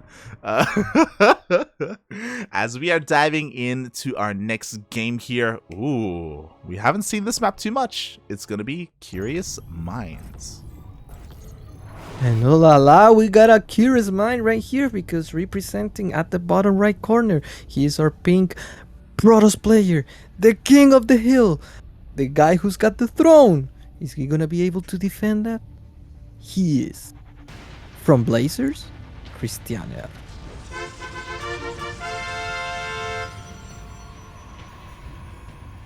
And spawning in the top left-hand corner of Curious Minds LE, we have the Canadian Protoss player representing Alpha X. It is Trigger.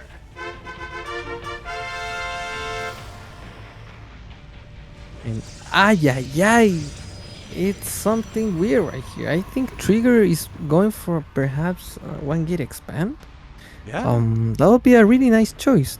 Well, the other option would be to go for the typical 2-gate cybernetic score into expansion with Sentry Stalker and stuff. You know, the typical standard thing that we see in every PvP in order to play it safe. But I really want to see some risk, you know, some gamble out of these players. Why do they never risk it? And as you guys can see, Krystianer is like, mate, are you seriously trying to play it this way? Like, go for it in Nexus? I'm gonna deny it as much as I can, and that's why the probe is staying at natural. He's going for the cybernetic score, and now look, he's even denying the cybernetic score from Trigger, but Trigger is just too good. He just put it on another spot, and now Krystianer is gonna try to scout and see what the heck is going on, because the Nexus is not down just yet. So there's clearly a load of money. Like, where's the money been spending? And there's a Zealot on the way from Trigger, and I think Krystianer's got everything under control, but he got a little bit block supplied, which was not good for him. This game is very unpredictable. I don't know who's winning, who's losing. Everything's... Oh, look, he got the Nexus, actually. Ay. Krystianer, I was waiting for the pylon block. I think you were waiting for it as well, but unfortunately he was out of position. And because of that Trigger, his Nexus wasn't delayed that long. You were touching on it. Just like Oxide, a map like this, Curious Minds, is a map where you can be greedy like this because of the ramp. There are some Protoss players in PvP who decide to try and cut corners and go for a faster expansion. It's risky, don't get me wrong, but Trigger, he's taking that risk. Yeah, indeed. And although it's a short map, you can do these types of builds because the ramp allows you to get more control of that zone without having many units. And if the opponent goes for like a bust with 12 stalkers, for example. Oh, what the heck? What's happening here? The stalker completely scouted Krystianer's intention, and he just decided to cancel it. I was like, are you serious? I once saw, I think it was, I forgot his name, but it was a player who proxy Nexus trap, and he won the game. I can't remember that. Astrea! It was Astrea. Astrea, there you go. Astrea versus trap. And it was insane because he proxied a Nexus. I was like, are you kidding me? And he won the game. Yeah, he recalled with Zealots and probes, and he just A-clicked and win the game. And I was like, are you kidding me? Well, I mean... So yeah, crazy things can happen. And that's when look, the Phoenix is actually going to scout everything. He knows that Krystianer is going for the aggression. He's going for another gate. He's going for Blink. So this is going to be a parting build where you go for a Blink all-in with only one base. And the battery now is very exposed. He needs to rely on the Void Rise DPS. And this is not a good unit to defend stalkers, because once stalkers get, I don't know, like 9 to 12 stalkers, Void Rise get one shot instantly. And Yeah, exactly. But you know what, Trigger, he's gonna do what he can because he doesn't have his other gateways up and running. This was a great response by Krystianer, again, because he scouted how greedy his opponent was being. His response was, alright, let us one base it up. As he said, it was so important that Trigger scouted this, and now the shield batteries are finishing up. We have overcharge as well. Like, his defenses are looking pretty solid, but as you touched on, like, if there are enough Stalkers, doesn't matter how many shield batteries you have. Like, they just have so much burst damage.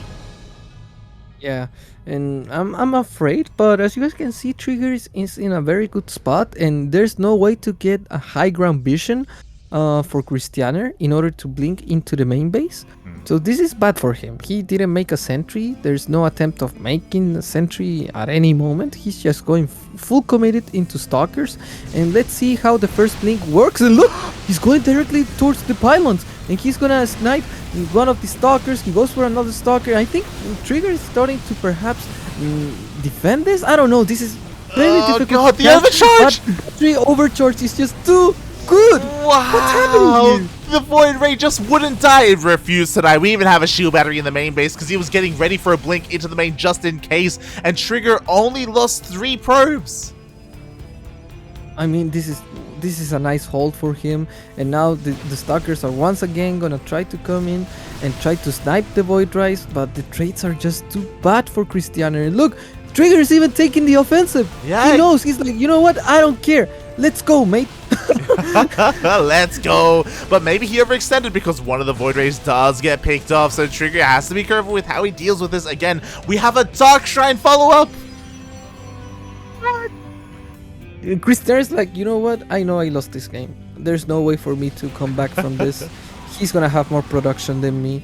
So let's go for a DT. Perhaps that's a Hail Mary play. It's like, Yeah. I don't care if this doesn't work, because I already know I lost the game. And if it works, it will give me a chance to win the game. So Exactly.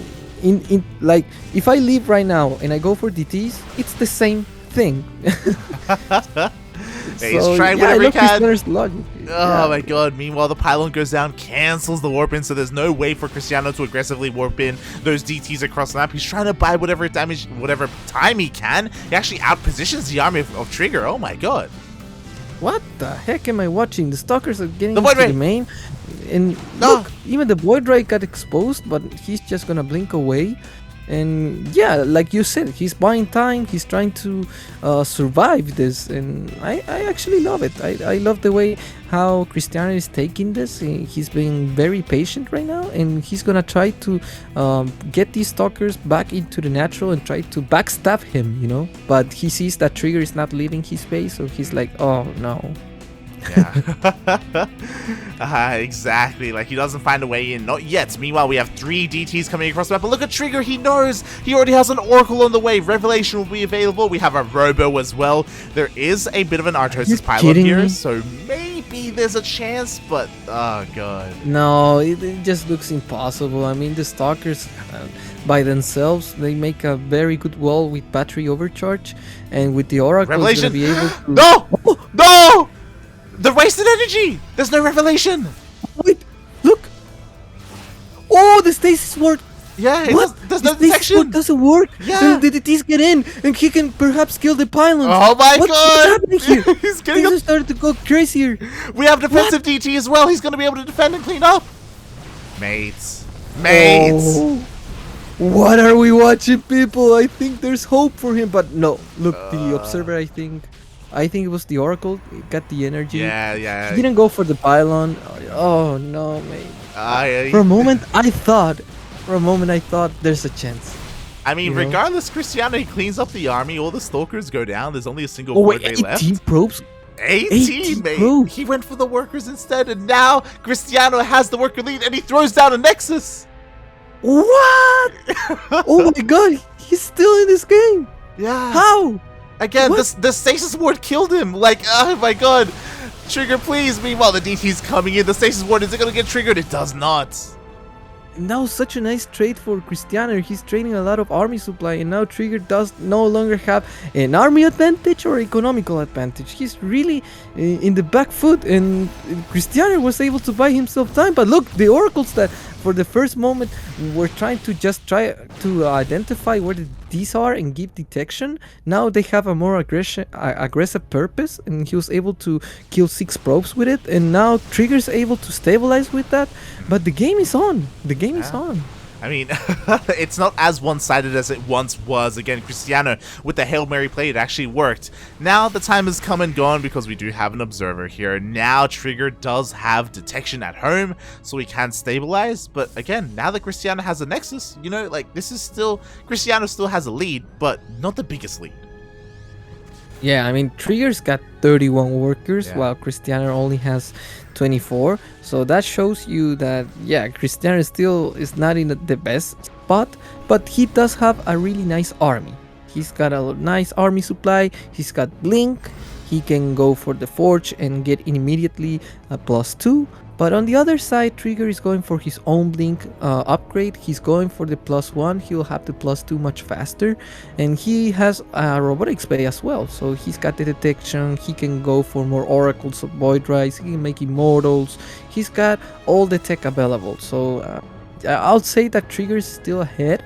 But Krystianer can perhaps pull another play, and, you know, you never know.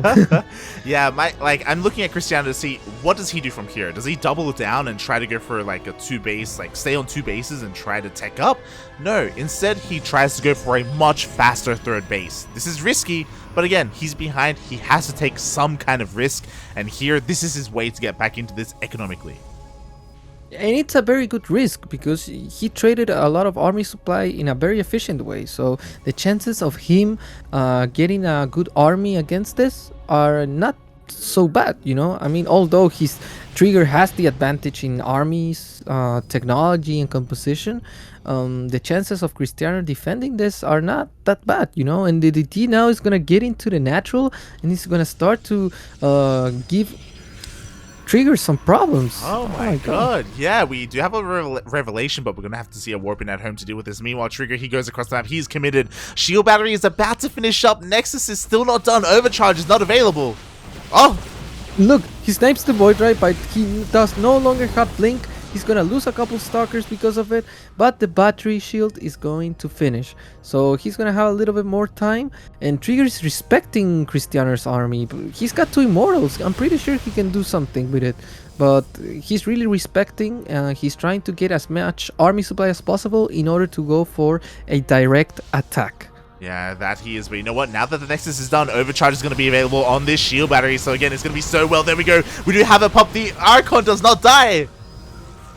Yeah, and the battery overcharge is just gonna buy him more time, but as you guys can see, Trigger's like, you know what, I'm just gonna wait until that finishes and then you're going to die. And the Archon just died instantly, and he's gonna try to blink micro as much as he can. The probes are gonna be pulled in order to try to attack perhaps the Immortals. You know, probes can work as Cernix, but the blink micro from Trigger is just too good, and Krystianer's supply is starting to go down. All the probes are going to die, and this is just too bad for our new king.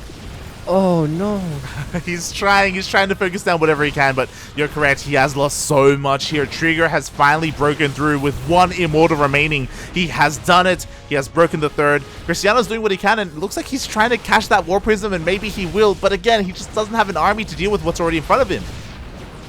Yeah, and he's warping in Zealots because he knows it's the counter to Immortals and Stalkers, but he lost his 3rd base, and he's once again just playing from 2 bases, and this is the worst thing that can happen to a person who's low on economy. Yeah, exactly. He's down in the workers, equal in bases. Trigger was able to deal the damage that he needed to, which was that base, and now he's getting further ahead. He's got +1, +2 is on the way. If he wanted to, he could go for an expansion, but nah, he just keeps pumping out Immortals, man. He doesn't even care. Yeah, and that's very strange. Trigger is giving Krystianer a chance, because if you don't take the 3rd base right now, Trigger can Krystianer can perhaps get an army stability, you know, and if that happens, Trigger will lose his window of winning the game. I don't like Trigger's decision. I mean, it's a way of winning, but you're putting yourself into some risk, you know. But if you go for an instant 3rd base, that risk it's immediately gone. Mate, and Ninja base! Ninja, let's go!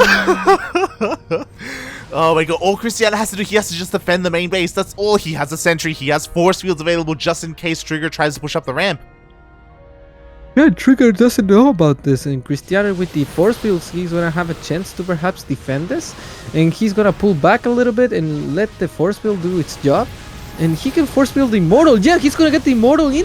He needs the battery overcharge right now, and it's doing a lot of good jobs, but as you guys can see, the DPS from the Stalkers from Trigger is just too high. But look, he's actually gonna have to pull back.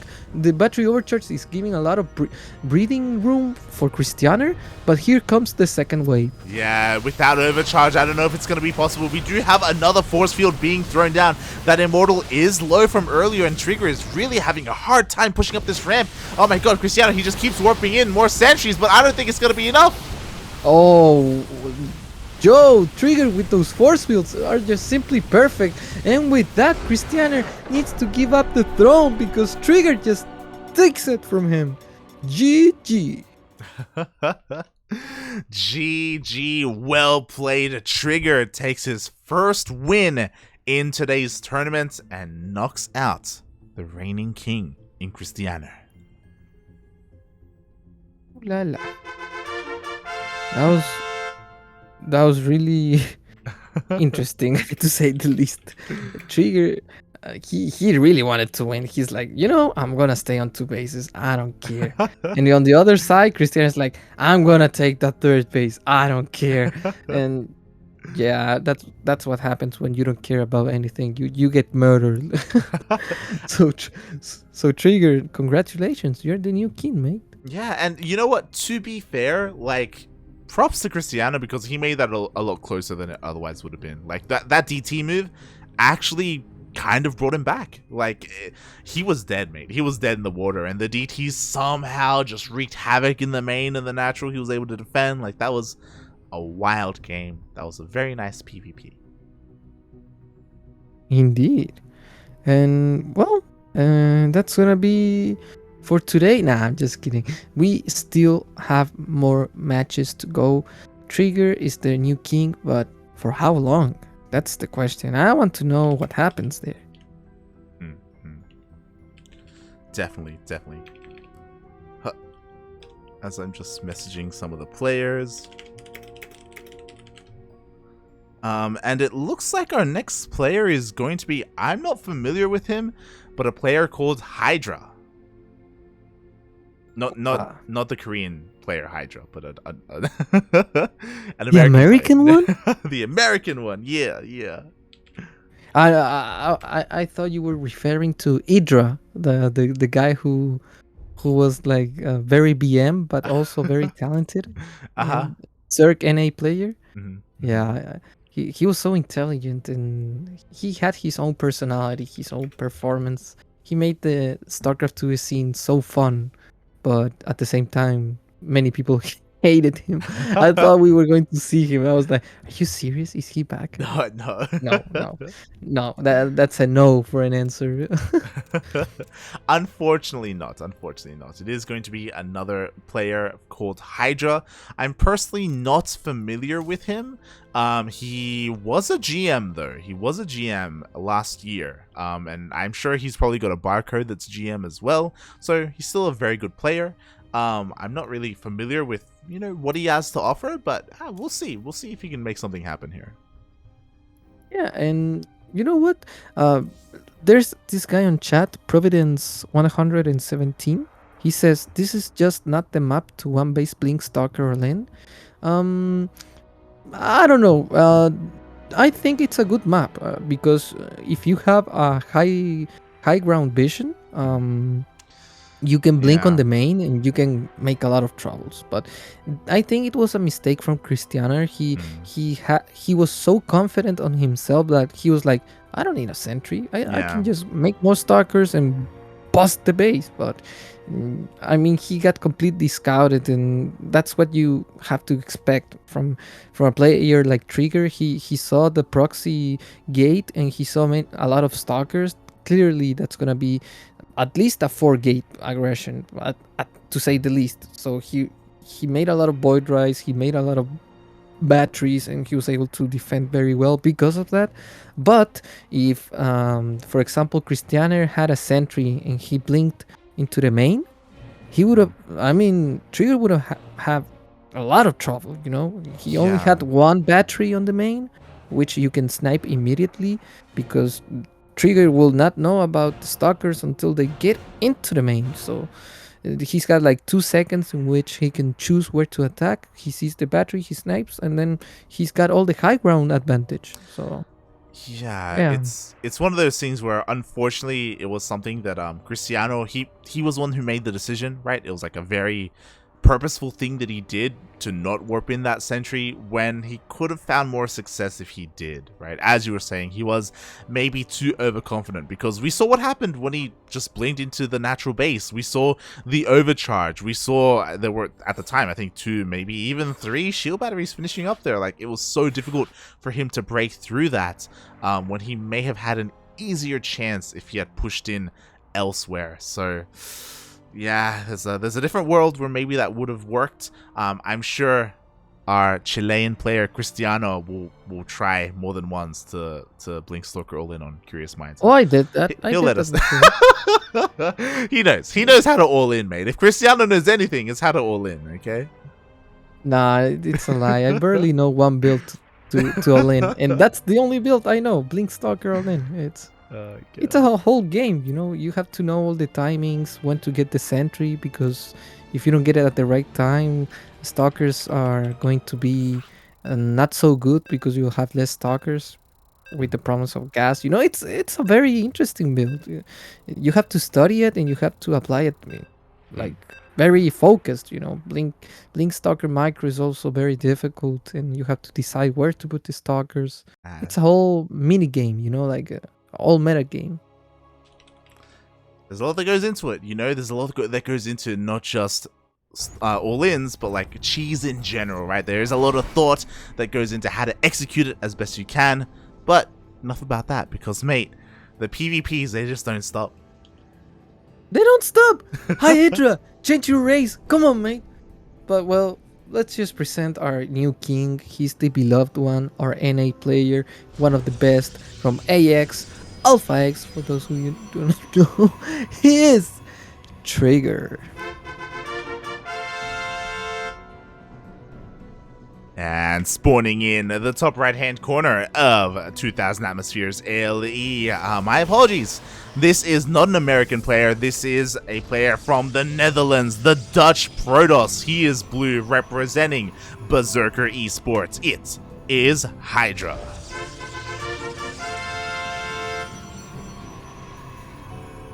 Now, I got a question for you, Cristiano. What kind of sick person calls themselves HiGhDrA and isn't Zerg? You're a HiGhDrA. I think sick people like you. What are you like? I'm just saying. I would have picked Zerg. You know, just saying. Yeah, it makes more sense to be a Zerg, but perhaps there's some. I don't know the purpose of that name. Like, what are you trying to sell with that name? It's like you know the Brazilian player Terran, right? Yes. Imagine if he was Protoss. It's like, what's going on here? Or if the Zerg Lord was Terran, you know, like. Yeah, I mean, I get it, but what's he trying to sell right now? Like, HiGhDrA.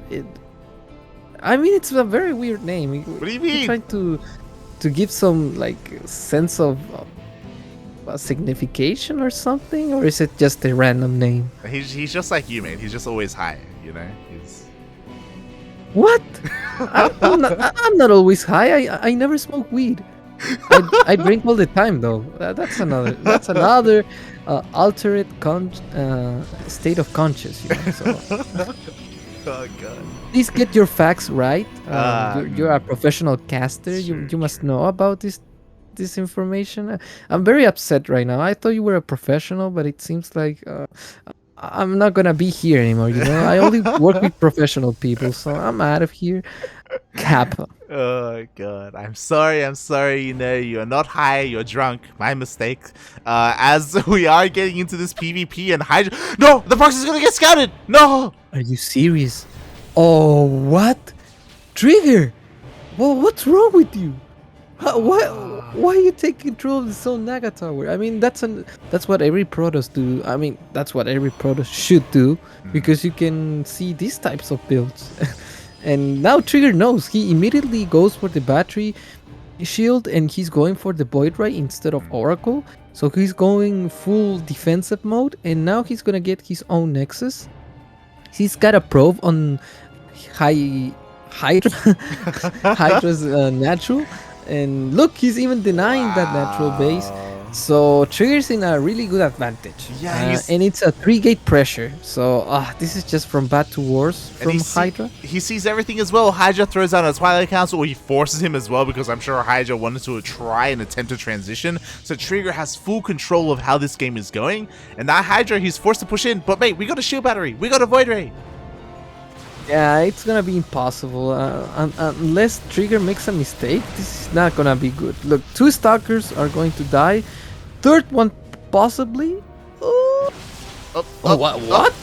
He wants the Void Ray. He wants it. Oh, he gets it, but he's gonna lose all his Stalkers in return. So that was just so bad. Oh my god, everything gets picked off, only a single Stalker escapes. Meanwhile, across the map, we still have that pylon. It's still being cleaned up. Not gonna lie, I kind of wanted Trigger to throw down a Cyber Core. I know it wouldn't have been efficient, but it would have been funny. It would have been funny, yeah. As Trigger does have map control. Pushing up this ramp, though, is this really the wisest? Oh my god, he wins anyway. Oh my god. Yeah, and Trigger's going for the kill. He's like, you know what? You don't have units? It's my turn. It's my turn to be aggressive. And he's gonna get the pylon, he's gonna get more Stalkers, and HiGhDrA is simply being out-microed. Trigger knows how to focus fire with the Stalkers, he knows when to pull back on the other side. HiGhDrA is like, I supposed to have more units, but you're killing everything. What's happening And here? this is so big brain, because you know what? Now that HiGhDrA is stuck on one base, and because Trigger scouted the Twilight Council, he's going for DTs. He's going for a Dark Shrine. There's 0 detection here for HiGhDrA. Oh no, this is just going to be a checkmate move. I mean, there will be no possibility in this world for HiGhDrA to get a robotics now and defend this. And even if he defends, Trigger's on 2 bases. It's kind of like the best situation for HiGhDrA is to lose against a Protoss who's on 2 bases. And the worst case scenario is to lose against DTs. So this is so hopeless, you know. I'm so sad right now. Yeah, it's just a really rough scenario to be him. We'll see. I mean, HiGhDrA is here across the map with his Stalkers, trying to find some damage, but the problem is that we have such a strong defensive position here. And Immortal is on the way as well. He's going to try regardless. You know, maybe he has enough Stalkers to try and burst some damage down, but the Immortal just pops out. Look, the battery shield is gonna keep alive all the units on the natural from Trigger, and the Immortal is just gonna be the best unit ever. And look, this DT, I don't know what's gonna be. What? He's pulling the boat! And yeah, he leaves the game. He just knows there's no way to detect them. No economy, no units. Well played, Trigger. You are indeed a decent king. GG, well played. Congratulations, Trigger. He does put another point on the board, now with 2 kills under his belt. And yeah, honestly, a pretty strong showing right now. Who can stop him? Who can step up to face Trigger? I see Maplez. Maplez is online. Maybe in a PvP he'll step it up. You know, maybe Tavo, maybe someone else. Indeed. So yeah, I mean, this PvP was interesting. I thought for a second that perhaps HiGhDrA can have a chance with superior army supply, but his micro was not so good, and Trigger's micro was just on another level. He completely outplayed HiGhDra's micro management, and because of that, because he was more efficient with less units, he was able to be aggressive at 2 bases, like while the other player was all inning. So that was the scenario. It was sad to see someone die with DTs, but Triggers got no mercy on his opponents. He doesn't care. He just wants to go for the kill, and that was the best checkmate I've seen in many weeks. Like, that was a really straight up forward move, and it allowed him to get his second victory. So let's see if he can perhaps go for the third victory, being the king. Yeah, we'll see if he can, as I'm just quickly checking the next player here. Again, I'm not familiar with this person. Our next contender is going to be, it looks like a Masters player, unless he's from another region. A player, I don't know if you know him, called NoMercy. Wait, let me check him out.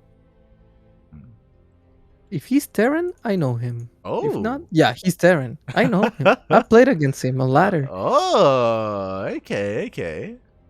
Yeah, he's kind of like a Master 1, I think. Master 1, Grandmaster, between those levels. So yeah, it's gonna be, to say the least, a very decent game. It's not a PvP. Yeah, it's not a PvP. So I'm gonna leave right now because all I want to see is PvP. So there's no purpose on being here. Oh god. Yeah, he's Terran. Look, I told you, I know him. Oh boy, Nice. Oh boy. So Krystianer can maybe give us a little bit of insight as we get into this game, as he's familiar with the player. But yeah, interesting. So we have a little bit more NA representation here in King of the Hill, and oh boy, I feel like he's gonna have to, again, do something a little bit unorthodox, a little bit strange, if he wants to take down a player, a top player of the caliber of Trigger. Yeah, before presenting the players, I have to do something strange as well. I'm sorry, the chat was asking for it. So, representing at the top left corner, he is our red Terran player. He's literally one of the best Terrans I've known in ladder, so I respect this guy. Please give him love. NoMercy. And spawning in the bottom right hand corner of Berlingrad ALE. Oh. Berlingrad ALE.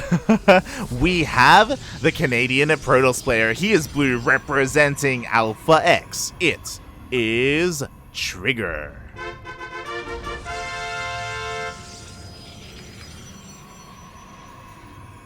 Well, this has started to look very normal, to say the least. There's no double gas attempts, no proxies. Oh, look, engineer block. If we see that Trigger only keeps one gas, yeah, I think he wants to expand, one gate expand, and this is very good for the Terran player. He's gonna prove that his way of opening is gonna be much better. Unless Trigger figures it out and pulls the Zealot immediately. And look, he's actually going for the cybernetic score instead.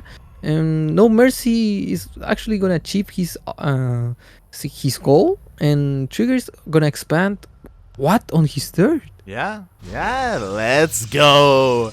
I've seen Nina do this, I've seen Starduck do this as well, and it looks like Trigger has also taken from Nina a little bit, where it's like, you know what? Fine, take my natural. I didn't even want it. I'll just take it at my third. I think NoMercy should cancel the engineer. Yeah, he did. You have to cancel it. Like, it's already you've done what you wanted. So now NoMercy is a little advantage, we can say. Trigger can actually defend with that position, although it's a little bit intimidating. You just play like you assume you are on 3 bases. With that mental statement, you can actually pull off a macro game with the Nexus on the third, but it's gonna be more difficult though. Oh yeah, especially because we have a very interesting follow-up from NoMercy. He has to be careful with this Reaper. He doesn't want to get it shut down. Is going straight into concussive shell marauders. Ooh, and I love this style because it's gonna force Trigger to go for battery shields. And look, Trigger is going for a Stargate, so if he ever scouts this and he goes for the Void Ray, he's gonna be in such a nice position. He's gonna have a really good advantage. But on the other hand, if with the Adepts he scouts and he doesn't go for the Void Ray, it's gonna be perhaps a rough position. But let's see how it goes. The Marauders are gonna do a great job at trying to kill this Adept. I think he's gonna get it. Indeed, it will happen. And oh no, actually, it's not gonna happen. Wow, Concussive Shell is not good enough apparently, as both Adepts somehow escape, and at least Trigger is able to confirm the Concussive Shell upgrade from his opponents as well as the Marauders, so he knows that it is going to be a pretty big commitment into Bio here. And with this Phoenix, he should be able to confirm, again, the additional Raxes. Yeah, instead of Void Rays, he goes instantly into Mass Phoenix, and Trigger's like, you know what? Let's just go for those Phoenixes and try to be as efficient as possible. With the first Phoenix, he's scouting that it's gonna be a 3 racks opening, and it's a very interesting opening because the Terran will have a lot of army supply, but he won't have medivacs or factory to support that army supply. So in a first sense, I think that Trigger right now has got the dominance in terms of economy and in terms of vision. But on the other side, NoMercy's got the potential to go across the map and perhaps give some troubles to Trigger's natural. So let's see how it goes. Trigger's actually trying to pick up as many Marines as possible because he knows that army supply needs to be dwindled as much as he can. Yeah, this is the problem. Like, Trigger is abusing the fact that there is no stim, that we have very few units for anti-air here. Like, these Phoenixes are dealing a surprising amount of damage, even a couple of SCVs getting picked off. And again, on top of this, he keeps an eye on the army, confirms that there is no move out. He is safe to probe up, to even take a third base, or I guess a natural, if he so chose to, as these Phoenixes, again, just getting so much. Yeah, I don't actually agree with you, because if he goes for the third base, he's gonna die. I mean, 3 racks, you have to always respect it. That's why actually Trigger is not really focusing on SCVs. He's trying to kill as many army supply as possible, you know, and I respect that because Trigger knows that Mass Marine with Stimpack can kill the Skytos with ease. Yeah, so, and the terrifying thing about this as well, which again he's just waiting for, is that, you know, once the medevacs come out, they're also going to be a little bit vulnerable to these Phoenixes. Again, he's just dancing and even delaying the production. Yeah, and I love it. He's got no fear. He really wants to go for it. Now that he knows he's got an really decent army in his natural, he knows that he can take the third base. Yeah, he's got 2 battery shields. He can always scout when he's coming and when he's not coming. He sees the third base so that this is not precisely an all-in, instead just an earlier aggression or a playstyle of army management.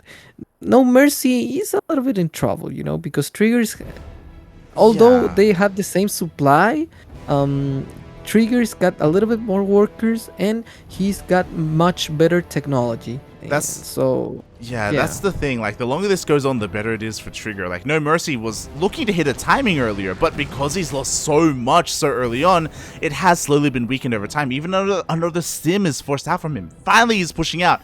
As you were saying, because Trigger delayed this so much, that's why we did have that third turn down for him. We have an army, we have shield batteries, we have overcharge. NoMercy has to accomplish a lot with this push. Yeah, and he's teamed twice, so the medevacs are not going to have a lot of energy, and the Phoenixes are going to be able to snipe those medevacs with ease. So I do not advise NoMercy to push the natural. It's not a good choice. I'll rather expect him. But look! Oh, he gives up 2 Phoenixes, so that's a very good start for NoMercy to go for an offensive attempt.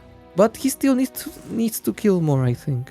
Yeah, I mean, that was a great start. That was a great start after, again, losing so much to so little, as those are kind of the first units that Trigger has lost this game in a way, if you look at the units lost tab. So at least NoMercy does start with that. He does have a third base behind this as well, but oh god, he's a bit on a timer because Colossus are on the way. Once Colossus come out, especially with the extended thermal land sight, this is going to do nothing.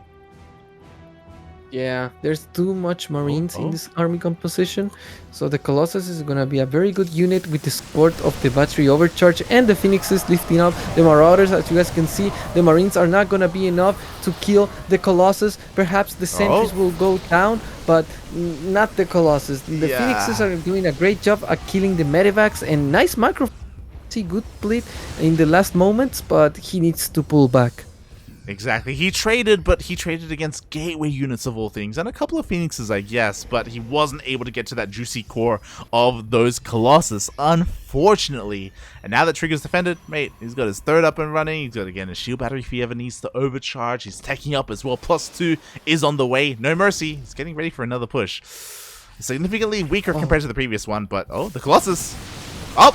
Oh, he's going directly into the Colossus and he's gonna get it! Wow!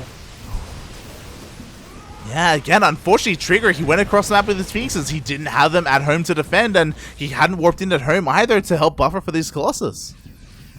Yeah, and there's only 4 Phoenixes, 1 Colossus goes down, and it's starting to look a little bit good. Look, even another Phoenix is going to go down, so I love how he's playing. Another Phoenix perhaps is gonna get killed. No, that was so close. But look at the spread from NoMercy, and look at the Medivacs working on the bio. I mean, Mercy's putting up a really nice pressure. Yeah, exactly, and I'm just concerned because, again, the Gateway Army is getting lower and lower here for Trigger. He has to be so careful. He's been losing so much of it, and with the death of that Colossus, again, like, that Colossus count hasn't really gotten too high. Oh, the army rotates around, but Trigger does scout it. He does rotate his army as well, does respond. And look, Terran is getting a 4th base on the way. He's getting also ghosts and tanks.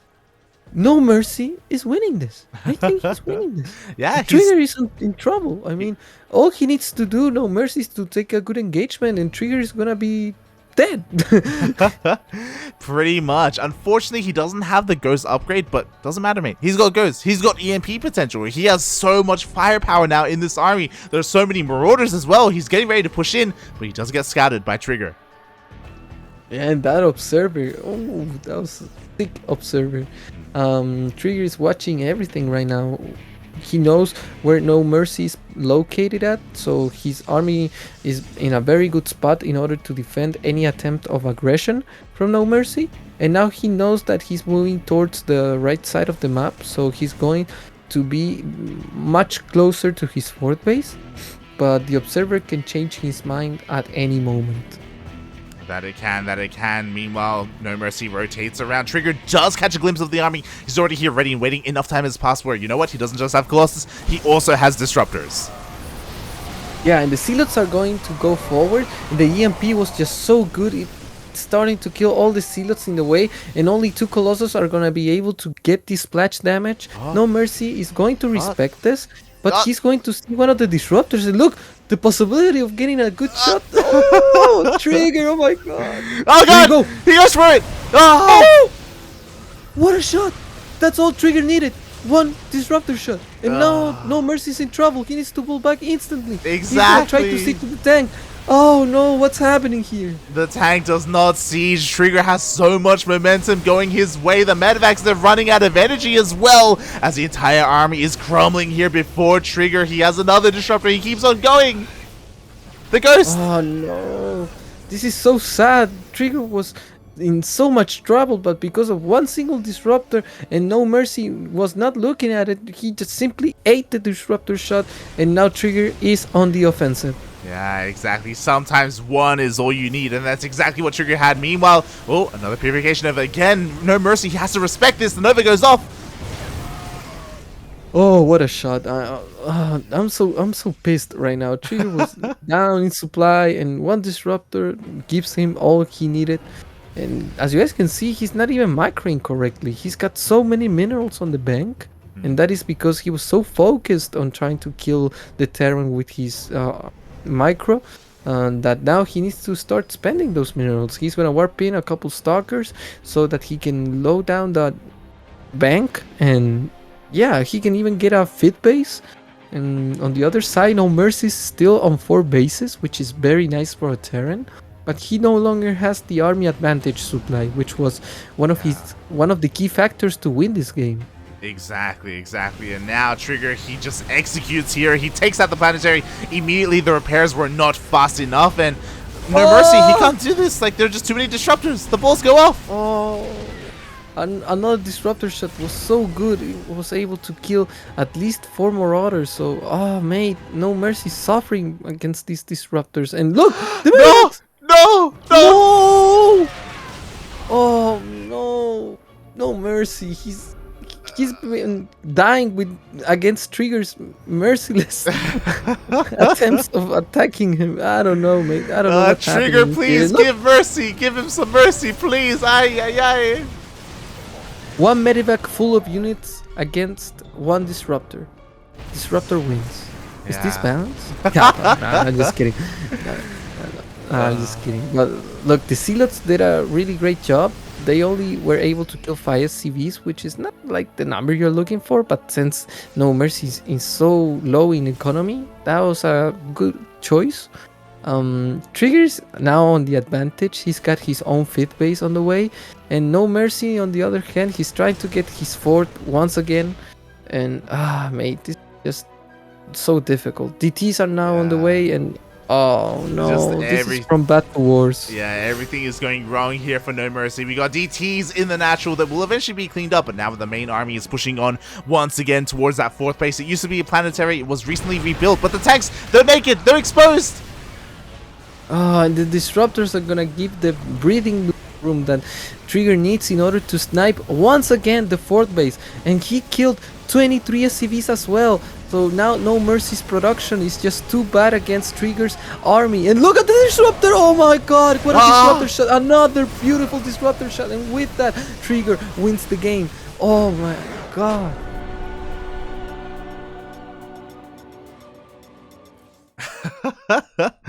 Wow, GG, well played. Disruptors, the Protoss tools, they're just too good apparently. Kappa as Trigger takes another game.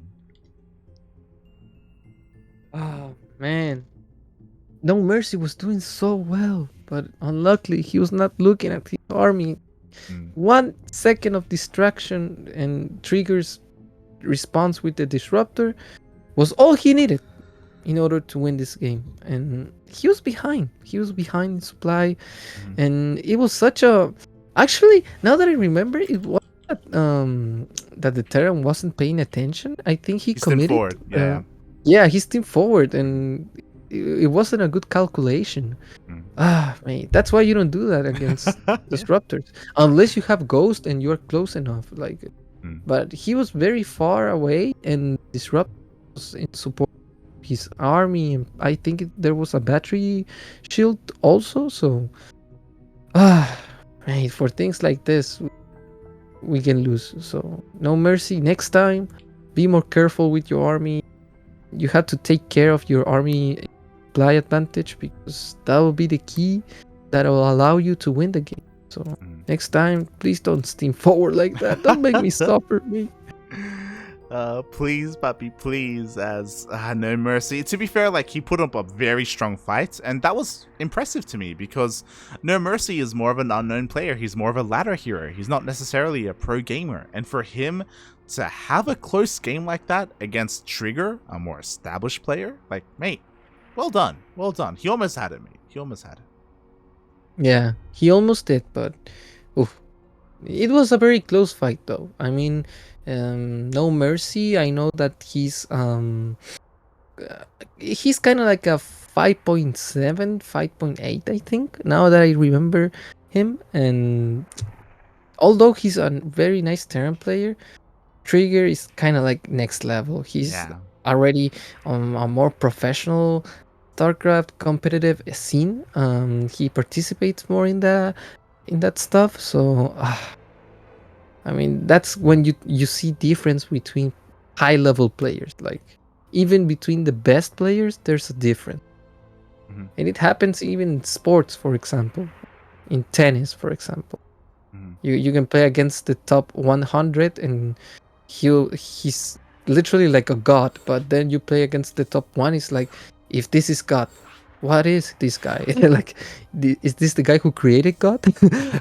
But yeah, that's what happens in competitions. Like, you think that you saw the best player, and then someone comes out of nowhere and shows you that you are wrong. Exactly. And he had, again, I would say a pretty decent showing here in his game against Trigger. But now we are moving on to another game here on the NA server, another PvT. But he's up against a very different player, a German Terran. What do you... God damn. Every time you say German, my mind goes... Ay. I'm so sorry. Okay, so please don't kill me. I know the German community will hate me for this. I'm so sorry. But representing at the top right corner, we got our red Protoss player from Alpha X. He's our beloved king. He's still defending his throne. Will he be able to keep up the pressure and be the king of this night? He is Trigger. And spawning in the bottom left-hand corner of 2,000 atmospheres LE, we have the German Terran player himself. He is blue and representing himself. It is SharKRippeR.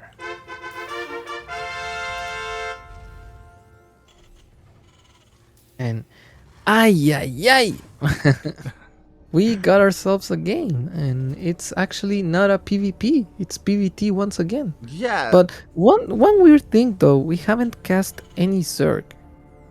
It's because they're underpowered, mate. You know, they need buffs in StarCraft. You know, they're all gone. They've all slowly left us. There are no Zergs left. Feels bad, man. I mean, Scarlet right now is listening to you. She's like, what are you talking about? Like, I'm here. Mate, if she was here, she'd play Protoss, okay? What are you talking about? What are you...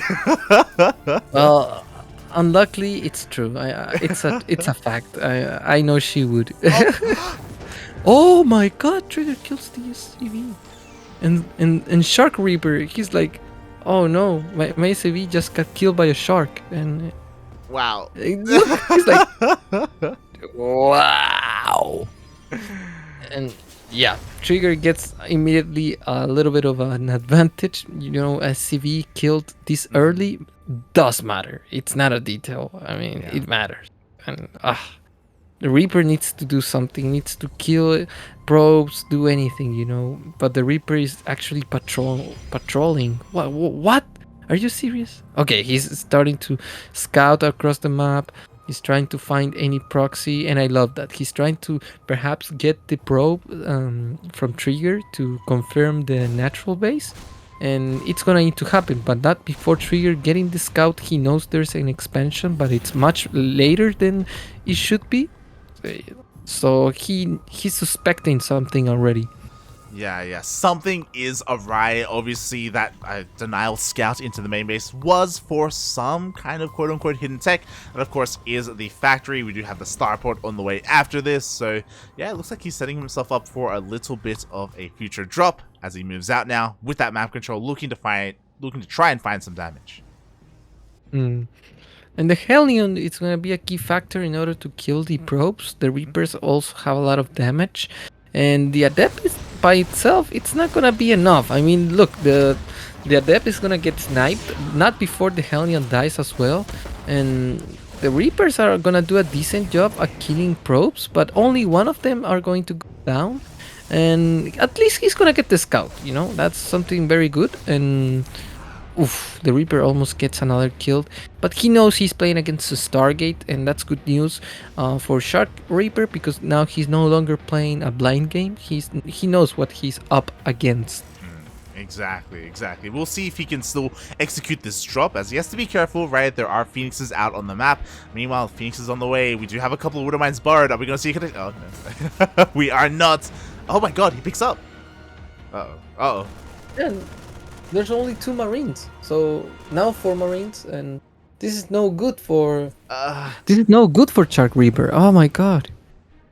Yeah, this is what's terrifying, right? Because of these Phoenixes, Trigger has the map control, and SharKRippeR, he's had a bit of a hard time trying to find a way out of his base, but finally, he does zoom across the map. He is going for that Widowmine drop. Yeah, and Trigger's trying to look to see where the medevac is, and he's like, oh no, it's missing, I have to go back. And that's what he's doing. He's pulling back the Phoenixes. He knows he needs to be there in order to defend the medevacs, and he's not scouting the pathways at the main base. He's only trying to see if it's in natural or not. But He's now listening to you. Trigger's like, He's listening to you, Krystiano. He hears you. oh! Okay, the medevac is gonna get sniped, so he's like, damn it, I have to borrow the Widowmine. But Trigger is just much faster, and with that, Trigger defends in a brilliant way. He scouts the natural, he sees there's nothing going on, and he knows that if the medevac goes towards the right side, he'll have more time to defend, so that's why he chooses the left side then the right. And well, Trigger, damn it, damn you, boy, you're too smart. Yeah, he defends beautifully, as you were saying. Everything gets shut down. Now he's got just mass Phoenix headed across the map. What is there at home to defend against this? We have a couple of Marines. Cyclones are on the way as well. They will definitely help with this. But there's an opportunity here for Trigger. He picks up the Cyclone. Yeah, the first Cyclone is going to be killed, but not before he kills 2 of the Phoenixes. Perhaps even a 3rd Phoenix will die. And Vikings now are on the way. It was a good trade for Trigger because, as you guys can see, he's already taken the 3rd base. He's got an army supply, a decent army supply, and the technology that's coming towards the mid game is going to be also very good for Trigger. He's getting the Colossus +1 for the Phoenixes and the ground units. Oh, this is not looking good for SharKRippeR. Yeah, exactly. 5 Marines were taken out, mate. We were talking about it in our previous PVT, how the Terran player wants to slowly work up their Marine count for like a big timing attack with your upgrades, with Stim and +1, but that is being slowly weakened because of all these Phoenixes. Yeah, 3rd base on the way for the Terran player, but it's a little bit late, and against the 3rd base of Trigger, it's not gonna be able to compete in inequality, you know. This is just not looking not good for SharKRippeR or SharKRippeR. I don't know how to pronounce his name. But yeah, I'm sad because I thought this Terran player was gonna be able to at least sneak in the medevac, but Trigger just completely blind countered his strategy. Exactly, but you know what? He didn't give up. He doesn't give up. SharKRippeR, he is committed as he's going across the map with another medevac drop full of Widowmines. Meanwhile, his 3rd CC is delayed even further here. No Phoenix gets picked off, but again, so far, this has gone unscouted. Maybe he can deal some damage here. Oof, please do, man. I want to see a more close game, you know. Trigger's so dominant in this. In all his games, he's been dominating. So it's hard to see a game in which he hasn't dominated completely, you know. And now, as you guys can see, the Widowmine is going to come into action. No reaction from Trigger? Oh, yes! Mate. 6 probe. And on the other side...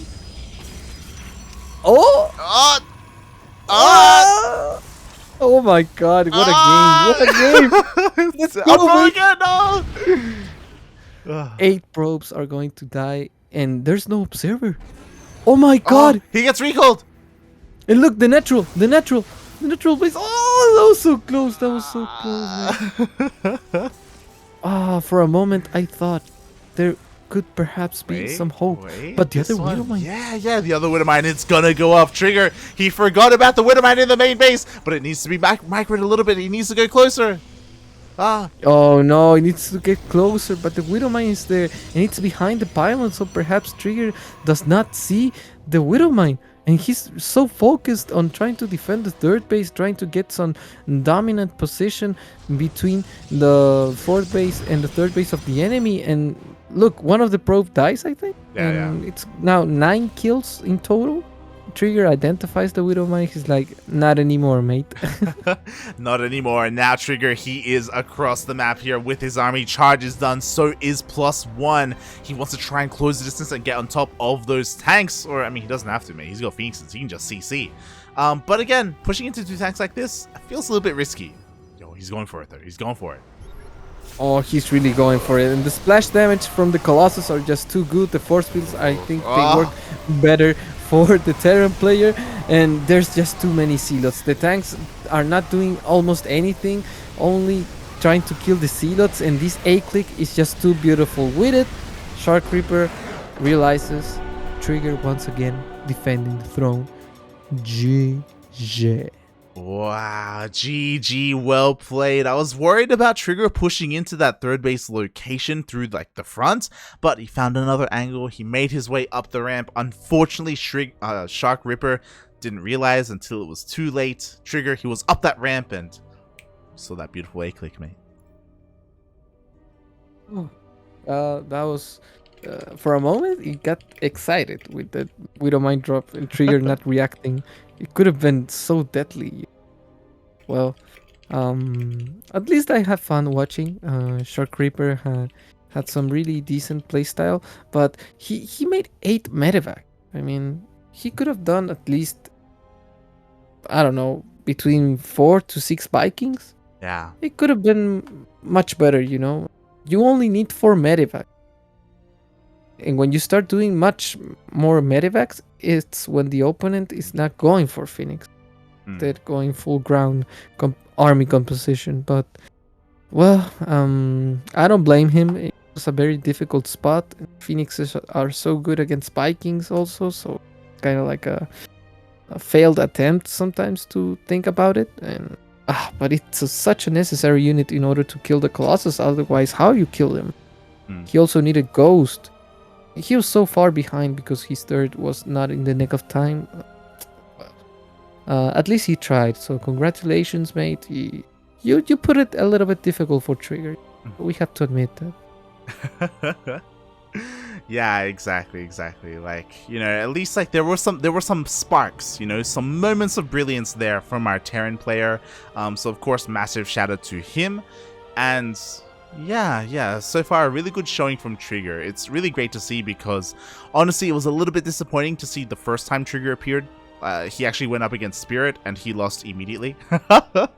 So now with his second chance, he has actually racked up a decent like win streak here.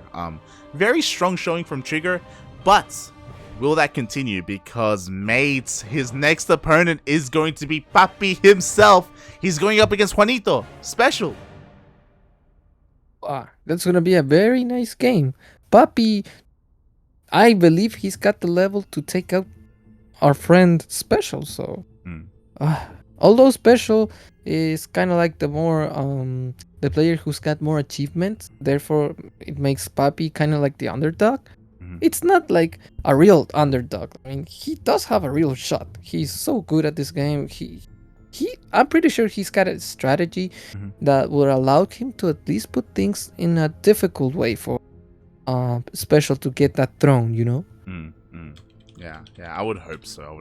And something that I should clarify is that the next match, Trigger versus SpeCial, it will not be here on the CranKy Ducklings. As a reminder, this is a 24-hour event. It all started with Chicken Man, then he passed it off to Tempo, then Tempo passed it off to us, and we have finished up our 5-hour cast, and we are gonna pass it on to Biomorph. Oof.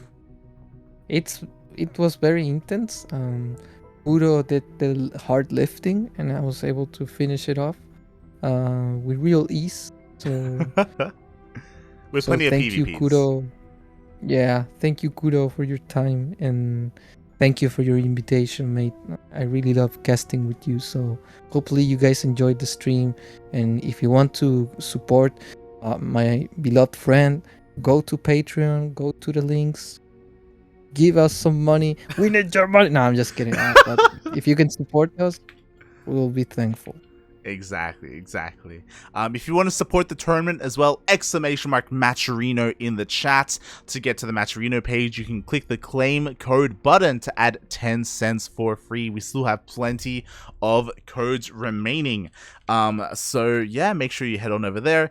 Again, if you're tuning in for the first time here on the CranKy Ducklings, check us out. Facebook, Instagram, YouTube, Discord if you want to interact with us. If you want to funada Cristiano, you can do that as well. You have my permission.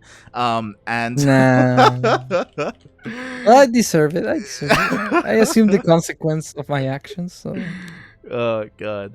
But yeah, so you can check us out there as exclamation mark socials. There we go. The command isn't working for some reason. I don't know, but Matrino is there regardless. And we are going to be giving a bit of a raid to Biomo. So stay tuned. We'll hand you guys off. Give him plenty of love. He's another caster in English. Puts in a lot of work. Usually works alongside Alpha X. But I believe now he's going to be casting on his own channel. Yeah, and I've seen him before. He's a very good caster. He's very professional. He's very educated. He's funny as well. So please make sure to check out his stream and keep enjoying this tournament. I mean, we got a lot of hours left. Yeah, exactly. And I was a little bit torn about whether we should raid or not, and we'll raid. Like it makes sense. We're just handing off the baton. But we will be live immediately as soon as we raid. After we raid, Yaku in the chat, Yaku, Zaku, and I, we will be live casting ESL Open Cup Asia. So if you want some more StarCraft multi-Twitch it up, we have the OSC King of the Hill, and we also have ESL Open Cup Asia. If you want to tune into players like Hero, Classic, Beyond, Leenock, Zest, Trap, sometimes Solar if he's awake. There are plenty of top tier Korean players that are going to be playing in that, and we are going to be casting it here on this channel.